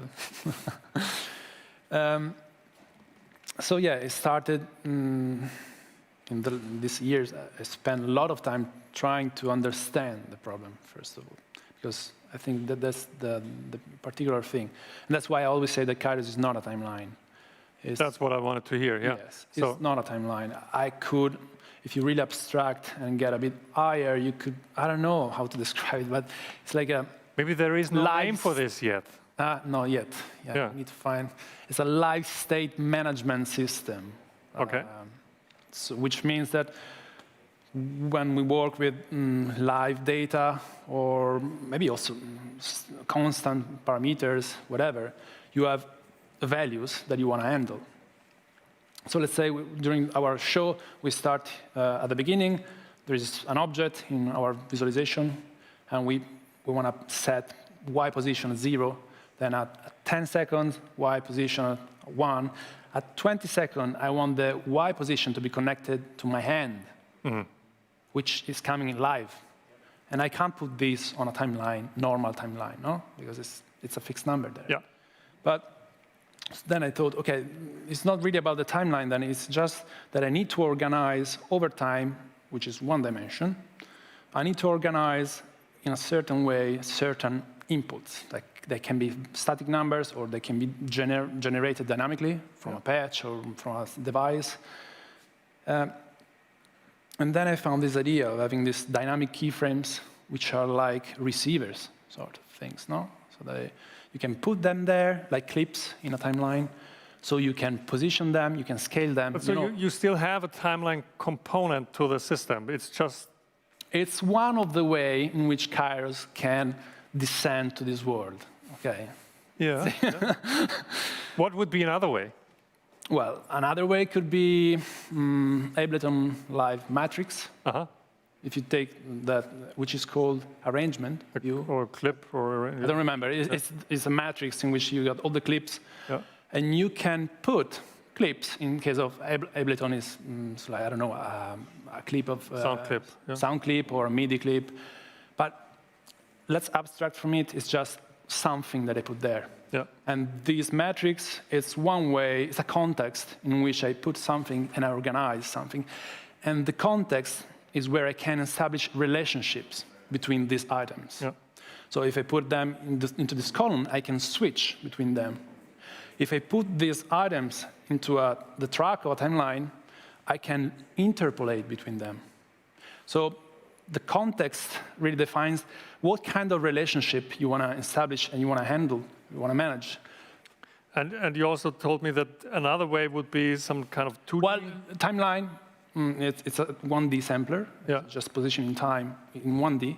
But then if you take the same principle, you can extend it to 2-dimension. So instead of placing a keyframe or a clip, which is a 1-dimensional shape, I would say, along the time axis, you take a 2D shape, which is, I don't know, like it's a locator, no? Into a 2D canvas. And then you can sample this canvas and interpolate between this. But the principle is the same. You have some data, and you give them a shape so that it can embody somehow into a context, which has some rules, some physical rules. Like you got object, and they have a distance between them, and we can then do something with them into the context. Okay, but then, so we haven't seen anything yet, and we are already halfway into the demonstration. You really see? So let's see something. Let's have a look at how this looks. I don't even remember which one is this patch. So let's... What are we going to see first? I don't know. Let me check. Is this the right patch? It's already a mess. So let me show you. First of all, I did a prototype back, I mean, two years ago. And it was an interface, quite totally autonomous from VL. You were able to insert clips there or create virtual node instances, but it was a bit difficult. I mean, it was difficult to handle that. And then I thought, wait, VL is a perfect graph editor, a really nice tool. Let's make use of it. So now the way I think of Kairos, it's a set of nodes. Okay, not a timeline, but there is a timeline node. Okay. Because I said the timeline is one way to interpret Kairos world. So in this case, we got a timeline, but we can have a compositor, which is a different canvas, which handles differently the sources. But let's say... So as you're selecting these nodes, something is happening already down here. Yeah. You're changing the view of this window. I've got an editor that reacts on the selected node, so I can basically navigate to the current selected node. Okay. So this timeline is, as you would expect, is a timeline. Please don't look at the UI. The reason why I did Elementa is because I wanted to create Kairos interface, but since I always try to generalize, I wanted to do something that was usable for others. So, but this version of Kairos is still using the first Elementa because I didn't have time to upgrade, so it's very old. And but just to give you the concept, if I create a new clip, let's say a custom value clip. You have an inspector for the clip. Yeah. And this inspector is is generic by itself, so I will extrapolate it, and that could be an inspector for any node in VL, for example. Yeah. Just select it, and you extract, you reflex over the type, and get all the properties. You can edit them. It's done. Basically. Nice, nice. Almost done. Let's say we put another clip, and these are clips, one-dimensional shapes. They have values that I can set. And the duration. Yeah. And duration as well. And then, as you expect, when I pass between them. Where the output is here. The value get interpolated. Okay. Yeah. But let's say, as I said at the beginning, I want to have these two values of my cube moving up. But then here, I wanted to control it with my live data. So I created a dynamic clip. And this create a pin input here. Where is it? What kind of... If I create an LFO and I connect it there, you see that this value that I'm generating from the patch now reaches the clip. So how is the name of the pin? Is it showing up somehow? Like, how do I know these belong together? Well, there is still I need to clean up this this UI, but you got the name of the pin. The input pin is you can rename it as well. And but the important thing to understand here is that we are still arranging some states. One of them is the live state, which is coming from the patch. Yeah. And I'm arranging in this context, and so the output of this context, which is a sampler, will consider, will basically handle all these inputs. So I can interpolate between these two constant value and then interpolate to this dynamic value, and then continue to something else maybe. So far, a classic timeline. Not so classic with the dynamic input, yeah, but... yeah, then what can I say? We can have any kind of type that we are used to, like you can have colors, so I can, this is boring, just normal timeline. I can have spread of values, and this is handled in the same way. Let's say I've got a linear spread from the patch. Hopefully it doesn't crash because I implemented something 5 minutes before. Hopefully I didn't break everything else. But okay, now we see the linear spread. Yeah, the linear spread. I can even animate it with the same LFO there. Nice. But where do we get these values out now? Okay. And we see them here. No, now the output is a timeline. Eventually, if I'm interested, I can also simply enable the output pin, and I've got the output here. Oh, okay. Okay. So easy. I can simply use it as a very basic node, like we are used to with the timeliner. But locally, I edit and animate something. Going back here, let's put a random spread just to show you. There is a collection of interpolator functions. You can implement your own interpolation function so that when you pass from this spread count to this other one, you basically got the interpolation to that. Beautiful. Automatically handled. You can register any kind of type for the channel. You can create your own data type, like a particle. Okay. You register, you say, Kairos, I want to have this channel with that handle that type, custom type, data type.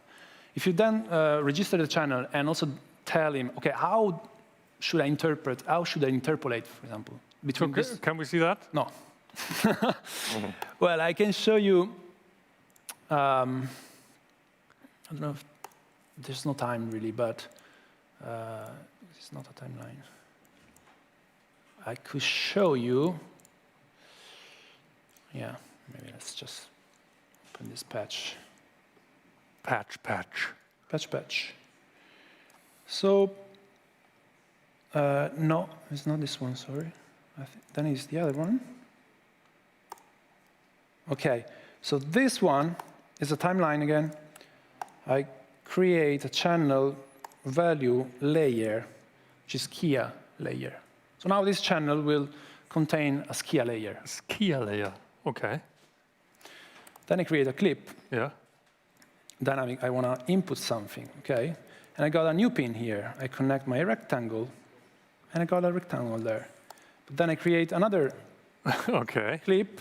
I connect a circle, and I got a circle there. And now, how does that interpolate? Well, I didn't really describe a fancy way to interpolate. Now it just simply switch between them. Okay, okay. But still, you can somehow have a sort of arrangement of things. Like if I take this patch here, which is this one, which is even a live patch, I can basically interpolate to that scene live. This is that. So, and we should be able to see in the, or maybe not because I broke it. Yeah, this is what I broke. So for that, wait, I need to give it the right, my layer. I should be able now to see it, okay. But you could also just create an output pin for that, or? Yes, yeah.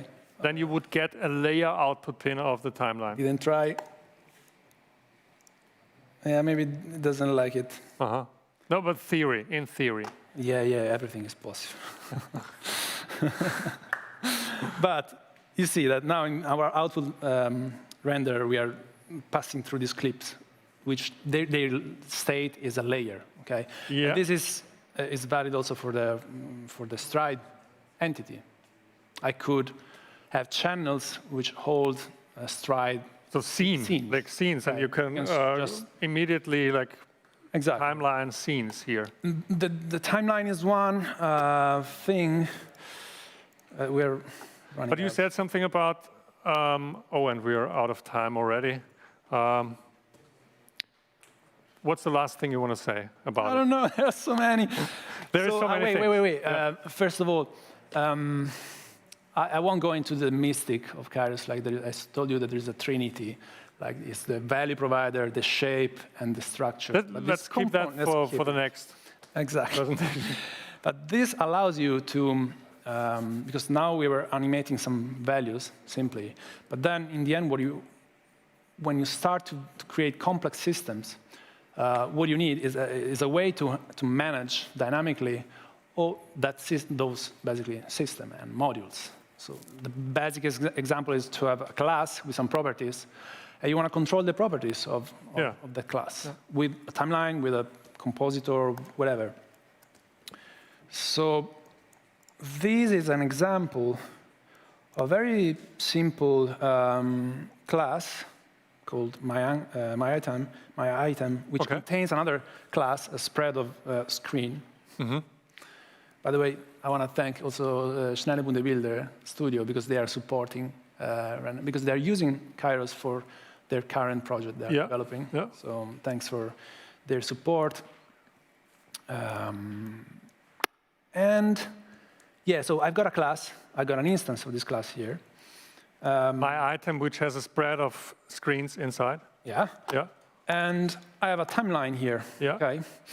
And my goal is to control, let's say, the alpha property of this class. So using this node, which is called a Kairos binder, what it does, it takes a Kairos canvas and somehow bind it to an object, which in this case is my class. Okay. So if I got a channel in my timeline which is named like alpha, then it will be aligned with the property of the class. So the output of the timeline will be written in there. So it's just based on the name. It's like this class doesn't have to implement anything. No. Everything is done under the hood using reflections. So I can interpret any data type and extract the features and expose them. In fact, they are exposed upstream because if I go to the timeline now and I create a new channel, I got my item available. It's already here. As an option. I can select it, and then I can already select the properties and create a channel with the name for that, with that type to control that property. But I'm even more lazy. I don't want to do this. I don't want to manually create channels. And that's why there's this record mode in which I don't create anything here. Imagine that I've got my class, which is my particle system module, and I got an editor, a UI editor for it. I'm sitting on the couch, just playing a bit with the parameters, and I want to keep track of what I'm doing. Like, okay, I like this. I want to store it, this preset. No? And I don't have the editor here. I just patched a very stupid editor here, few nodes, including an input pin in my class. But imagine, instead of this, you got a UI that is editing the class.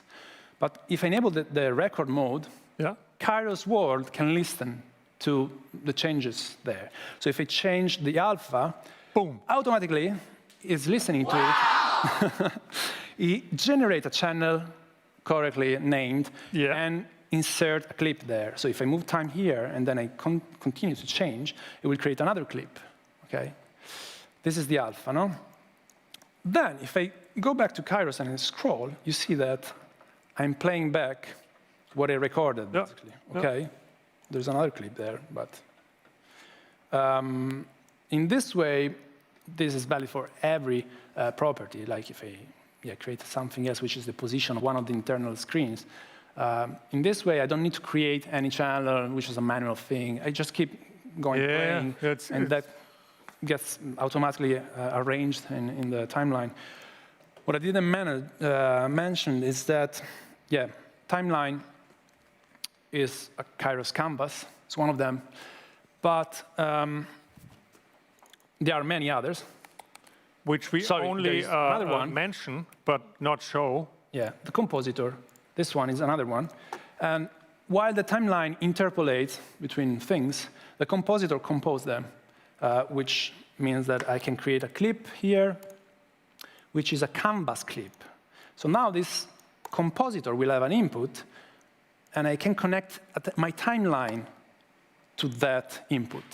And the timeline, now I've got a clip here, which is connected to my timeline up there. And then you can compose timelines of timelines. Canvas on top of each other, blend them together. And I can do the same in the timeline, because here, if I create a canvas clip, and I create another. I would say it's quite overwhelming already. Yes. What can be done. Final word, when is it available? Do I really need to reply? Casually. Just tell us about your plans. Is this going to be available at some point? Yes. My original plan was to release it as a preview for Node, but I was totally busy with other projects. But I hope in the next weeks to polish a bit and release a first version just for people to play around. And it looks like it could be already quite useful for some studios are already using it. I didn't show most of the features. And I'm afraid we don't have time anymore. But thank you so much, Nathan. Thanks everyone again. And we can go out of here anytime. Thanks.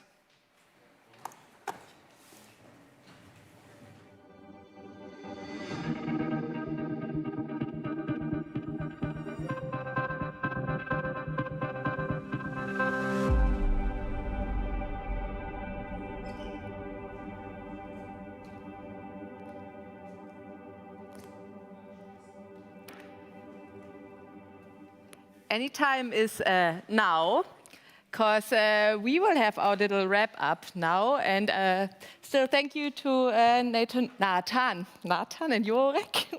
I think it's amazing, actually. I learn a lot about what you can do with V4. And I have friends that attended workshops, and I see beautiful stuff get posted. So thanks for that as well. Thanks for all the workshops. And now we go back to another program, to the actual program we've been taking part the last 6 days, the conference program, and with us is Alexander Scholz and Jan. Now I forgot your surname. It's okay. It's Vogt. Very boring. And Jan and Alex curated this program, and I think it's super nice to have you finally here, because I feel, for me, going or living through this program the last 6 days was really great, because I feel it's a great dramaturgy. I think like the panels, they entangle within each other, and like the subjects, the questions that are raised in one subject are kind of in one panel are try to be answered in the next. And so maybe you can give us a little bit of an insight how you choose the people, how was the whole process of like curating it, like what was your goal? But sorry, Jeremy, I didn't even introduce you, Jeremy Bailey, famous new media artist. No need. And we are in another space. If you haven't realized, we are like in the panels corner, yeah. And you are like actually not a tablet anymore. Yeah, I've broken free. Wow, I'm like a regular participant. This is weird. I kind of like floating. Yeah, I don't know. It's different. I liked floating over everyone like a god in some way, but now Jeanne said I was her spiritual guide. I've lost this power. Maybe I don't know, Jeanne. You're gonna have to help me reconnect with my spiritual self here. That's why you made the angry storm cloud again, right? Well, no, because we were watching this Golden Nugget show, and there's so much V4 stuff happening tonight. So this is my VVV vampire look. So it's just whenever I'm doing coding in V4. Yeah, so if you don't have another question, I would like, again, repeat and give to Jan or Alex, whomever of you wants to start. First of all, I want to know, Jan, where are you? Have you uploaded yourself to the internet again? Oh, yes, that's what I like to do. I'm in the greenhouse, don't you see? I'm going further. Do you see that? Sort of, yeah. Greenhouse Naxos. Mm-hmm. Very nice. But very realistic. Yeah. Also, I have alternatives here, and I'm actually in the crowd of NODE20. I'm missing the crowd so much, so you see, I'm sitting in the crowd of people. Do you see that? I do, yeah. Actually, I know some of these people sitting behind you. Right. Oh, I know them too now. Not personally, but from the panels. So, still, who wants to start? How did this crazy... Full disclosure, I already had a nap, and David had to call me to come down. So I can come and give you... John, why don't you take it away, and I am happy to fill in. So what about this day, you mean? No, not the day in general, because you... How the panels are interwoven. Yeah, how did you curate these panels? Because I feel you did a good job. And how was the whole, how did it start? Like, how did the idea, you already said a little bit on the very first panel, but then I know, like, working with each other, because you both were like the artistic directors in a way from this program. So maybe a little bit more enclosure about the process. The process, okay. What about the process? I said this in the very first opening, but maybe not everyone was there by then. So I might follow up on this now or repeat myself a little bit. But yeah, it was actually 2019 when we started to think about what to do. And again, it was very urgent to like, I said this, I don't want to be like too repetitive here, but it felt like we needed to join in all those movements that started to address the becoming very tangible climate change. I mean, this is ignorant to say that climate change became ignorant only by then, but honestly, it was like, okay, what can we do in these years when Fridays for Future, for example, has been demonstrating for 2 years by then? How could we not address this? But back in 2019, of course, there was no COVID. And we've been having some conversations also during these days about which topics to address in such a festival setting, you know, as there's so many urgent things to be addressed in these times. I mean, the Black Lives Matter movement has been gaining a lot of strength, and it's a super important issue, and it's a question how to to choose between very, very urgent topics that are have to be addressed in certain times, and it's always a hard choice. So, but we were sticking to what we had decided to do in 2019, and when we really wrote the first funding applications, to be honest, because this is also how festivals work. As a festival, you have to find your way how to realize and put into action what you want to do, and those gatherings, to find ways to create those gatherings. And funding is part of it, so we have to plan really ahead. And yeah, and I mean, it would also be cynical to say, oh, this is not a trending topic right now. There's other trending topics. I mean, actually, you can't say this with this urgent topic of climate change and of the need to become more sustainable in our practice. This is a continuously super relevant topic, and also very much connected to questions of so many questions like colonialism, and questions of who is allowed to, or has also the privilege to contribute what, and then so on and so forth. And I just think it's very urgent that we as a community do our bit. And that's how we started. And when we were deciding for the different topics, Alex and I discussed a lot about which focus to take. There was also, by the way, in the beginning of 2000, this year, 2020, we had also a lot of conversations with Carmen Pino, who is sort of our curatorial advisor, has been our curatorial advisor in this process, and Verena Kuni. And we had a lot of discussions on which focus to take. And it took us a while to really become clear about the fact that actually what we can contribute and what we can think about is our very specific practices in this community, and in a media artistic community, in a design community, in a creative coding community, and how these practices can make differences, and how we can reflect on our practices. And this is how we came to these like different panels, of which we now saw 5. Are we by 4? I think 5? more. Way more than that. Like every day we're at least 2, so it's like, which day are we now in? The 5th? It's actually it's day 5, and we have been discussing this all around the clock. So pretty much, yeah. I lost count. Yeah. There's maybe one interesting thing to add. I think we chose this topic also because we kind of saw what was happening in our immediate community, and how people, that we are familiar with, that are connected to the NODE community, kind of made bigger or smaller changes in their own practice. For example, Joanie Lemessier, who spoke on the Attack in Action panel on Monday, I've been observing him for obviously for many years now, and over the last year or two, he started to really become an environmental activist, something that I had never expected out of a visual artist that works on a primary aesthetic level.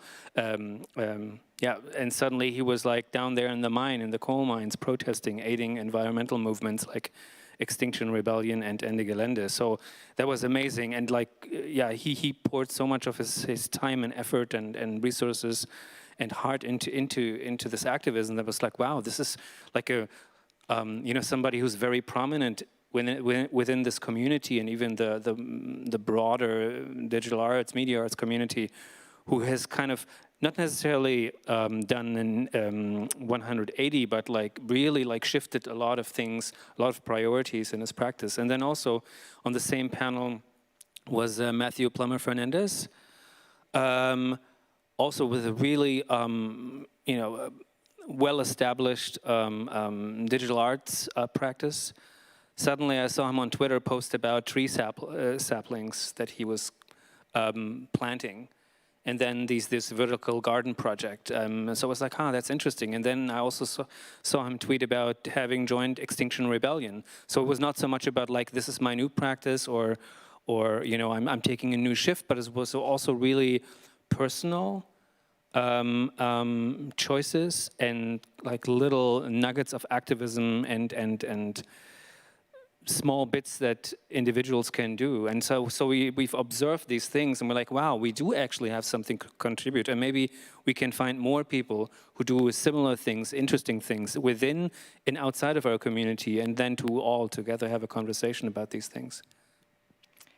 And as you, Alex, were you were moderating most of the panels. What, was there, well, loads of, quite, some of them. Yes, some, not most of them, but was there anything that surprised you or new informations as you already choose the people, but within conversations or how panels turned out? I'm always surprised about how little time we have for the actual discussion, and I was very surprised how useful the Speaker's Corner actually is.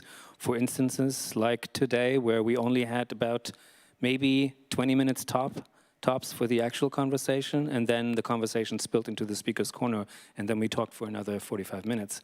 So that's actually really great that we have this opportunity.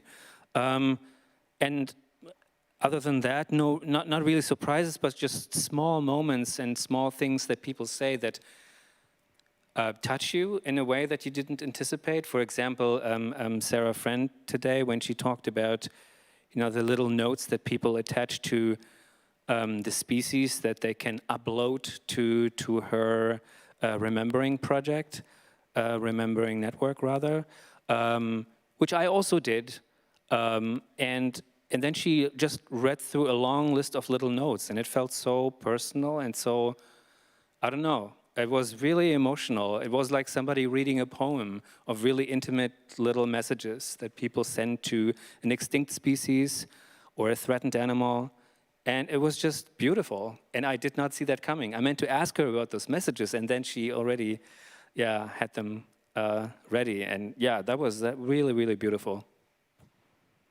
How about you, Jen? Any surprising moments? Anything you would not have expected? Oh, I was really for me, for example, today also Brit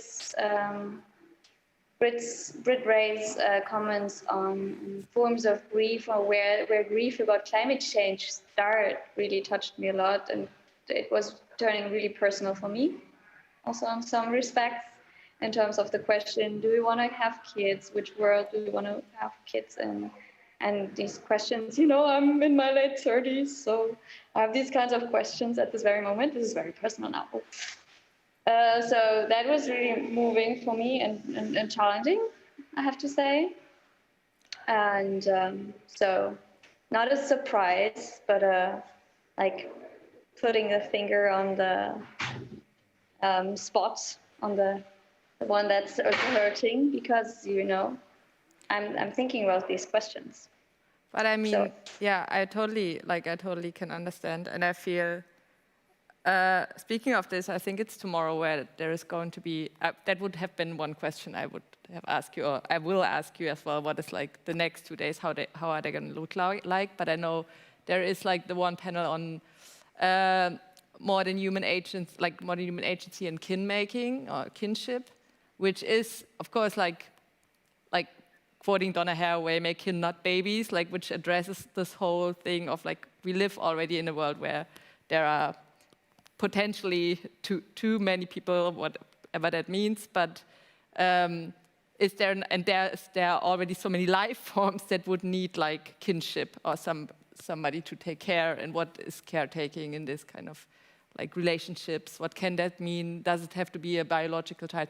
And of course, this is something theoretically, you can kind of not easily say that, but if it comes to a female body as well. I hope we get to this point, actually. I hope as well, addressing this, to one thing is the theory, what happens if your own body tells you different, or, what is there a really decision of not getting babies, for example, and I think tomorrow is as well very magic.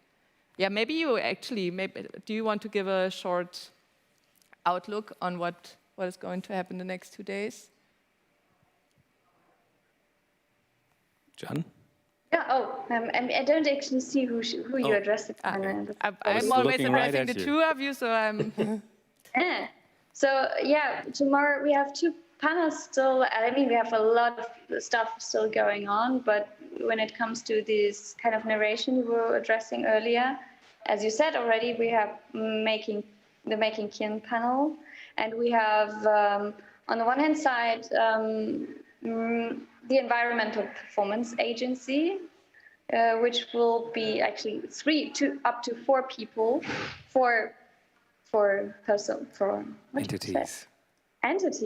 Entities look so. There will be a plant. And for agents, maybe, I don't know. Ali, Christopher, Andrea, and a plant, of which, and actually it's addressed with a Latin name, and I forgot the name. I'm so ignorant. But in German, it's Beifuß, that I remember. Beifuß. Beifuß is actually part of the grüne Soße, like the very Frankfurt. Which I haven't eaten originally yet. Oh, I got told. Grünsoße. So it's Beifuß. Gotta go for a Wiener Schnitzel. Yeah, it's actually four entities being part of that presentation, and also later on, which will be also running one of the lab modules we will be launching in right after NODE20. So I'm really glad that they will share their approach and will hopefully invite others to join their cause. At the moment, our mediation team is running a multi-species care survey, like a first protocol of a multi-species care survey, in which they are investigating tree pits all around Musantum as well as Naxxushalle, and investigating the other species living nearby. And they will continue to have this to continue this research and this care, so this multi-species care survey in the context of the Second Nature Lab starting after NODE20. But they will be presenting, for example, like an in-between result of the research they do right now as well. Sorry? It's going to be an in-between result of the research they do as well around this area. Right.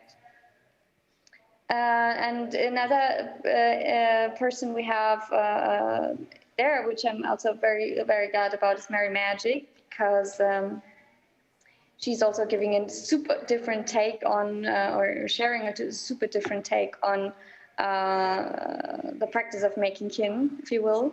And as probably also most of you are familiar with her work, but the work of Mary, which is also very much questioning, on the one hand side, our, I don't know if I would say that correctly, but our biological integrity or like boundaries, and how the Anthropocene is maybe also, if we have to face it, maybe even a chance to think about queerness and think about how we kind of shift our boundaries and towards nature, and how we are influencing each other, and seeing that as a chance to also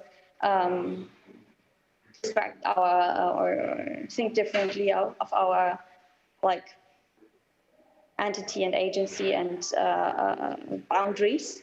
So this is I'm very curious, and I hope I hope Mary will be also inviting, or I know that Mary will be inviting others to share this practice and to also rethink their boundaries, for example. And then there will be the World Rebuilding panel on Thursday. Maybe, Alex, do you want to? Sure. I also wanted to quickly mention that Kat Austin will be on the panel, on the Making Kin panel as well. And then Sukito, she's a Moroccan sound artist and animal rights activist. And she was kind of like the last addition that we made to the panel. And her name, to me, is very complicated, so I don't have it ready. But please look at the program. Yeah, 2 really exciting voices for tomorrow's panel. And then on Thursday, correct, it's all about world rebuilding. We're sort of coming full circle and end on the future, on ecotopias, utopias. And the idea of the panel is pretty much, how can we come up with new ideas for better futures, and then maybe also making them a reality, the strategies, and we will be talking about, about design fiction, speculative design, but then, which we've already touched on throughout the conference, but then also storytelling in virtual worlds, and how new narratives can help bring about change. And we will have, for example, Jan Edler. He runs Realities United, a Berlin-based architecture and art studio, and they do primarily a lot of installations on an architectural scale, but they're probably best known for a really exciting, very transformational project in Berlin. I don't know if you have heard about Flussbad Berlin. Yeah. Yeah.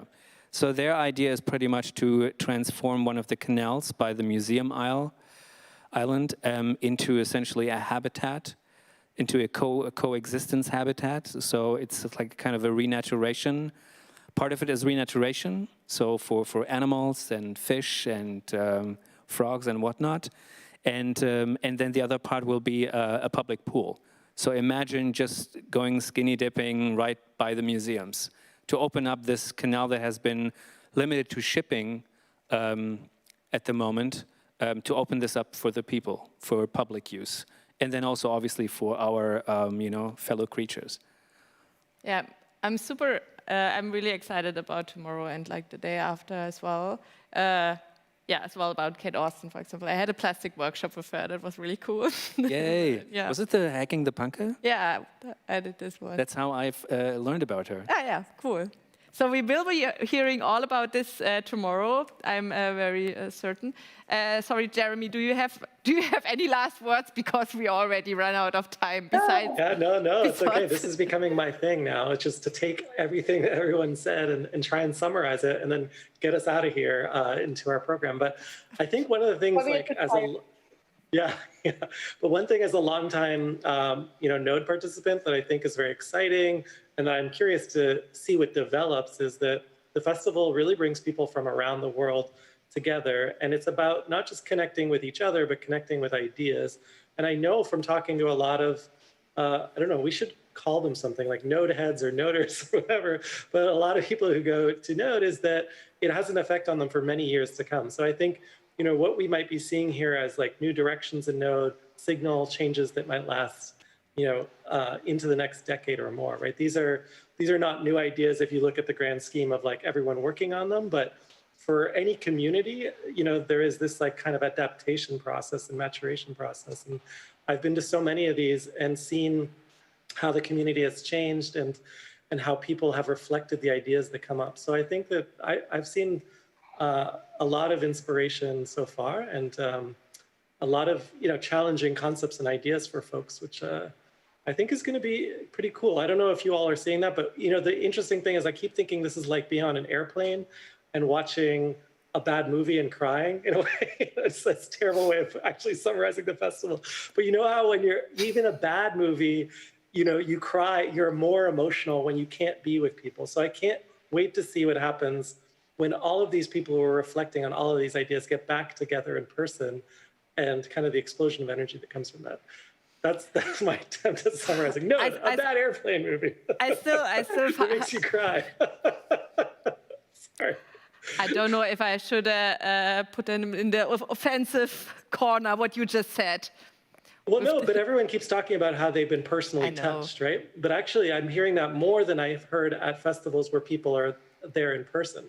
And so this, to me, is like very interesting, because it seems like there's less code switching. There's more people sort of just listening, observing, not performing for each other so much as like, listening and actually synthesizing information. So.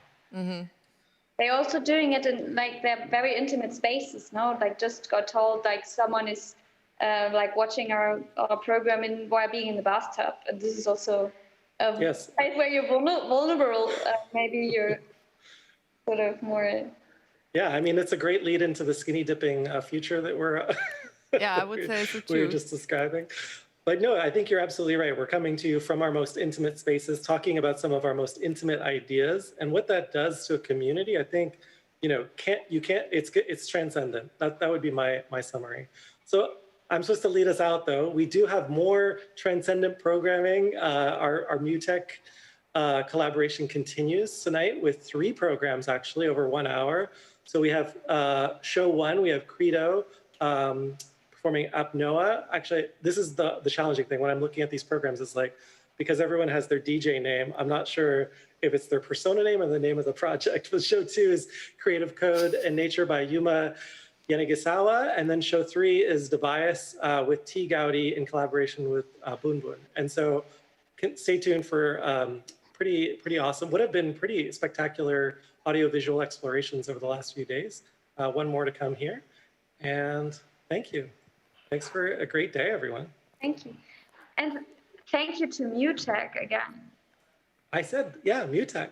MUTEK. How can I deny I just want to say that. Thank you, MUTEK. This is the last MUTEK evening, so. Well, and MUTEK is a whole other community, right? Yeah, right.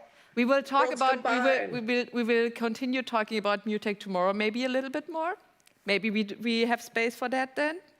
Because for tonight, we are done. Our time has run out. And thank you for staying with us till that late, till 7 past 11. And yeah, I wish you all a good night. And we see you tomorrow at the panels at 4:30, right? I hope it's 4:30, but you have to look it up again. Yeah, we'll see you. Good Nacht, everyone. Gute Nacht. Gute Nacht.